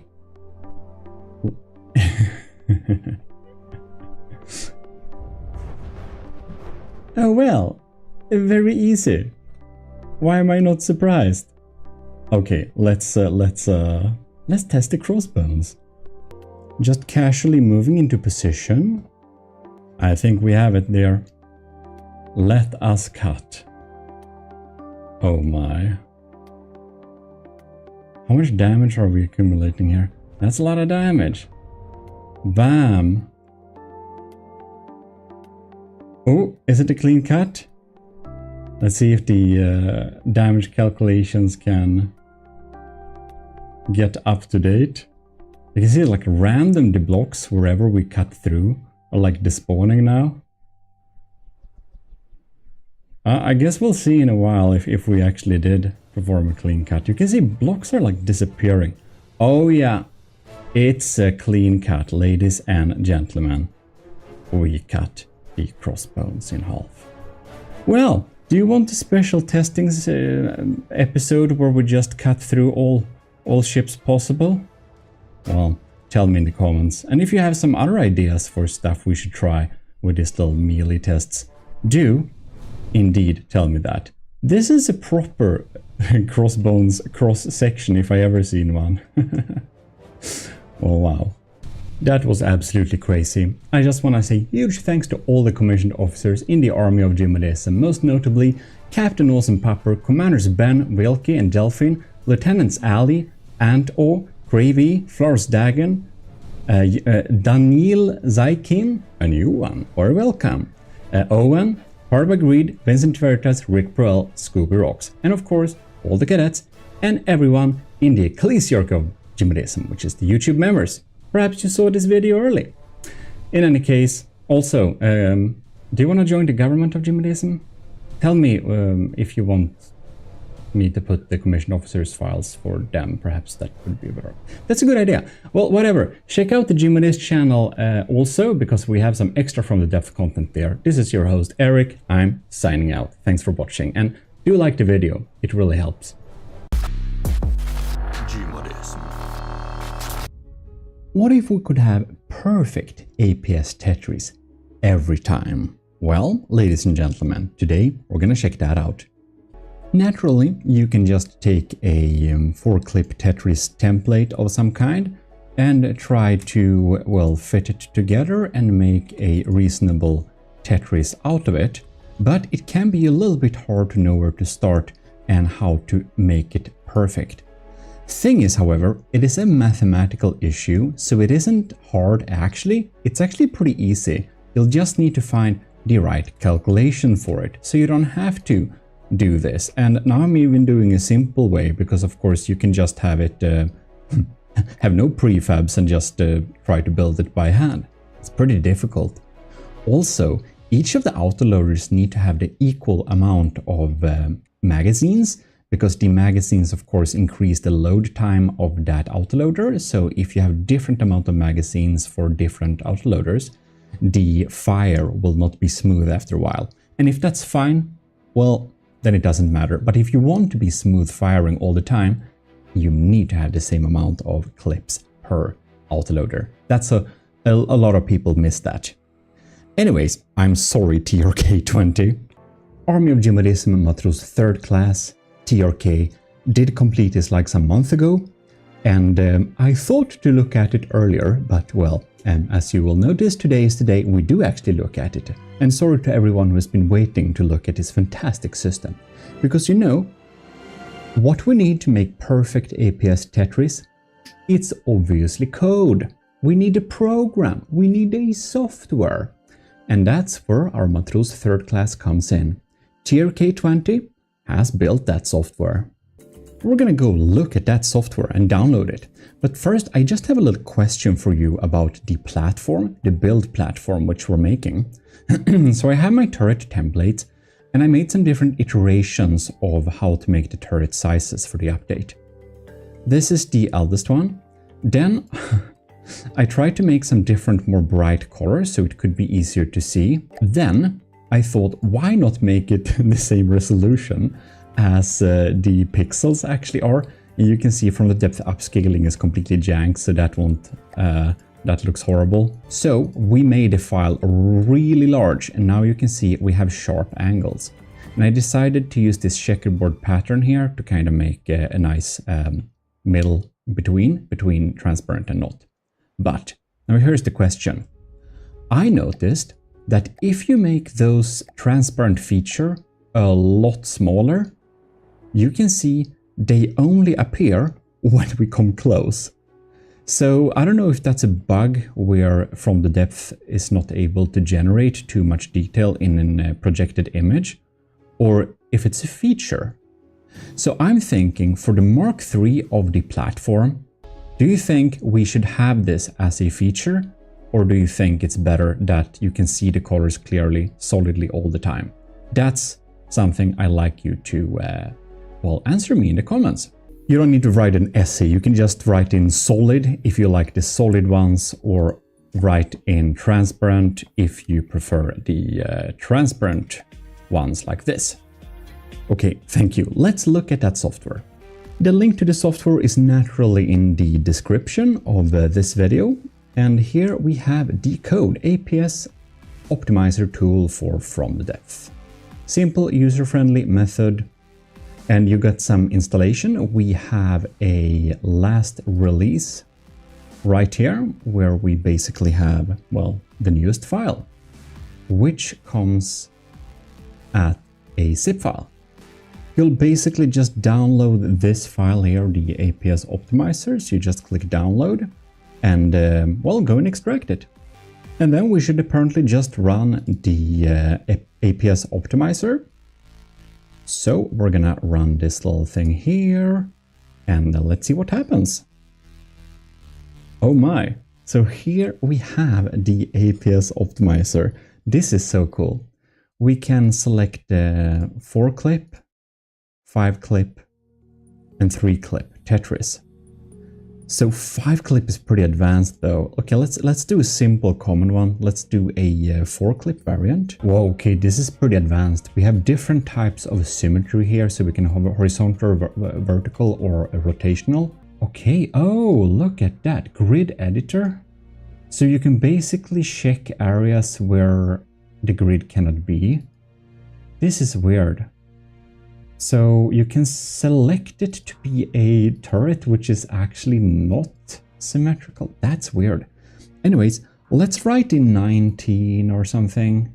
Let's do 17 Tetris here, which is pretty normal, I think, for large APS, since that is the default in-game one. I think I may have crashed the software. Oh, damn. Alright, so this is just a grid template. You can make it however you want. You don't need to do this. You can just set no hole as a template. We're gonna do 17 times 17. And yes, it crashed, but I just restarted it. Very simple.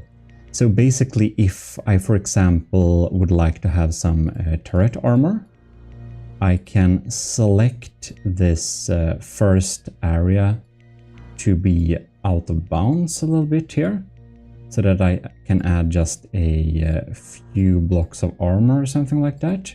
That's so cool. This is pretty advanced, folks, if you didn't realize that. Okay, very cool. And yeah, we're gonna do 4-clip Tetris. I don't know, you seem to be able to check several. That's cool. But the 5-clip Tetris, that's especially advanced. Wow. Anyways, we're gonna export the results. See what happens. Maybe I'll need to click the solve button here. Oh yes, of course. Look at that. And it's doing a lot of calculations. That's pretty cool. I can up the UI scale. Oh wow. Look at that. I'm gonna make it larger for y'all. Like, look at that. And here we have thus the most optimized Tetris you can have for this size of a turret, mathematically, if we're only restricted to 4-clip. What if we like check both 3-clip and 4-clip? I think we'll need to test that. Look at that. So if we check both 4-clip and 3-clip, it will not shoot as smoothly, of course, but we'll be able to fill out each of these boxes where that could be filled out. And this is really hard to do just by yourself. So this is very, very, very cool. Look at that. You can see it's filled up. That's so nice. So export to... Oh, wow. Are you kidding me? I didn't know that. It can export it to a prefab. Oh my god, that's amazing. So target, I guess if we're setting this to 7, it's gonna be 7 autoloader, right? Wow, what the hell? Guys, this is real. This is crazy. My best GMODists are... APS Tetris is solved. This is cool. You can export it to... What the hell? I didn't know you could do stuff like that. Like, make prefabs. How the hell? TRK. I know for a fact TRK20 is an awesome coder. Now, only the ECCLESIARCHY has been able to see all the uploaded videos yet, but you'll probably seen in our Discord when TRK coded their Lua missile. That code is extensive, ladies and gentlemen. TRK20 is a very good coder. Obviously, this software, oh my god. I just realized we of course have an instruction here on the GitHub page. So, APS optimizer tool for From the Depth. Supports 3, 4 and 5-clip Tetris. 5-clip Tetris? I've been looking for that. Like, I've been thinking how to make it for some time, like the optimal ways, and it's awesome we have a tool here. This is cool. Wow, TRK20, very, very impressive. Anyways, you can see here we got some usage scenarios here, so we can select a grid editor and the symmetry can also be placed here. So, for example, you might need a symmetry if you want to make a turret with multiple barrels, for example. You may want it to be symmetrical somehow so that you can utilize the different sections of the turret to make multi-barrel ones, right? So that's very cool, very advanced, very, very awesome. Wow. Okay, so tells the solver whether or not to discard non-symmetric placements where the rotated or reflected shape would intersect itself. I'm not 100% sure I understand what that means, but I can see from the images here that the hard symmetry, the sides are exactly symmetrical. Both have like 8 spaces free, it looks like, so they are equally good, I suppose. But I guess that if you have the soft symmetry at times, it would allow it to place something that would fit on one side but not the other side, and thus make it a little bit more efficient at times, probably. So hard symmetry is like exactly equal sides then. Wow, that is very cool. Center hole, so wow, okay, so oh, look at that. We can even set it to none. That's amazing. Need to test that. Look at that, we set it to none. So we could, for example, set it to 5-clip Tetris. So yeah, let's try and generate a 5-clip Tetris for, what is it, 17 times 17. This must be really advanced. Wow, my CPU must be working hard now. It held the CPU hostage for like a long time. That's amazing. It could calculate that. That's advanced. And look at this. This is so cool. Well, obviously we have to export this too, but that's advanced. Also, don't be very scared. The software that uses the math calculations is called CryptoMinSat or something like that. And it sounds like a crypto miner. Apparently it's not. It's just an open source calculation something algorithm. Maybe TRK20 can explain it better, so I'm not saying something that's very incorrect. But yeah, Anyways, I'm gonna export this too. Look, it's smart too. It makes it so it must be 3 high or 6 high. That's very cool. All right, we're gonna have it 6 high. So it doesn't allow you to save a target height that's not possible. If you want to know how to save prefabs and stuff like that, it's actually covered here. So if you scroll down here, you actually get some instructions. If you need more instructions, just go to our Discord, and we have a little blueprint pinned area in our GMODISTs community, where I'll show you too how to save turrets and prefabs and how to work with those files if you're a bit new here, and in that case, very welcome. Oh, and if you're a coder, you can of course help TRK with future stuff too, and or just contribute if you have an improvement for this. I think that would be awesome. If you know how to do something even better, I think TRK20 would love to hear from you. I'm just amazed. I can't believe I haven't looked at this earlier. Why did it take so long time for me to get to this? I want to know next, when is the Cram Tetris calculator coming out? I want to know, TRK20, are you working on it already? Or is some of you that are no coding, do you know how to do that too? Well, that we want, I guess. Ladies and gentlemen, this is real. This is real. I can't believe we haven't looked at this before. That's the prefab. It just comes in like that. This is crazy. I'm so excited I can't even find the right direction of the block here. So yeah, then you know something is very interesting. All right. Fill that up, just add a little firing piece here. Look at that, everything is connected up just like that. That's absolutely crazy. We'll just auto-load all of these. Wow, that's crazy. And now in oh, wow, this is insane. This is insane. Let's load this then. 4 clip and 3 clips Tetris. Optimal set of Tetris that actually allows for armor in front of it. Okay, I'm just gonna get back one of these. Let's find the 17. There it is. Look at that. And here is on the turret, yeah? Gonna be like that. It follows the white line perfectly. Yep. And here is where I removed blocks so that we can actually have armor here. That is so cool. I can't believe that.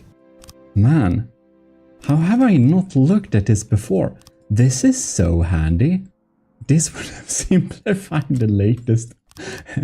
I even have I think I actually missed that block.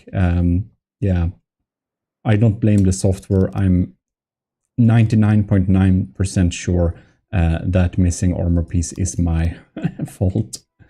Yeah, I can't believe I haven't looked at this before, because this would have simplified my latest building of APS turrets, which will be a little video coming out in a while too. But man, this is so cool. Optimized just like that. This is crazy. TRK20. Wow.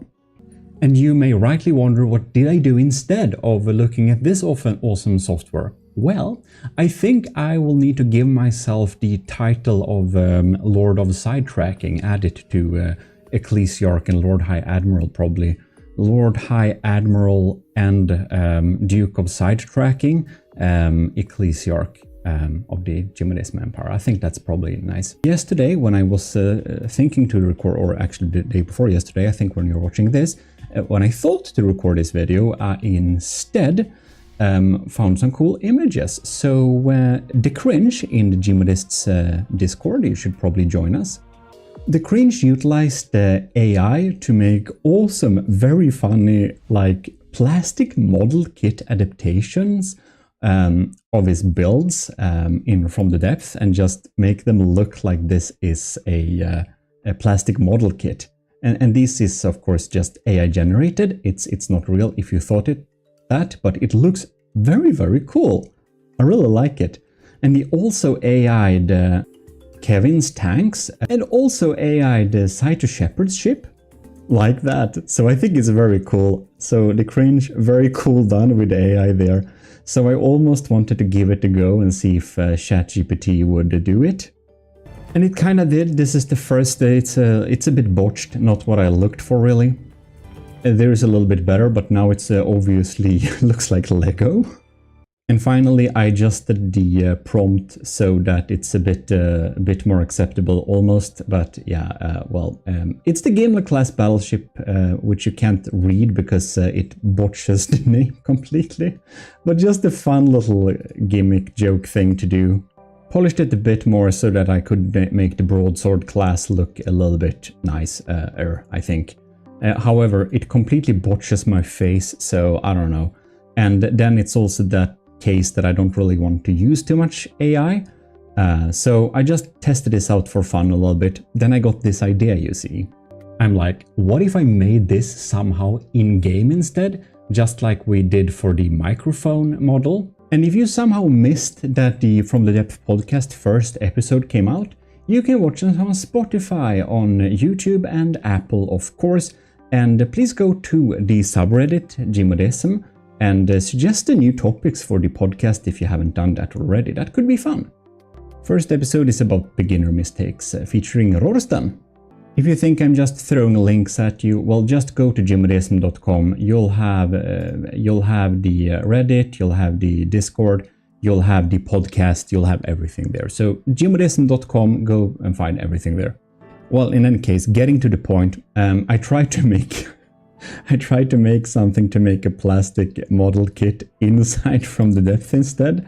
So yeah, I started to do that. I'm gonna use mimics and I'm gonna use all sorts of magics to basically make it look like we have a box inside an environment where the view of the camera will just look at a fake room basically, and the only way you see the sky and the sea is gonna be through this little box, so that the model, thus the ship, can be held using this little tractor beam like I showed in the image. And yeah, obviously it's only gonna be working at a specific angle and it's gonna be pre-set up with the camera and stuff like that. But this is not the priority, so don't expect this too soon.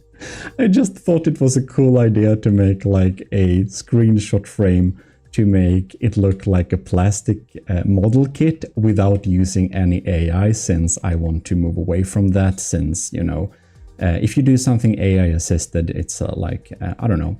I like it when people see stuff that I made that they can say, GMODIST made at, like Eric made at 100%. And if it's like 10% AI, people think I did nothing, and I just don't like it when my 5 hours of work is like assumed to be nothing. So then it's just, I don't know, more peace of mind for me to just skip any AI shortcuts. When I've done that little plastic model set screenshot thing, I will, however, try and make small images of ships inside plastic boxes, and maybe I'll use them as like workshop images. By the way, if you haven't liked this video yet, please do leave a like. That helps me a lot. In any case, big thanks, of course, to TRK. This is awesome. We are going to, of course, make some more turrets here. This is very nice. So we're going to make, I think I want to make something actually useful, right? So I want to make something really useful. That's what we're gonna do. I want to have a D7 diameter 7 5-clip fast-firing turret. That could be really cool. While it's not exclusively made for the army of GMODISM, we have to reward this amazing thing with a Army of GMODISM Iron Star of Creativity Medal for creative endeavors in the service of the Army of GMODISM. Congratulations, TRK20, you have been given this most exclusive Discord role for bragging rights. That's it. Going up the ranks is of course only for Army of GMODISM official challenges and things made specifically for the Army of GMODISM. However, TRK20's missiles, wow, they are pretty good, those Lua missiles, so I think TRK20 has a pretty good chance of getting an elevated rank at the end of Season 2 of the trials. We'll see though, we'll see. The final results have not been made yet. Okay, the APS 5-clip Tetris is a bit difficult here. I think this is not gonna matter, right? It can only... Yeah, there is like only a few ways to do this, I suppose. So I'm just gonna re-roll it. Maybe I can help it on the way a little bit. No, it seems to be filling up those always. What if I like make it armored in the front a tiny little bit? Look at that, we basically have only one way to do it. Okay, so if we're armored here, so if we have one full layer of frontal armor, we can fit 1, 2, 3, 4, 5. I think that can be, this is a pretty good pattern actually. We're gonna export this. We're gonna export it. And we're gonna make it 9 high. Yep. Or no, 6 high. Yes. And back in the game, we should be able to go down here then and load up. There we have it. Look at that. This is the D7 turret. Yes, yes, yes. That looks very, very neat. It should go like this actually. This is, yeah, I'm just comparing it right now on the screen. Look at that. And this is then a pretty optimal 5-clip APS Tetris. Yeah, this is gonna be a game changer for our guns, I think. This is, I think we're gonna do it a block higher too. Yeah, we're gonna make it hurt, but this is a really useful tool. And again, you find it into the description, of course, if you want the software, which you probably want. And also, yeah, say thank you to TRK on my behalf as well, if you have the opportunity to chat with them or whatever, find them somewhere. Maybe on some other Discord server. Wow. Yeah, this we're gonna use this. We're gonna do a we're probably gonna do a good masterclass APS turret tutorial where we should cover this, so we can go into some more advanced topics, not only the basic stuff. Yeah, that is very cool indeed. On another note, the sword of the Ecclesiarch sub-faction that has participated in the Promethean Directive.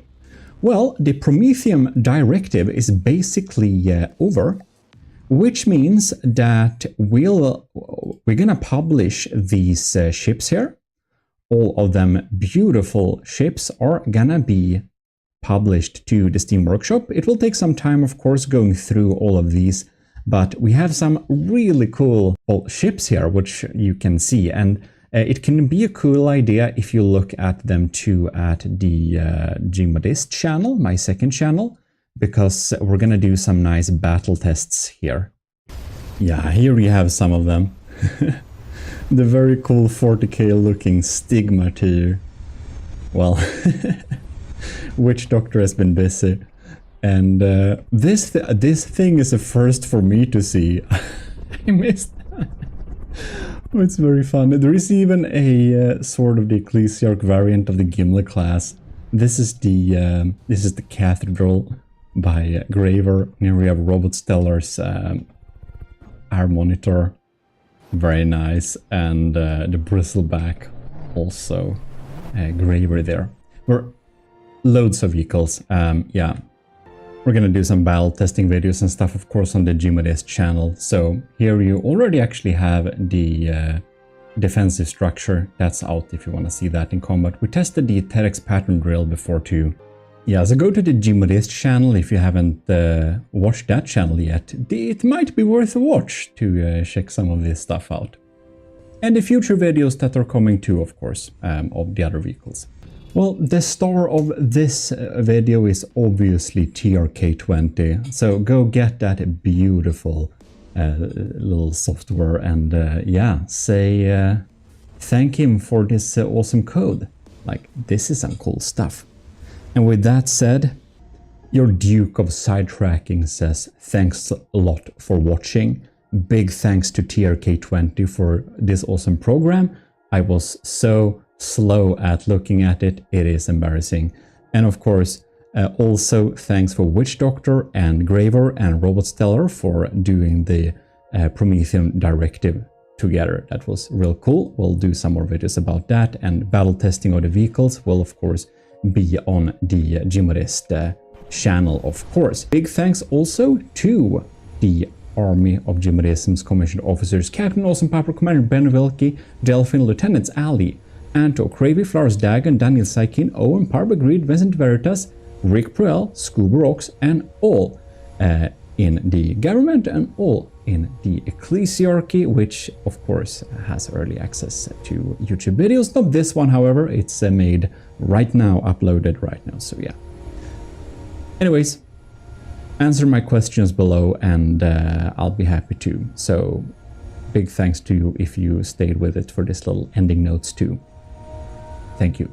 I'll see you next time. This is your host signing out. Ladies and gentlemen, this is your host Eric on GMODIST, and we're going to take you on a little journey today. Because we're going to check the journey of this thing. One of the largest things I ever made. GMODIST. Alright, so what is this? This is the beginning, the early stages of one of the largest ship I ever made. It's approximately 400 meters in length, so it's considerably larger than the Gimle. And the reason for this was to make a ship to counter a very other powerful ship that we looked at a long time ago on the channel, or not super long, but quite, yeah, pretty long ago, made by Susu. And she made a really big ship, and it's of course too big for us to even have a proper battle with it. And maybe I can try nowadays, by the way, but that ship is a little bit outdated. But to cut to that part, this ship I think it was able to win over that ship if we have two of these. Unfortunately, only one of them was not enough. But they also had a severe material disadvantage. This ship is going to end up costing about 6 million, but that's further down in this video. Anyways, I don't think we can't have a battle with this ship. And that old ship, despite I don't have her old ship with us on this computer anyways, but nonetheless you might see that in the future. This video covers the story of building this, the Super Davidos. This is the first iteration, and you can see we're working on some armor here with having double layer of beam slope with heavy armor and having a thin crust to be able to not create strong hesh stuff. Then we have wood and alloy for floatiness and strength, and then some stone for just cheap health points. Anyways, we're going to check the next iteration of this little vessel. Here we can see the second iteration of this little ship down here. It is like 45,000 blocks and has a cost of about 100,000. So one of the big reasons I even made this ship is also to honor a MIA, Missing in Action, commissioned officer in the Army of GMODISM, namely Admiral Super Dave, who no longer plays this game at all. But anyways, it was made just because Super Dave didn't actually want to build, but I wanted to build something, and I thought, I want to build something really large, so I will commemorate his patronage with building this, which is why this ship is the glorious Super Davidos. In any case, you can see that the armor here on the sides is the same, but we added a secondary little air gap just for those heavy armor piercing secondary heat shells. And then we have an internal armor of 2 layers of alloy. However, if we check out here, I started to build some on Here you can see I started to build another type of armor which is much stronger. We have 2 layers of metal, so we get a double stacking bonus right there. It's pretty smart stuff, you can see. Then we have the most kinetic absorbing blocks of them all, namely the 4-meter heavy armor beam, heavy armor wedge. I think if I made this armor today, I would probably have a full armor, a heavy armor block backing it, so that, for example, if you shoot exactly here, it won't get like through very easily, because this is the case now. And then we have some more stone and wood just for structure and health points. And I will say this, if I made this ship today, I would make it a lot different. I constructed this a while ago, so this is not updated to the current knowledge I have of the game and my current building style. Nevertheless, you can see the front here is mostly just for a nice shape. It's not going to be much important here, and we just have some alloy and metal foddered by some wood, basically. Anyways, here we can see I started compartmentalizing the ship properly here in the beginning, and you know, just to be able to play some bullocks easily. But we should check the next little version of this. And suddenly we are having 500,000 of ship here. Indeed, I have started to install the main turrets of this vessel.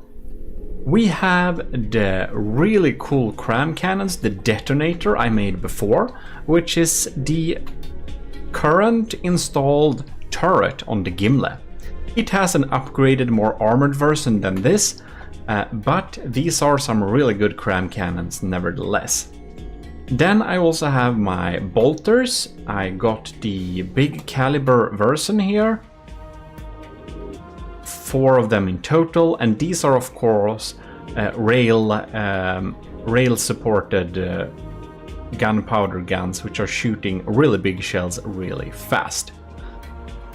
And the total cost of this ship, I'm kind of surprised it's only 2.5 million because these turrets are not cheap. Anyways, we're having problem with floating, so we shall be checking out the next version instead. And this is the version 4. Since I had the extra materials to really spend here, I tried to just make an efficient thing. We are having 3 layers of alloy as the base plate of this build. And that is because we can afford the materials, and I thought that maybe someone brings torpedoes that come underneath. We're very toast. But I later constructed the Gimle, and I now understand that having the base plate very thick doesn't matter very much. Because your enemy is probably not going to come with very much firepower there. Anyways, for this iteration, you can see that we have added a lot of steam turbines. The large prefabs I have, which all the commissioned officers in the Army of GMODIST actually can access, by the way. So that's pretty cool. About that, huge thanks to Admiral Scubrox, Commodore Owen, and our lieutenants, Parbagreed Vincent Veritas, and Cravey. Thanks a lot for supporting the channel every month. It really helps a lot. If you want to become a commissioned officer in the Army of GMODIST, you can join it via Patreon. If you just want to be an enlisted member in the Army of GMODIST, you can self-assign Matros 3rd class in the Discord, and future challenges will upgrade your position within the enlisted and non-commissioned officer ranks later. Anyways, these railguns lift huge amounts of power, so that's why we need so many of these prefab turbines. We also have really big engines, and I've set up my systems of AI cores, missile cores, and also my little ammo barrel. I'm pretty happy with this ammo barrel. It uses these heavy armor pieces to kind of section them off, and we have a core of 2 of them, and then like this again, and this actually prevents chain detonation. So I think that's a little setup you definitely can steal. In any case, should we listen to the song of these guns or not? Isn't this isn't this a absolutely beautiful sound? That's why I chose this caliber. It's 425. Yeah, it's a 2 milliliters. That's a unit. Yes. What is it? 225 millimeters, not milliliters. What am I even trying to say? And anyways, we got a cool little battery here and all that stuff we actually need. We have 8 million power in total, and well, we kind of need all this to keep it going. I started to work on some of these paddle wheels on the side here, just to get a really strong forwards propulsion, hopefully, was the idea anyways. We're kind of sinking though. Here, ladies and gentlemen, is the 5th iteration, which adds more armor. I installed staggered era here and there, just to not be very penetrated by sandblasters. No, sandblasters will get through, not to get very penetrated by insane railguns, like these ones, but with other ammunition. Like on the BBS 5th season or whatnot. So we started to outline that, and having the big internal sections like this will really spread the damage done by explosions and stuff like that. And this staggered era is just a must-have. The front here, most tournaments spawn ships against each other, so I thought having this little shield in the front here to not get shots going through too far and damaging too many steam components would be a good idea. Then we have started to work on the structure here, as you can see, with some heavy armor, spall catchers inside of there after these beams, trying to make it pretty strong. I thought the armor upped here because I added an extra little of the bolters, but actually the small caliber bolter. And I thought it was a little bit unprotected, so I just added a bunch of heavy armor, which is a very unserious way to build a ship. But anyways, this is not my most serious project. So let's listen to this small caliber bolter just a tiny little bit. Isn't this absolutely beautiful? I think so. And I just want to say that if you want to support the channel another way, and you maybe don't vibe with joining the YouTube memberships down below or with Patreon, you can just get some of our merch. It's available on Spring Store, Fourth Wall, and Redbubble. Fourth Wall is my new main place. Spring was the old one, but this is only available on the Spring Store if you like this shirt. But in any case, enough with touting my own in-house designs. Let's just check the next iteration of this super battleship in construction, the Super Davidos. Here we can see we have started to outline the deck on top of here. We added LAM system as well. So we're having these LAM connections just going connection all over, crisscrossing with those remote connections, just to provide a pretty decent LAMs nodes. So I think that works pretty well. I don't usually have expensive LAMs only. I like to connect them up to the main laser, but that's something I learned after building the Gimle. And this is... I think I started on this when I was building the Gimle, but most of my knowledge when building this thing I didn't have when constructing. So yeah, there is that. Now let's see here. I do think that I had some heavy armor here in the mill, and it's still here. So here we have the AI. So behind around the AI here we have the most complex armor. We also have staggered era for this entire compartment, and here is where we have all the computers, all the AI, some extra power generation, all that stuff. It's kind of inside this little compartment, together with an extra little turret. And all the turrets have, of course, pretty well protected casings. You can see how they look here. It's metal and then heavy armor around it like that, except on the backside, which is not supposed to face the enemy.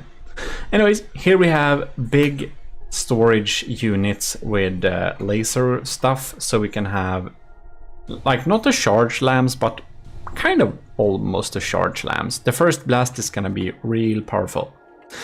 On the surface here, I just added some wooden tetras just to redirect incoming Hesh shells to cause minimum damage for the first couple of shots.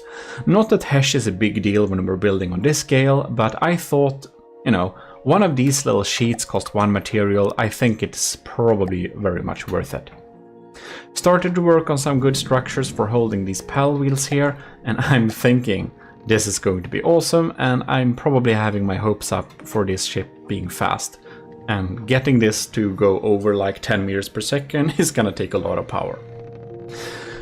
Anyways, maybe you haven't watched the channel before or whatever, let's just check out this little cram cannon. You can see it's a frag with a little bit of high explosive. And if we check here, you can see it's 1970 millimeters, so almost 2000. And I'm having it just slightly below 2000, so that the enemy lambs will target some decoy stuff with like really big missiles or cram shells, and kind of ignore these ones because they have a smaller millimeter. And that's kind of the thought behind just having it 30 millimeters below max. Shell health is at almost 180,000, so it's gonna take considerable damage to take these out. And it even has a tiny bit of EMP damage if it hits the right spot. I wanted to be able to do an AI kill or whatever. And another thing I just wanted to check out a little bit here is the main guns loadouts here with the APS system, the bolters. So I think the bolters has some pretty cool mix of ammunition, which, I don't know, I think they're pretty efficient, but maybe they're not. I will say that the bolter isn't a very efficient gun. Of course it's very good, but due to this insane rail assisting, man, it's expensive. It's expensive to run this system. But anyways, it has 3 shells. One is armor piercing and secondary heat, which means that we can get through some serious armor, which is pretty nice, and then deliver a heat shell. So this is a really efficient and a really good counter to most people's remembrance of having a air gap. Anyways, the second shell is a skimmer tip, and it has EMP. So basically, the skimmer tip will make sure that none of the shells go underwater. And we want all the EMP over water, because that means that we will deal damage to the detection systems and whatnot that's above water. So that's kind of the thought of having a skimmer tip. So it kind of bounces on the water and always hits the superstructure and hurting the detection of the enemy ship. Pretty smart, I thought. Also, we got a visible tracer to kind of make all the other shells more accurate. And the last shell is just a regular old squash head, great for obliterating Hesh, era armor and whatnot, and deleting turrets and all that good stuff. Anyways, now we're going to go through and check out the next iteration, which is iteration 8. Here on the iteration number 8, you can see we have started to add this platform above the crammed cannons, because they will not be able to target anything above them anyways, since this ship is going to face other battleships. We have really started to form out this little structure here, and I really like this little rim of golden color there. I do like my housings for the water wheels, and I'm just trying to go with a kind of good looking but still semi-low effort design of it. This is gonna be a kill brick look, but hopefully it's not gonna be one of the ugliest kill bricks you ever seen, but one of the more good looking ones. I don't think there is much more to add over the iteration number 8. I kinda feel a little bit lost because the recording crashed midway, and I'm just trying to remember what I said and didn't say. So sorry for any confusion, but I do think this is it for this iteration. You can see I really started to shape out the hull and stuff like that. It's not gonna be the most good looking thing, and trust me, it's gonna get a lot worse. But yeah, let's jump to iteration number 9 instead. Here on iteration number 9 we have added some missiles and stuff like that in the front. I think we worked a little bit more on the structure of the hull and whatnot. But if we go up here, you can see that here we have these. And if you remember that our cannons, our cram cannons are 1970 millimeters. Here we have a couple of huge missiles. And these huge missiles are cluster missiles, and these cluster missiles carry EMP and frag warheads with active radar seekers. So, if we kind of just, I don't know, fire these things here, or we're just gonna go on top of here, you can see that this is a health sponge. It has 250,000 of health, and it, well, never mind. At some point it will release this swarm of frag bodies and EMP bodies, and since they are working with active radar seekers, they are going to spread out, and these EMP and radar shells are going to cover the enemy ships, and hopefully the EMP will be able to take out some detection, and the frags might too. So it's basically set up to be both a decoy for the enemy to the enemy civ system to target, since it's a higher caliber than the main cram guns, but also to deliver a blinding array of small, medium missiles to take out detection. That's the thought anyways. Who knows if it works really good. Let's check the next iteration. And now we're speaking about the ugliness of the design. I started to work on a weird framework superstructure thing, I don't know. We have added diff guns to take out incoming shots, more diff guns with the same purpose. And man, it's not looking too cool, is it? It's not. In any case, we have the Hyper-X anti-missile missiles, short range with turning thrusters. These are real quick. We have really outlined the structure here. You can see we have a kind of shape here. We're also having these crams here, which is actually only hardeners, and that is because these shells are going to just confuse the enemy. If they try to target cram shots, well, they're probably gonna target these ones, because these ones are 2000 millimeters, so slightly bigger gauge than our main cram guns. And these are just decoys. Some I think have hollow point, so they will kind of decimate thin decks, and some I think are regular, so they will just go straight through the enemy when they hit. So that's cool. Just a good decoy and giving some additional damage. LAM system going on here. We have some anti-munitions there, and we have this thing. This looks like a train. I don't know, it's like a train card. I don't know why I thought this was a good design that I would use on many future builds. Who knows? I never used it. This is the first time which I've actually used this thing.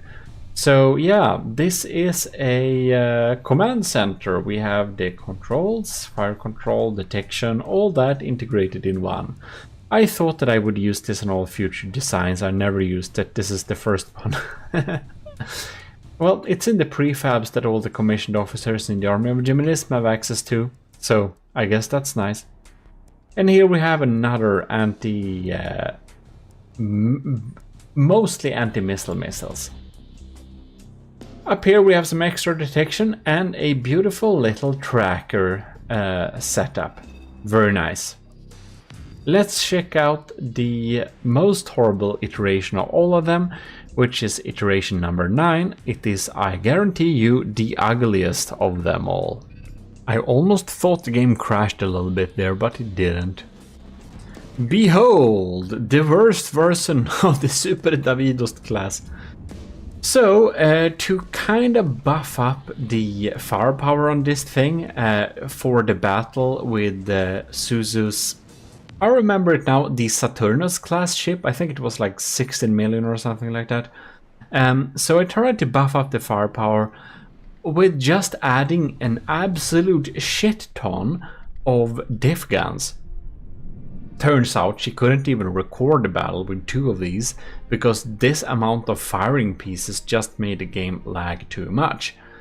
So the next iteration of this ship doesn't have all of these diff guns, but I will tell you that despite the absurd ugliness of this design, this is a stronger version. This is the strongest version of the Super Davidost class, because these diff guns actually does make some kind of difference. Anyways, we added a lot of vertical launch heavy missiles here, so that's nice, and we added a good little array here too. And I thought that I could salvage this ugly design with just spawning a nice little shield from the Gimle's Golden Hall. It didn't work. So let's spawn the last and final iteration of this ship.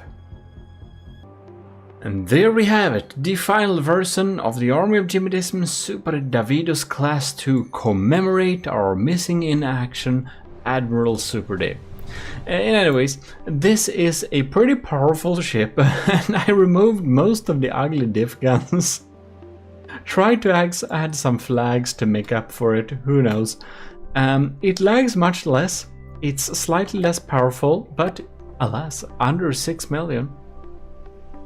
And the funny thing with this thing is that if we fire up these PAL wheels and all that insane crazy surface of what do we even call them, azipods underneath,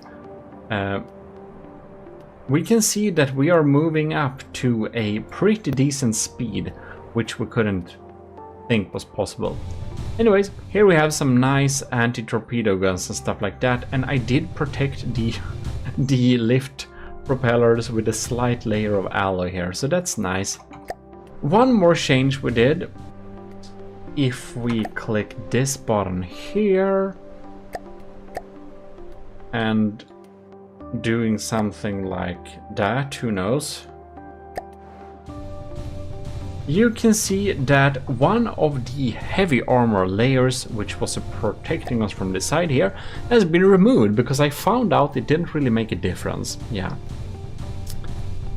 So our armor has been made slightly lighter. Anyways, I don't know if I mentioned this since the previous recording crashed or whatever, but here you can see this surface of wooden beams. Like each of these little 4-meter squares cost 1 material, and they are just there to redirect the first round of HESH shells to do less damage. That's basically it. Anyways, one thing that has been changed other than just removing most of these diff guns is that some of the diff guns has incendiary rounds, and these 6 missiles, 3 on this side and 3 on this side, also has incendiary ammo to set the enemy on fire, which is pretty nice. And I still don't know how I thought that this little train-like structure would be a reoccurring thing on my designs, but whatever, we have some kind of command center and it could be worse. And when you're watching this video, this 31 meters per second top speed, which is much more than I thought, and 6 million costing craft will be available on the Steam Workshop. So if you want to test your design against something scary and expensive, well, you can test it against the Super Davidost class Army of GMODIST Super Battleship. Anyways, to have some fun, I think we should probably spawn in some enemies, and for better than something. I guess we're just gonna spawn in like 3 megalodons, because that would be the approximate. Let's clear this here. 3 megalodons should be the approximate, like, cost of an enemy against this ship, right? All right. We have detected the enemy. Turrets are starting to turn around. Some of the diff guns has already fired. Some of the diff guns blew up on themselves somehow. That is rather unfortunate. Alright.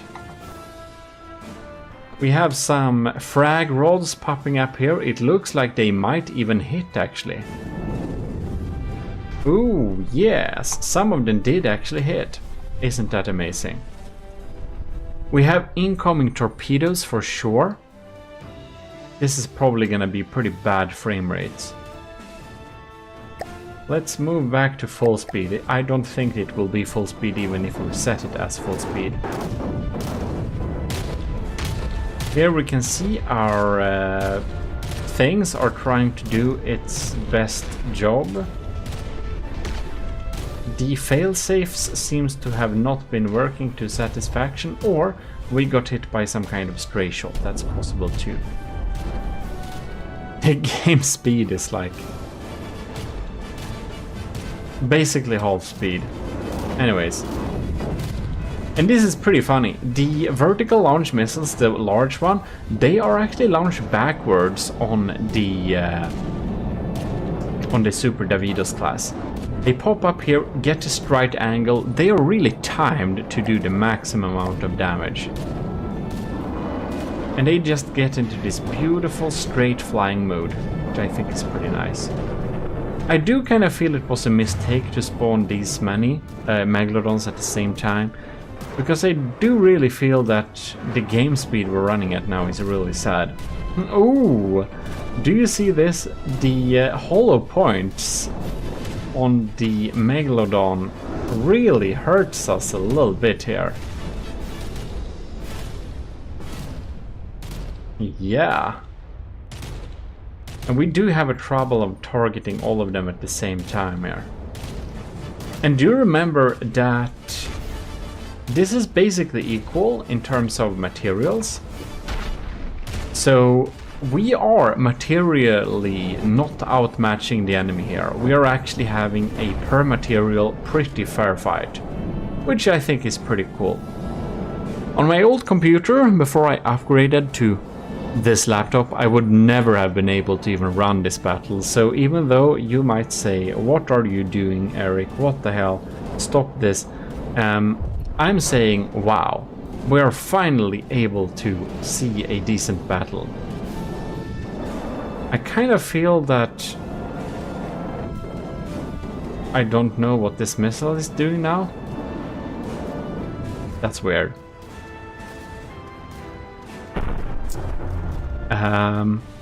Well, that's a bummer. I'm kind of thinking that we have enough engine power, right? That's cool. We have enough of stuff. I kind of want to check. Do we have one target? 100%. Detection needed, 64. System efficiency is at 100. I don't feel we should be losing track of the enemy. But at this point, it might lag so much that who knows what makes sense. We are playing in degraded mode. I've started to record in 1440p, so better than HD, which also affects the frame a little bit, and I am having the max settings, so that's probably something I should have changed, but whatever. We're playing in degraded mode, and we are not seeing the like tracers and stuff of APS and whatnot. Seems we have a new main target though. Sun Sin, 100% and 68%. Okay, so one of the megs is basically almost taken out. I wonder if that's the meg that's close to us or not. It kind of looked like we changed targets midway. What a bummer. Well, they're mostly there to be decoy, but... And we're not really built to be able to handle 3 enemies at the same time. You can see this one turn is just super confused. Alright. I'm pretty happy. Just checking this little battle out. I haven't even had the ability to have a fair fight with the Super Davidos class. So I think it's pretty cool. Oh, and oh no, it's going for the decoy. Oh man. Oh well. Our anti-missile missiles, I guess most of them are just too short range.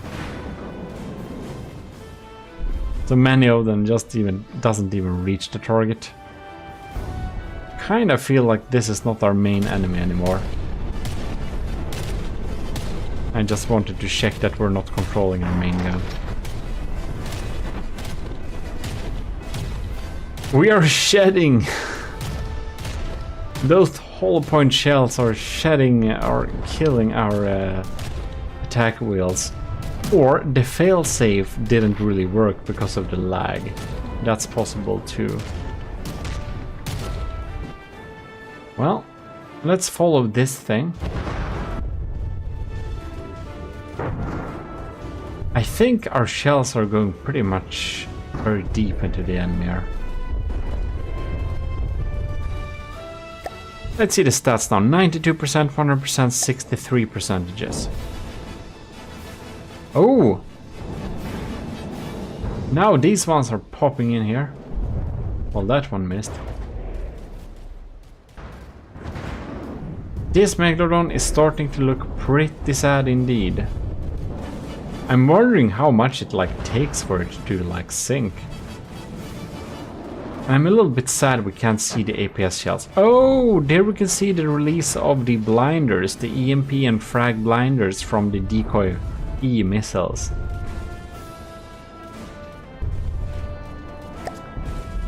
This Megalodon? Oh, no, I think we're targeting this Megalodon now. Look at that. And this missile is just not about to be taken out by anything. Oh my god! It kinda killed this turret. Look, it looked like it. Yeah, it's definitely that one. We should probably be targeting the 100% one. The Super Davidos class is up at 95%, so I think it's doing a pretty good job. I mean, it is built to battle after all, so it would be really sad if it were doing a bad job. I wonder though, these cram cannons, do they ever hit? Yeah, 83%. Well, let's follow this little frag telephone pole. This is 20 meters, by the way. Don't forget that this frag rod is 20 meters. Kinda missed, so whatever, but yeah.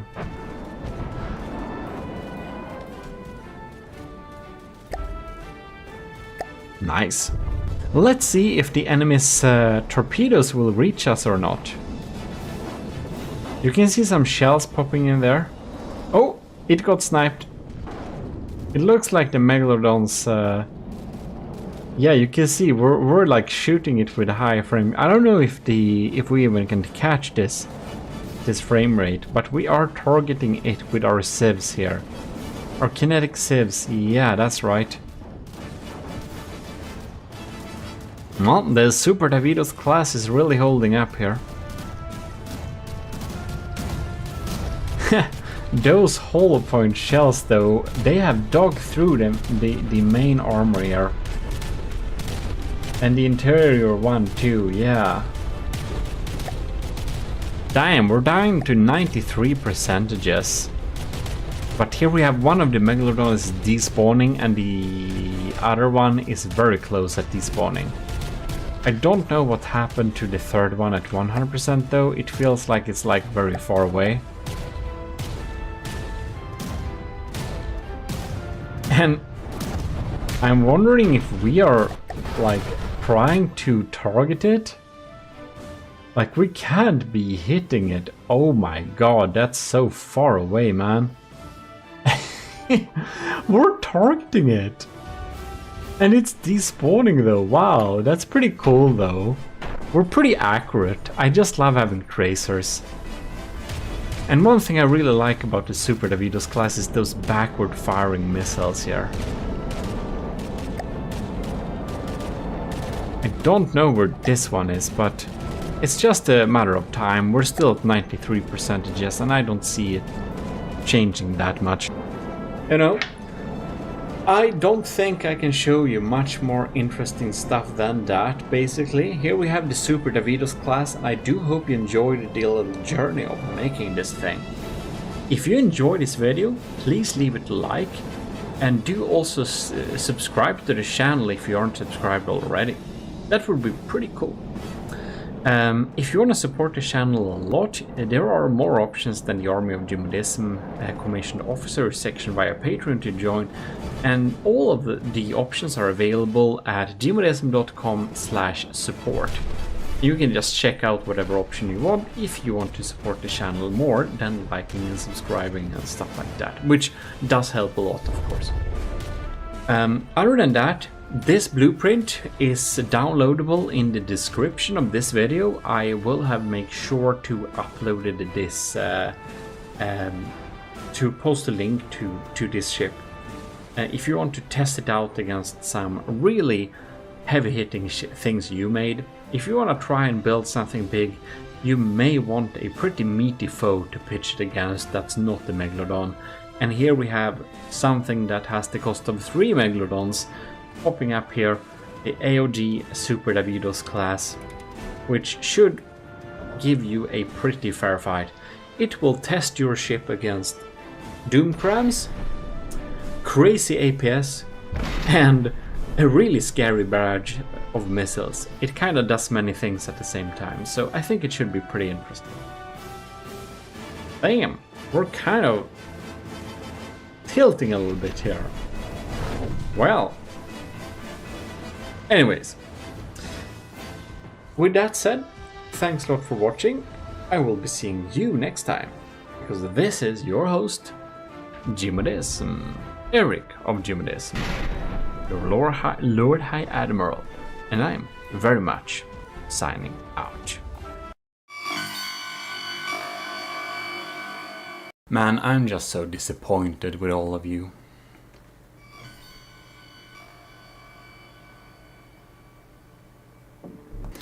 Just kidding! We have a big range of such amazing designs. You've sent in 24 different designs in total. Some of you have sent in several, and first I thought that I'm not sure if I can take more than one submission per person, and I probably shouldn't, but I'm gonna do all of them. So we'll have all the submissions you sent in. One of you sent in 4. That's a bit much, but let's go. In any case, I am very, very amazed over how beautiful designs we have in here. So today, this is the first episode of the Season 1, Episode 1 of the Trials. This time we will go and look through the lineup, each of your designs that will pop up during this challenge. And if you for some reason miss your design from here, well, get in contact with me ASAP. Huge thanks to Admiral, Super Dave, Captain Y, Commander Jacob, Lieutenant Albert Brekke, Lieutenant Asteria, Lieutenant C2, Lieutenant Cravey, Lieutenant Parabagri, Lieutenant Talaras, and Lieutenant Vincent Veritas. Thanks a lot for supporting the channel. Let's go and look at these ships. Well, as you can see, we got some pretty amazing designs here. Let's just have a quick look at them all. This is a highly anticipated build. Oh, and here we have a ship from another game. Like the video if you know what game it's from. Here we have, this is such a beautiful shape. Here we have a more conventional one, looks very quick. And wow, this is a thick design. And oh my god, here is the ornithopter. So I was told we will have an ornithopter popping in here, and here it is. UFO style build, very nice. Ah, the penguin. You can see it looks like a penguin. And here we also have some extra engines. Will not be participating, but they look cool and are animated. Here we got the beautiful classic plane design with a top wing and a very fightery stealth bomber type of look. Ooh, this is a fat one from Pizza Summoner, I believe, with some pretty darn cool interiors. And here we get a big missile equipped guy. This looks dangerous. And there we have, ooh, this will bounce off many shells with that heavy armor cover. Biplane design, love the classics. Here we got another UFO type design. A helicopter type bomber design with some really cool custom missiles. And there we get a VTOL plane, looks very futuristic and cool. Interesting design. And here we get a very thick airship type bomber. And here we get another very thick boat airship type bomber. We'll see about the effectiveness, but I must say I dig that aesthetics. And here we get a beautiful plane type bomber with a cool, I don't know what these type of tail wings are called, but I like them. We can see another one there. And a beautiful, here is the commissioned officer, Captain Y, has submitted this beautiful build. I just love the text popping up with the logo. And here we get a beautiful little bomber that also comes with a little platform that explains stuff. So we'll be diving into them a little bit more in detail, or a lot more in detail right now. So that's the overview at least. And some of these has a really beautiful cockpit view, look at that. And if you are feeling that you're lacking a bit of structure, well, that's probably because you didn't see the entry little video explaining about this challenge, but basically I have asked you, the community, to build me a couple of bombers because my bombers were bad and outdated. So there were a set of rules, has to cost between 16 and 32,000 and should be able to engage with a range of targets. This was previously explained in that episode, so if you haven't watched that, watch that precursor episode. And yes, it is too late to participate, but make sure you're subscribed to the channel and that you're in the Discord and you'll be able to participate in the next trials season. Alright, so let's look a little bit closer at this lineup. This is a design from Adnikrias, which has the name Storhiana right now. It costs 35,800 materials, so it's a good bit too expensive. It has a very much sci-fi vibe to it. It reminds me a lot of what is called Firefly, a science fiction series. Interesting with this little, is it on a spin block? No. It has guns in the wings. Interesting. But anyways, looking pretty cool, has a firepower DR-24-2. In any case, I noted down each ship's firepower and cost also. This is a build from Kovrax, also known as the Secret Advisor. And I'm not sure how many iterations I have gotten of this. It feels like I saved more than like 100 different iterations. Because Kovrax has been working on this a lot. Like, he made so many updates, he made so many fixes, and he has really coded a breadboard for hours and hours to make it act exactly as he wants. I also got a text with the list of features for the Manta War. So it has evasive pitch up and down maneuver when facing enemy ship, flapping Manta wings, as you can see there is a little thing there. And it also has tail to make it look organic, so the tail will be flapping a little bit too. Completely insane. Very cool. Sets the tail perpendicular to sea to place tail sonar to detect underwater targets and get a good bearing on them, as you can see here. That's pretty cool too. Switches APS shell types to super cavity against submarine targets, regular against normal ships and aircraft. If rolling, wings are straight. That's cool. Disables evasive maneuvers when below 1,200 meters and bearing is negative 30 to 30 degrees. Set accuracy and synchronization. Yeah, it has some different settings like that, and it shoots all guns below 900 meters, and this is a diff gun build. So as you probably know, I'm even not sure if this is actually, no, this is probably just mimicked alloy on top. This is probably, no, we have some tetras here, or some, no, okay. We actually got some blocks there, but I guess many of these alloy blocks may be actually wood, because the secret advisor loves building with only wood to make it cheap and that. So it's a diff. It's like the ships, they're huge.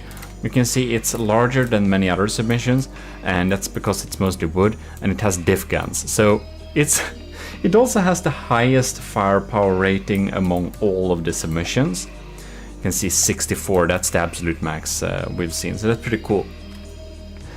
And it also turns off all the engines and sets the power locked with the valves or something like that.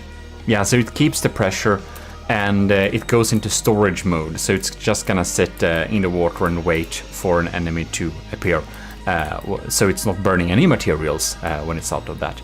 And also, because it's a diff craft, it also has a maneuver where it goes away to 5 kilometer range and reloads its guns if it's not able to deal with the target during all of the shots. So that's pretty cool. We have a little crammed cockpit thing there, but that's like diff guns.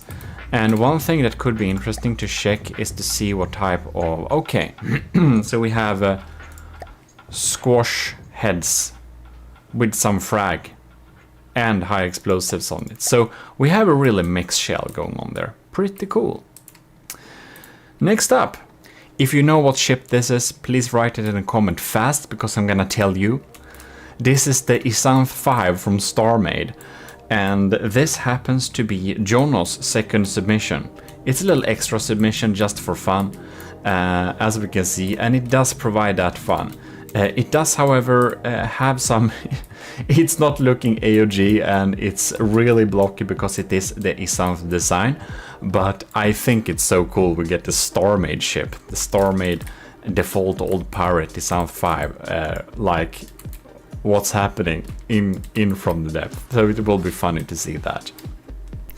Anyway, here we have Jono 1928's real submission. We're honored to present the EXA-1 multi-role tactical bomber for your consideration. This document is classified. Oops. Please delete after reading it to round out the blueprint cost. Yeah, that makes sense. So this unit costs exactly 20,000 materials, allowing you to field a squadron of 5 for a mere 100,000 materials. We are sure you will see the advantage over our competitors, who can field only 3. So yeah, this is a low-cost build, and that will give him some extra points in some later considerations when we go through the different stages. So we have a propulsion here, pierce-resistant fuel engine. That's pretty cool. Powering very efficient deadly blades, and that's probably propellers. Deadly blades are removed. And redundant jet engines. This system is highly resistant to both flak, high explosive, and even frag, as well as highly efficient. Wow. Furthermore, the plane is capable of landing and takeoffs from both land and sea to save even more fuel. That's amazing. Armament: the bomber carries 2,000 millimeters cram cannons firing every 26 seconds. Wow. Ooh, or it can charge it up to 50 seconds. I see, it can fire it at half packing to increase the firepower. Or something like that, probably. This is enough to devastate the heaviest armor on land and sea, and to penetrate the defensive laser systems and civs. Wow. Well, I think that Jono is probably a copywriter at other days of the week. Well, range-based fuses and 25 meters explosive radios that might make limited effective strikes against enemy aircraft.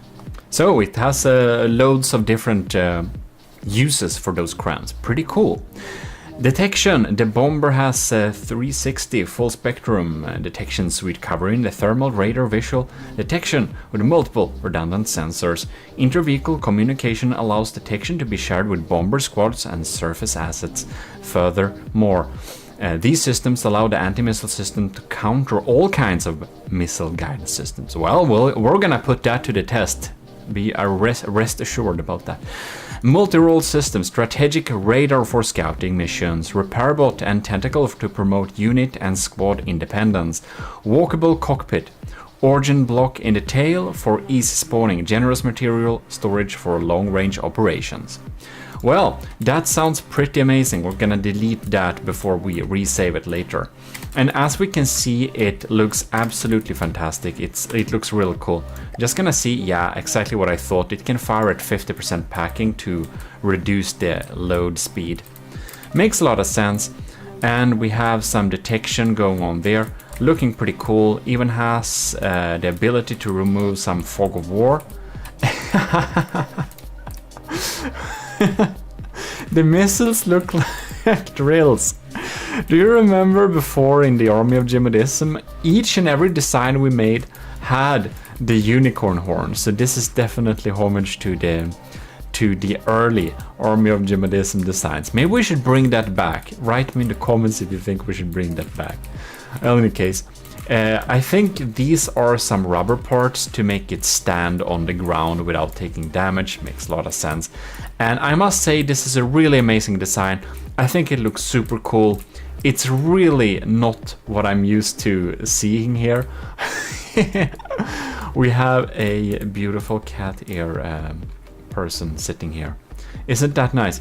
A walkable, sittable cockpit. I guess. Oh, look. Yes, okay. We can actually get down there. That's pretty cool. That's definitely some bonus points later in the aesthetics assessment.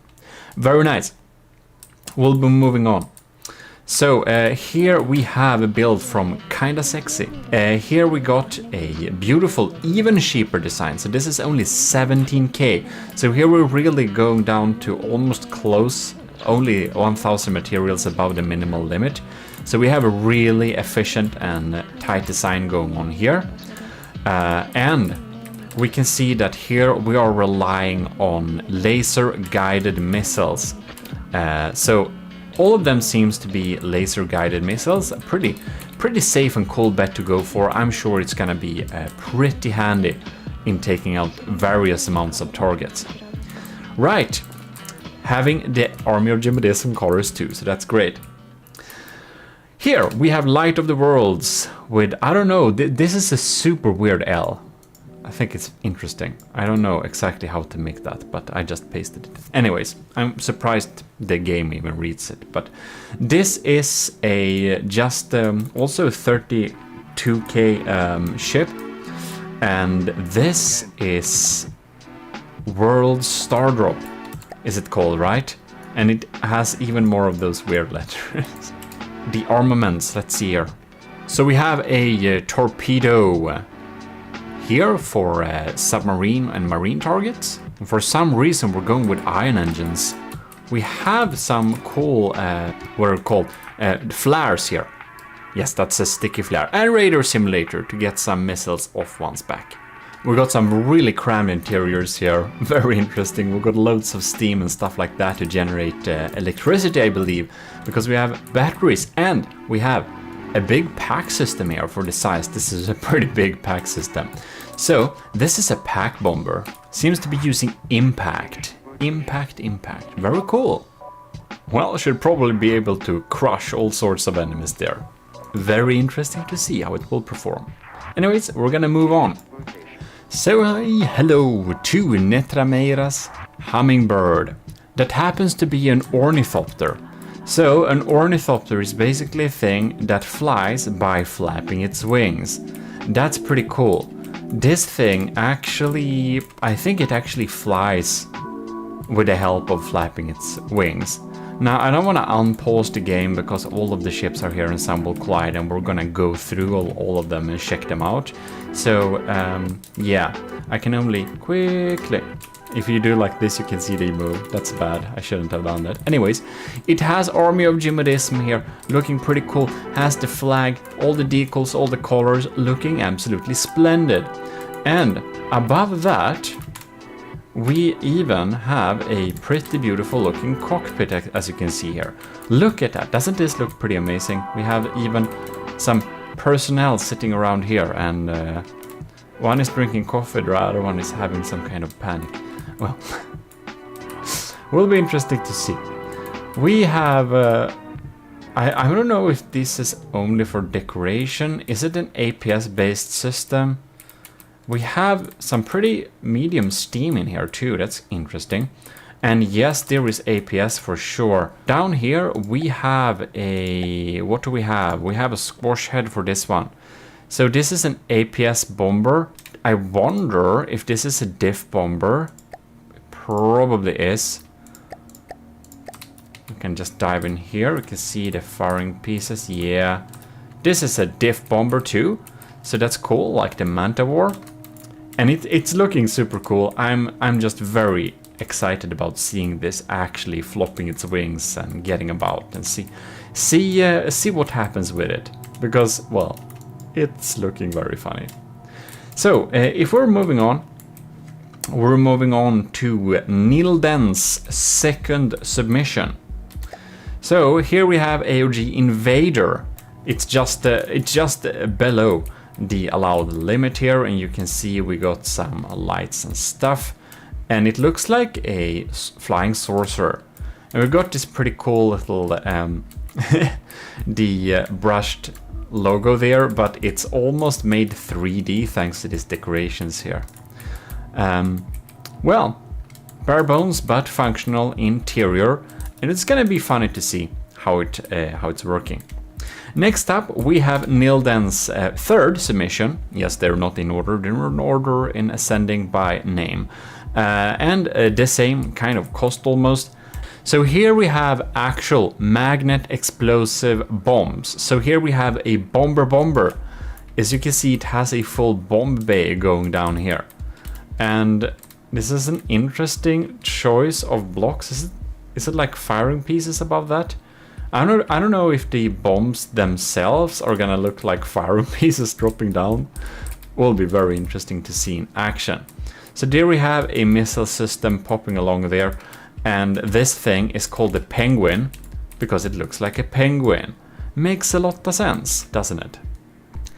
Nilden also sent me this with the cool 3D logos here with gears and stuff. These are prefabs that we can use in our future projects, and these are steam engines. And as you can see here, if we go inside, you can see some of the steam parts going on here. It's a turbine. Yeah, it's a steam turbine. Now I don't want to unpause the games too much, because then, okay, a little bit quickly. You can see they're turning. But anyways, they are here to look cool basically. This thing I believe is empty and just rotating, and the other ones here, they're generating some electricity using steam like that. They're looking very splendid, however, but that's not what we're here to look for. We shall be looking more at this thing, which is Nilden's first submission, B8 Bomber. And this one has 4 propellers going along here, looking pretty splendid. And we have some pretty cool interiors that I'm going to be very excited to take a little look at. If we sit here, you can see it looking pretty cool. And we even have the Matros in control of the bombers, bomb cam showing up here, so we can see the action in real time. which will be very delightful. And to go with that, we of course have bombs. As you can see here, we have radar seeking bombs with the thrusters. So it's kind of a VLM system, but it's shooting downwards, and that should probably be pretty, well, should probably hit the targets pretty well. And some cool logos right here. So yeah, looking splendid. And on top of here we have some balloons in order to get out of the water if we'll need to. Next up we have this thing, which is OVO's white phosphorus bomber. 22,000 materials, and let's see what armaments we got here. Ooh, we're having APS and some articulated jets here. We also have some really cool looking missiles here.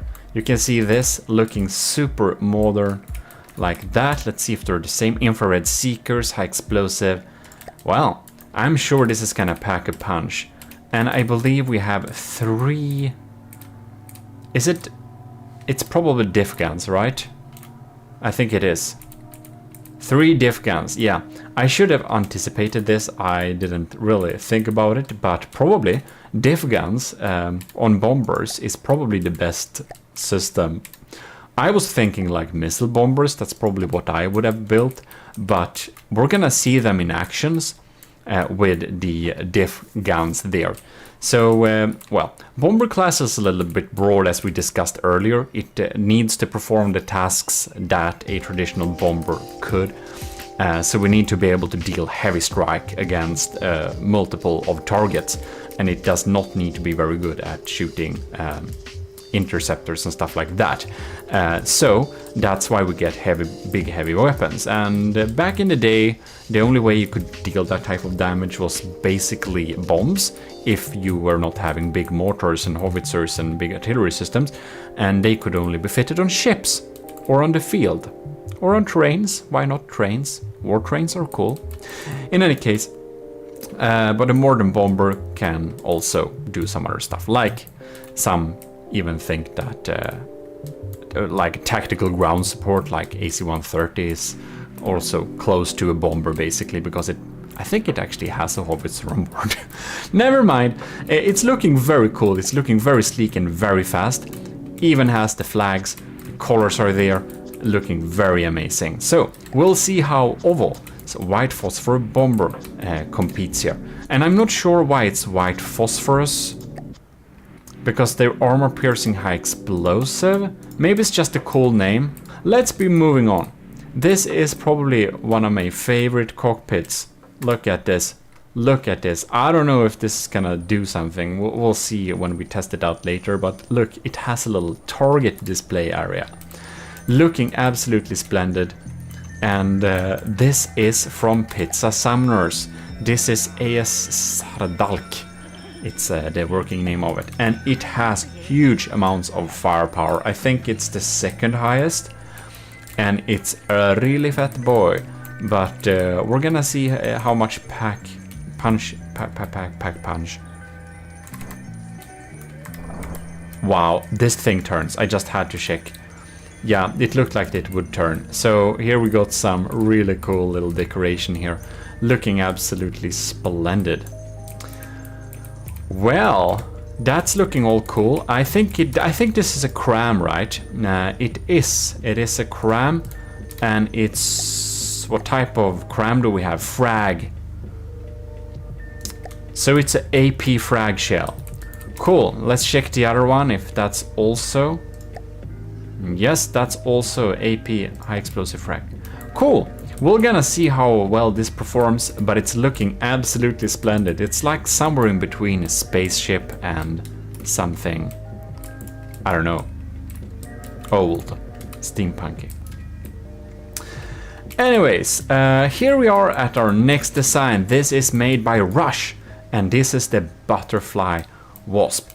So you can see here we got some detection in the front, looking pretty modern, and we have a big array of missiles.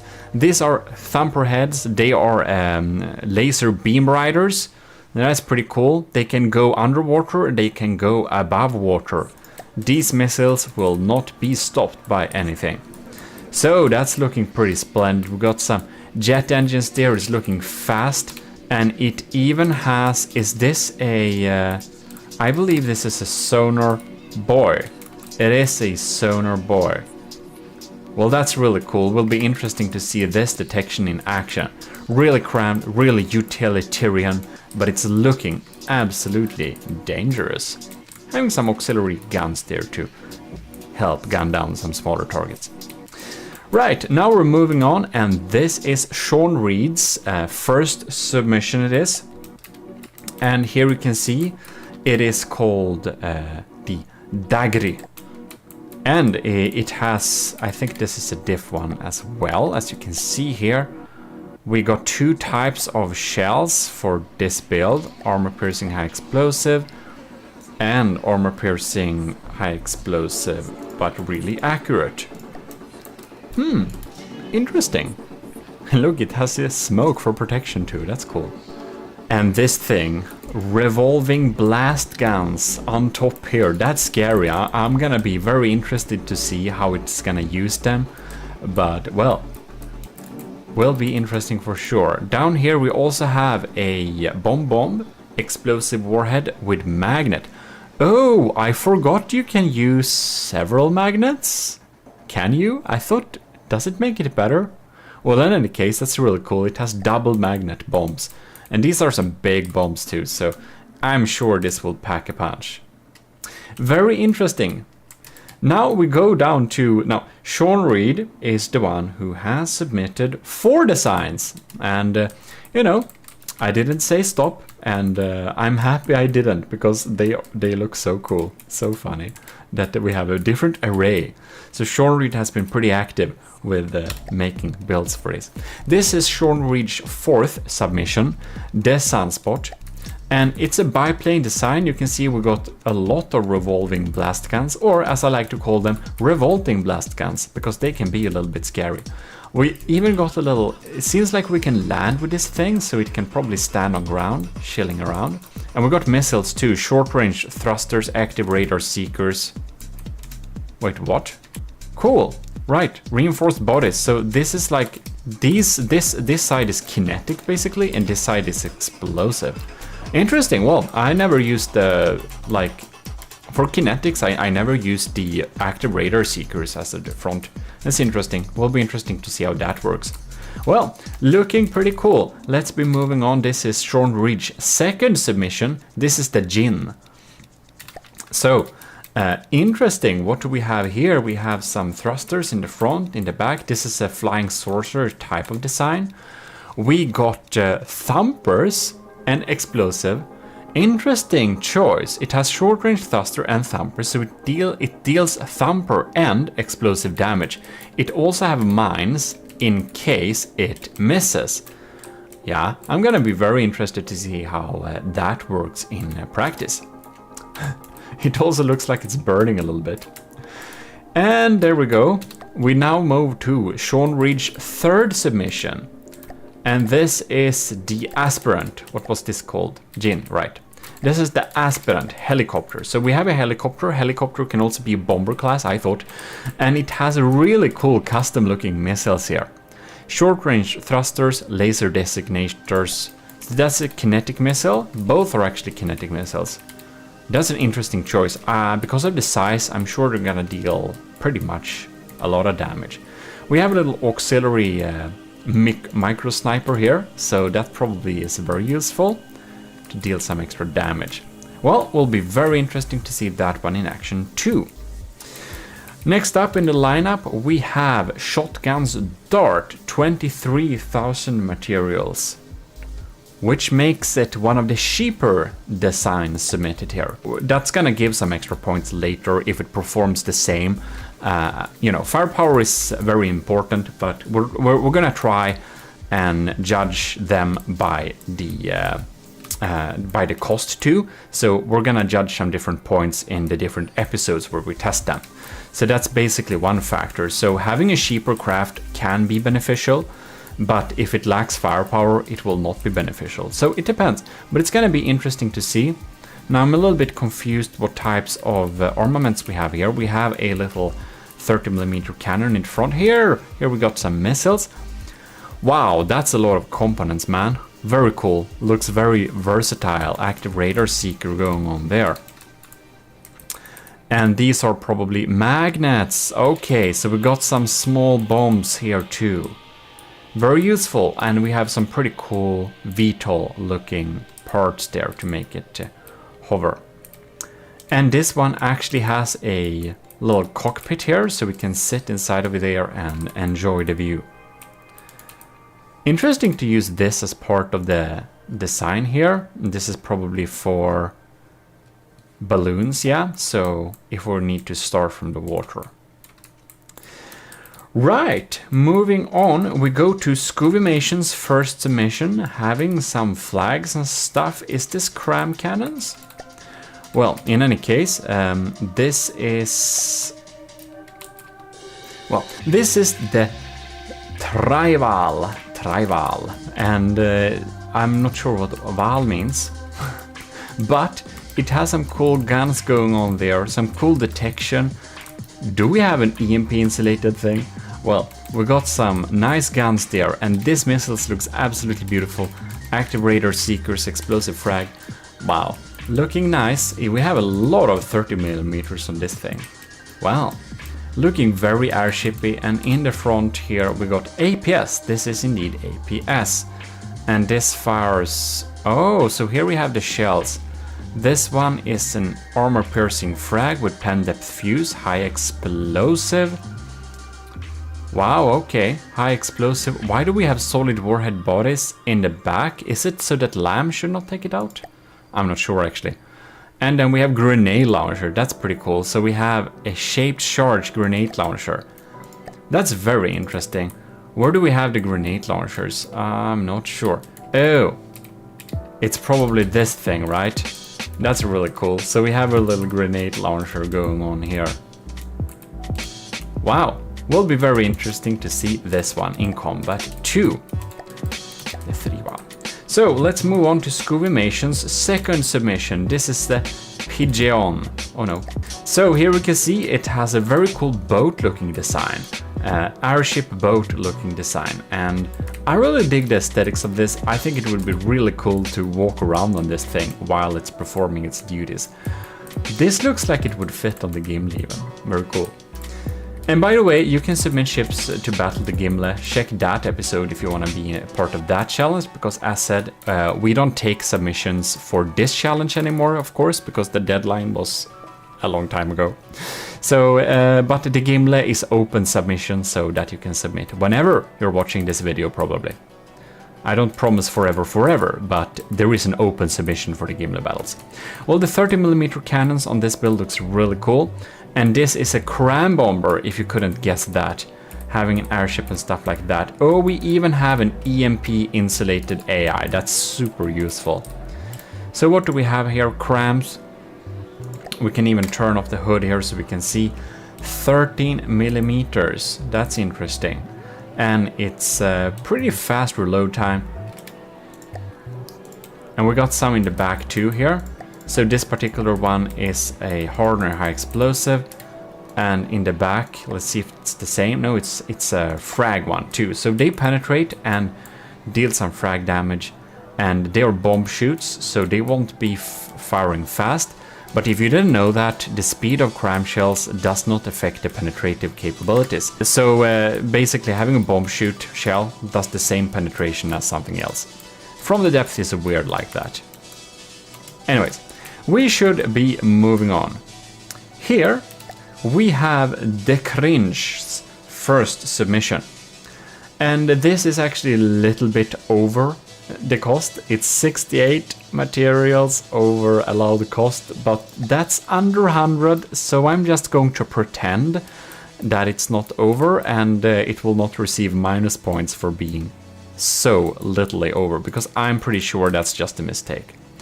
Anyways, as we can see here, we got a beautiful little cockpit going on here, looking absolutely amazing there, and the engines look so decorative too, as you can see. Very decorative engines. And alongside of that, I have no idea what types of armaments we have here. Like, oh, here we have missile systems. Okay, we got missiles. Do we have some bomb base that will open in a magical way? Well, oh no, here they are, right? Do they shoot downwards? No?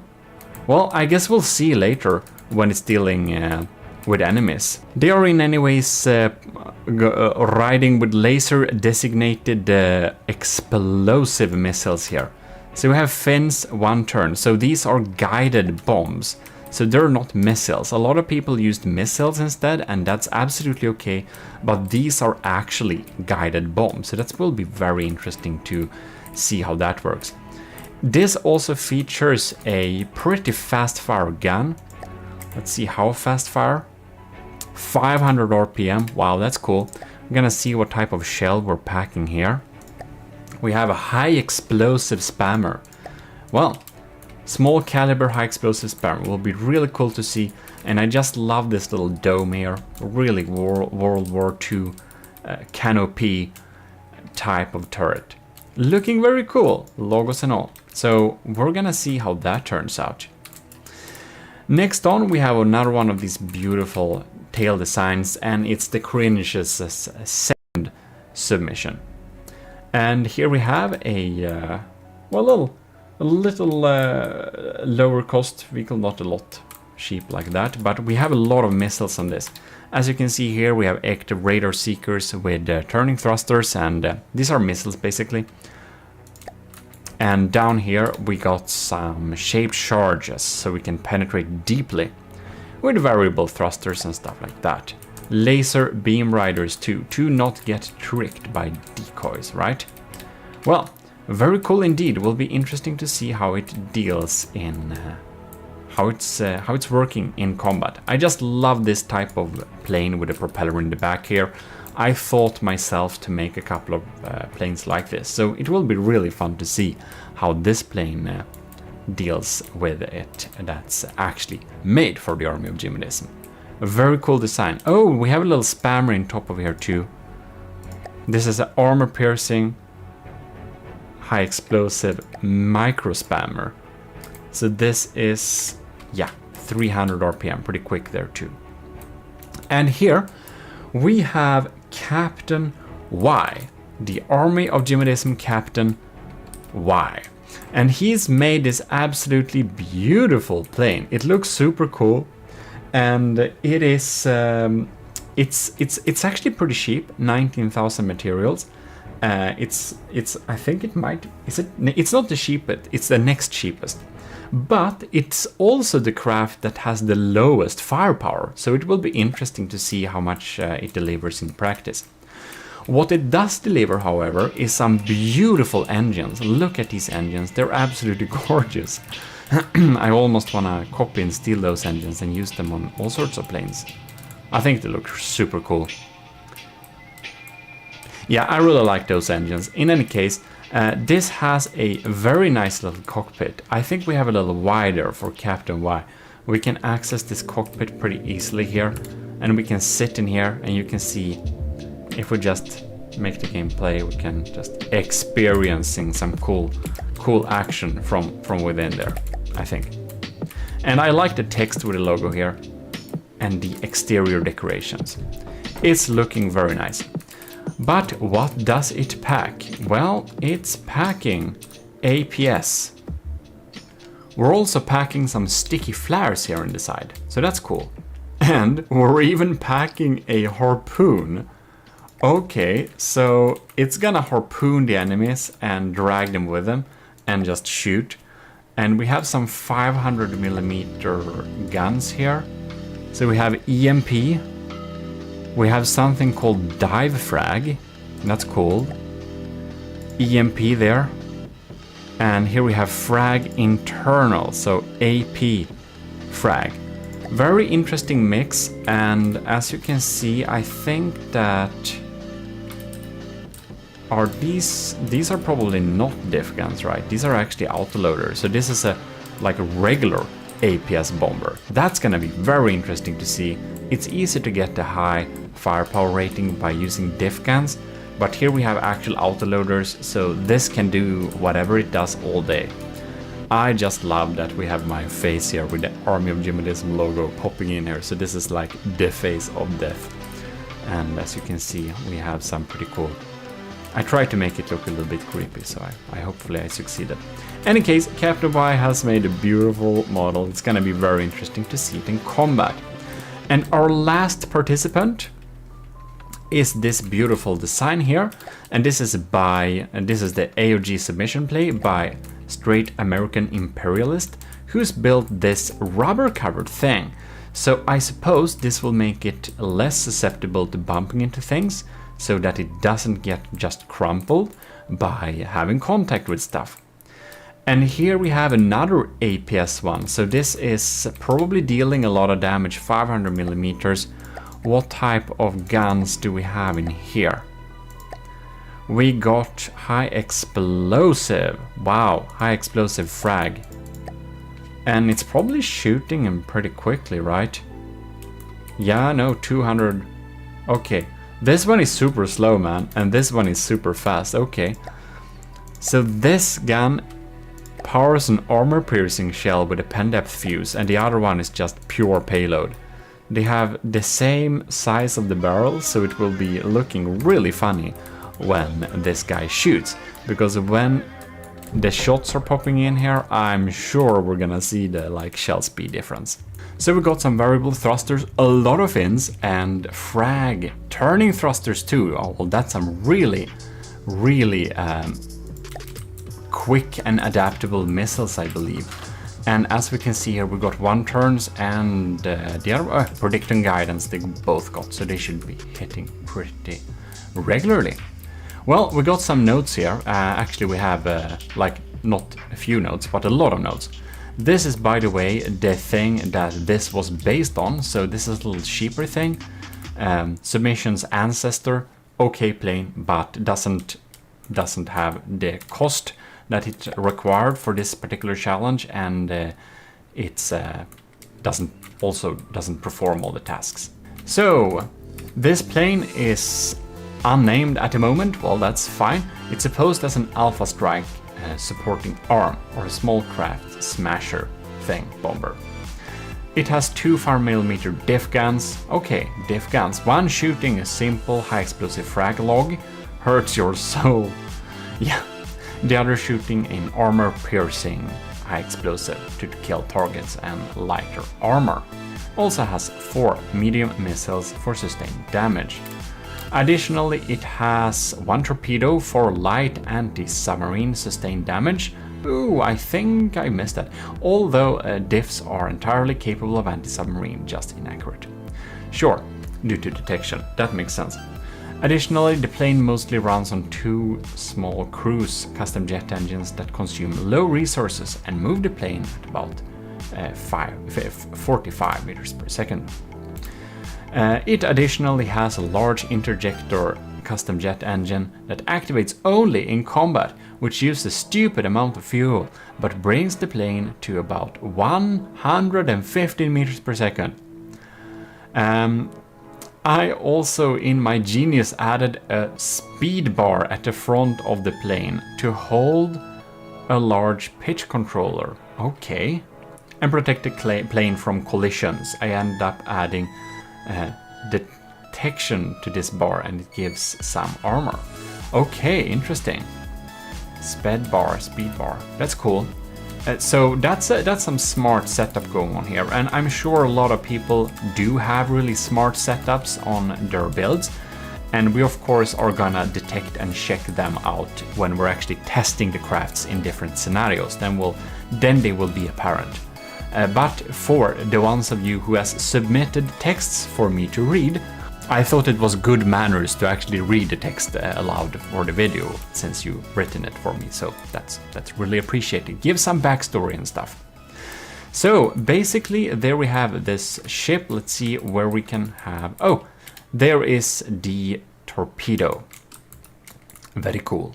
These are all the bombers lined up for the first iteration of the Army of GMODISM trials. And by the end of this, we will find the superior build in terms of design and efficiency.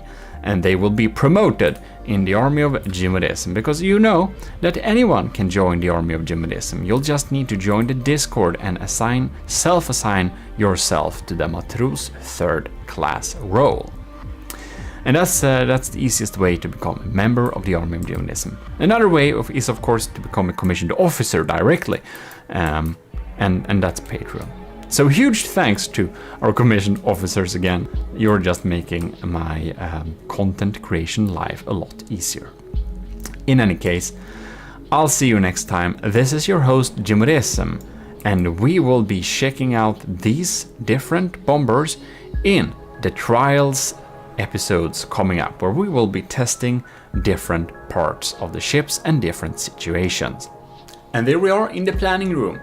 So, huge thanks again to you guys, and thanks to all of you who are watching this. Hope you liked this video, and remember to leave a like and be sure to check out the coming episodes in this little series. I'm gonna give you a playlist for that too.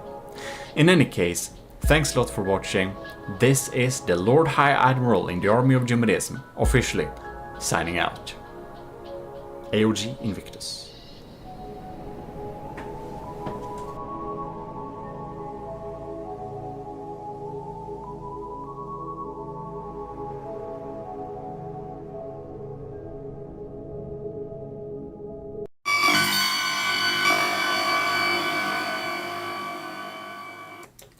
You're most welcome to the Army of GMODISM Trials Season 1.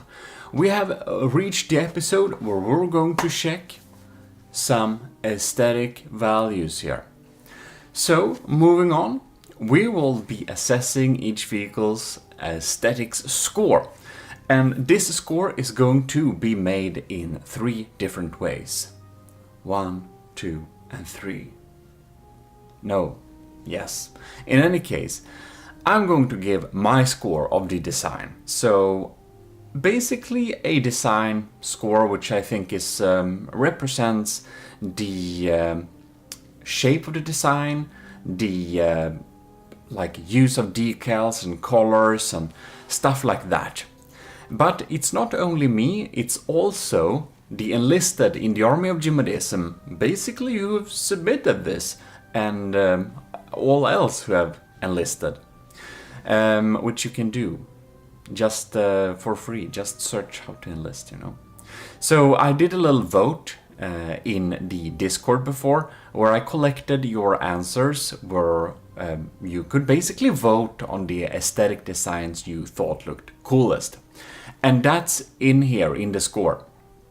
Then there was also a extra special vote for the commissioned officers in the Army of GMODISM, aka the patrons. But it was a little time ago, so this list looked a little bit different. But today I want to say extra thanks to Admiral, Scoobrocks, Captain Wild, Lieutenant, Dinosaur Boy, LCG Cannon, Cravey, Parbagreed, Talaras, and Vincent Veritas. Thanks a lot for supporting the channel every month. And also, thanks to the cadets. In any case, basically, the commissioned officers in the Army of GMODISM had the opportunity to vote an extra time. They could vote in both sections, because why not?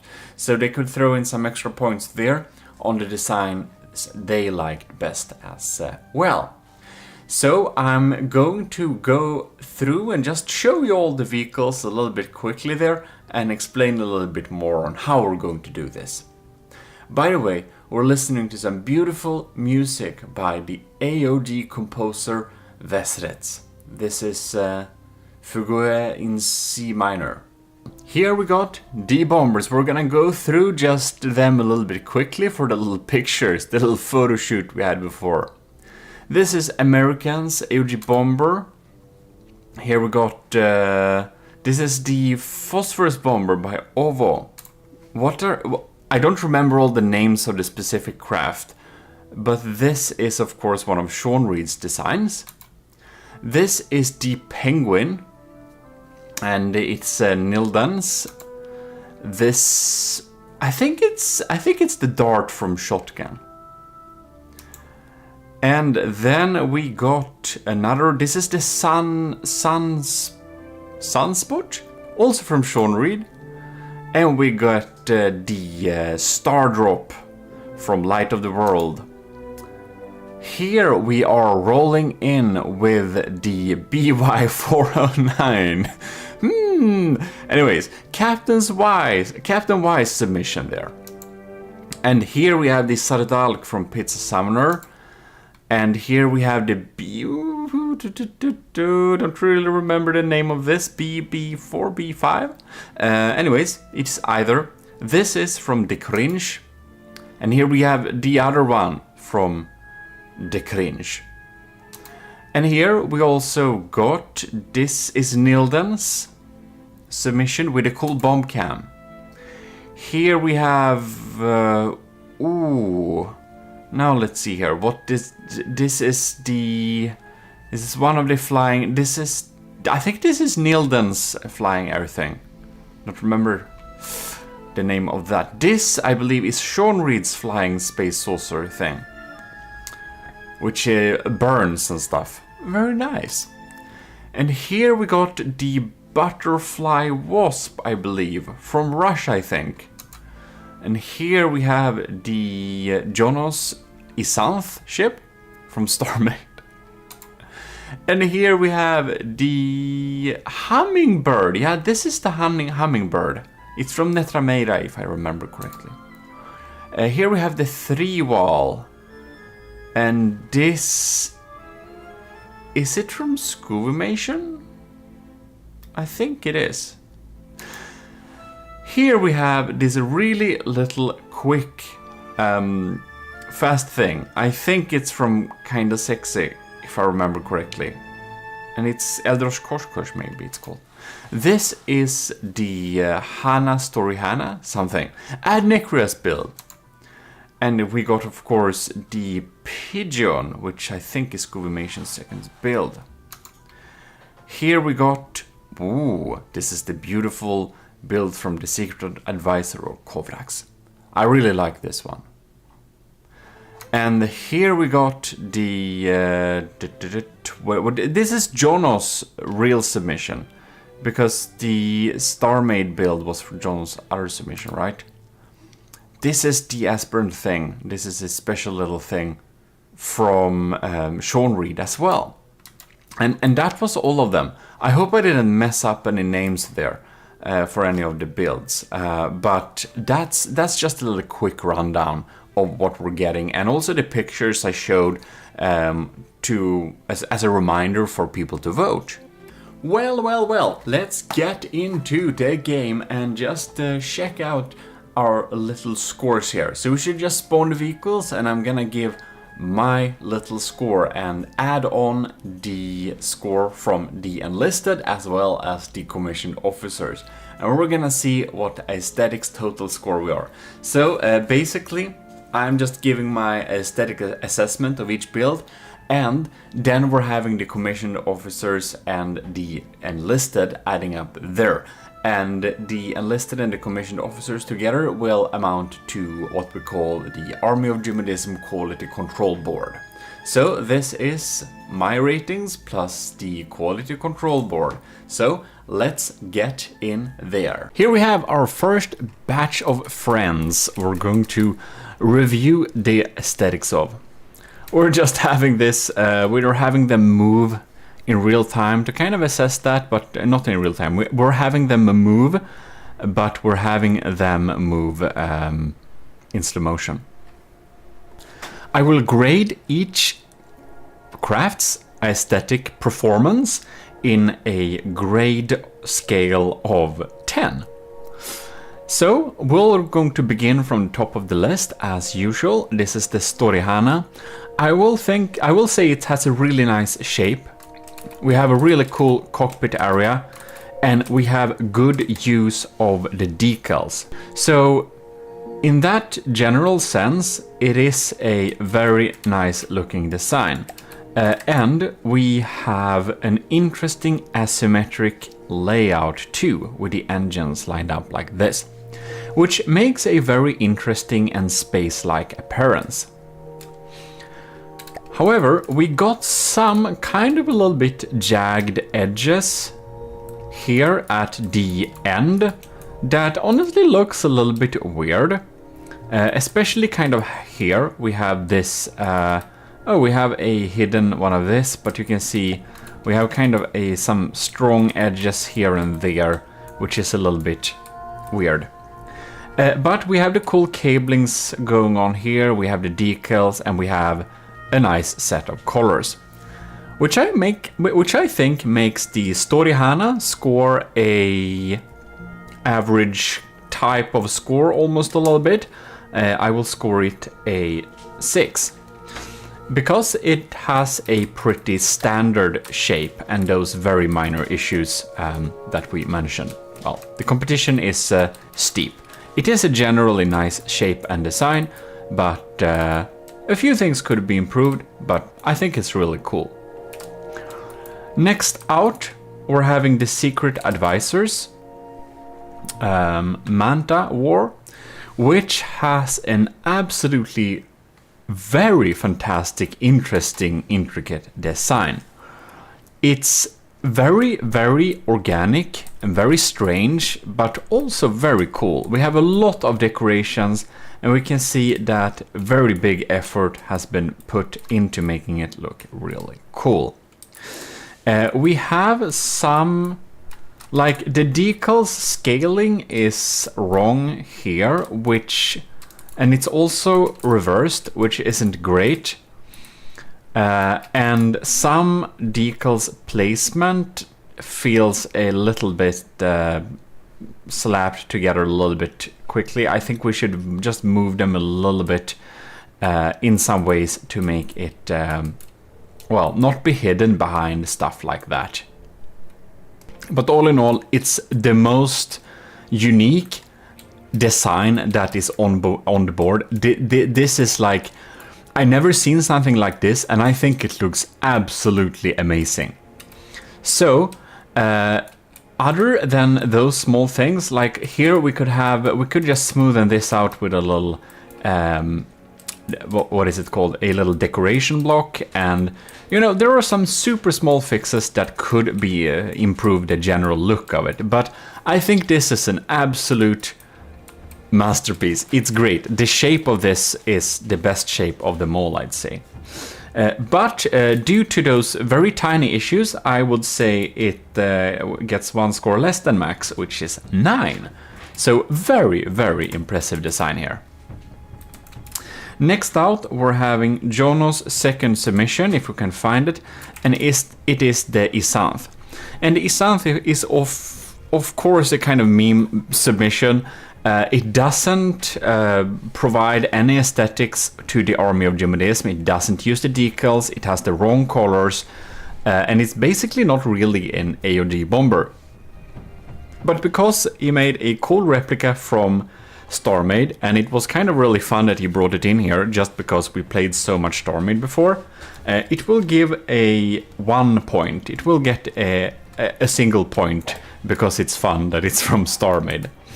But other than that, it doesn't like provide anything for the AOG, so it would of course not get any points in actuality. But of course, Jono made 2 submissions. One of them is this thing, the real bomber here, which is the AOG bomber. And this is probably the second most unique and weird design I'd never seen before. And I think it looks super great as well. It has really interesting shapes. It's really sci-fi, but also not. It could definitely fit very well into the AOG. The color scheme works great with it. It's just generally a really cool design. However, here again we got some weird edges going on here. Like, I know this is kind of difficult to fix with mimics, but I think it's possible, but it looks a little bit strange there. You can see we have some clipping with the barrel that looks okay, but you know, we're just deducting points for any reason at this point, because we can't give everyone top score. But yeah, here we have this little detection pod. And I really wonder, why is there a wireless snooper behind a glass? Yeah, well, it's mimicky. It's just the mimicking kind of board to detect. But I must say that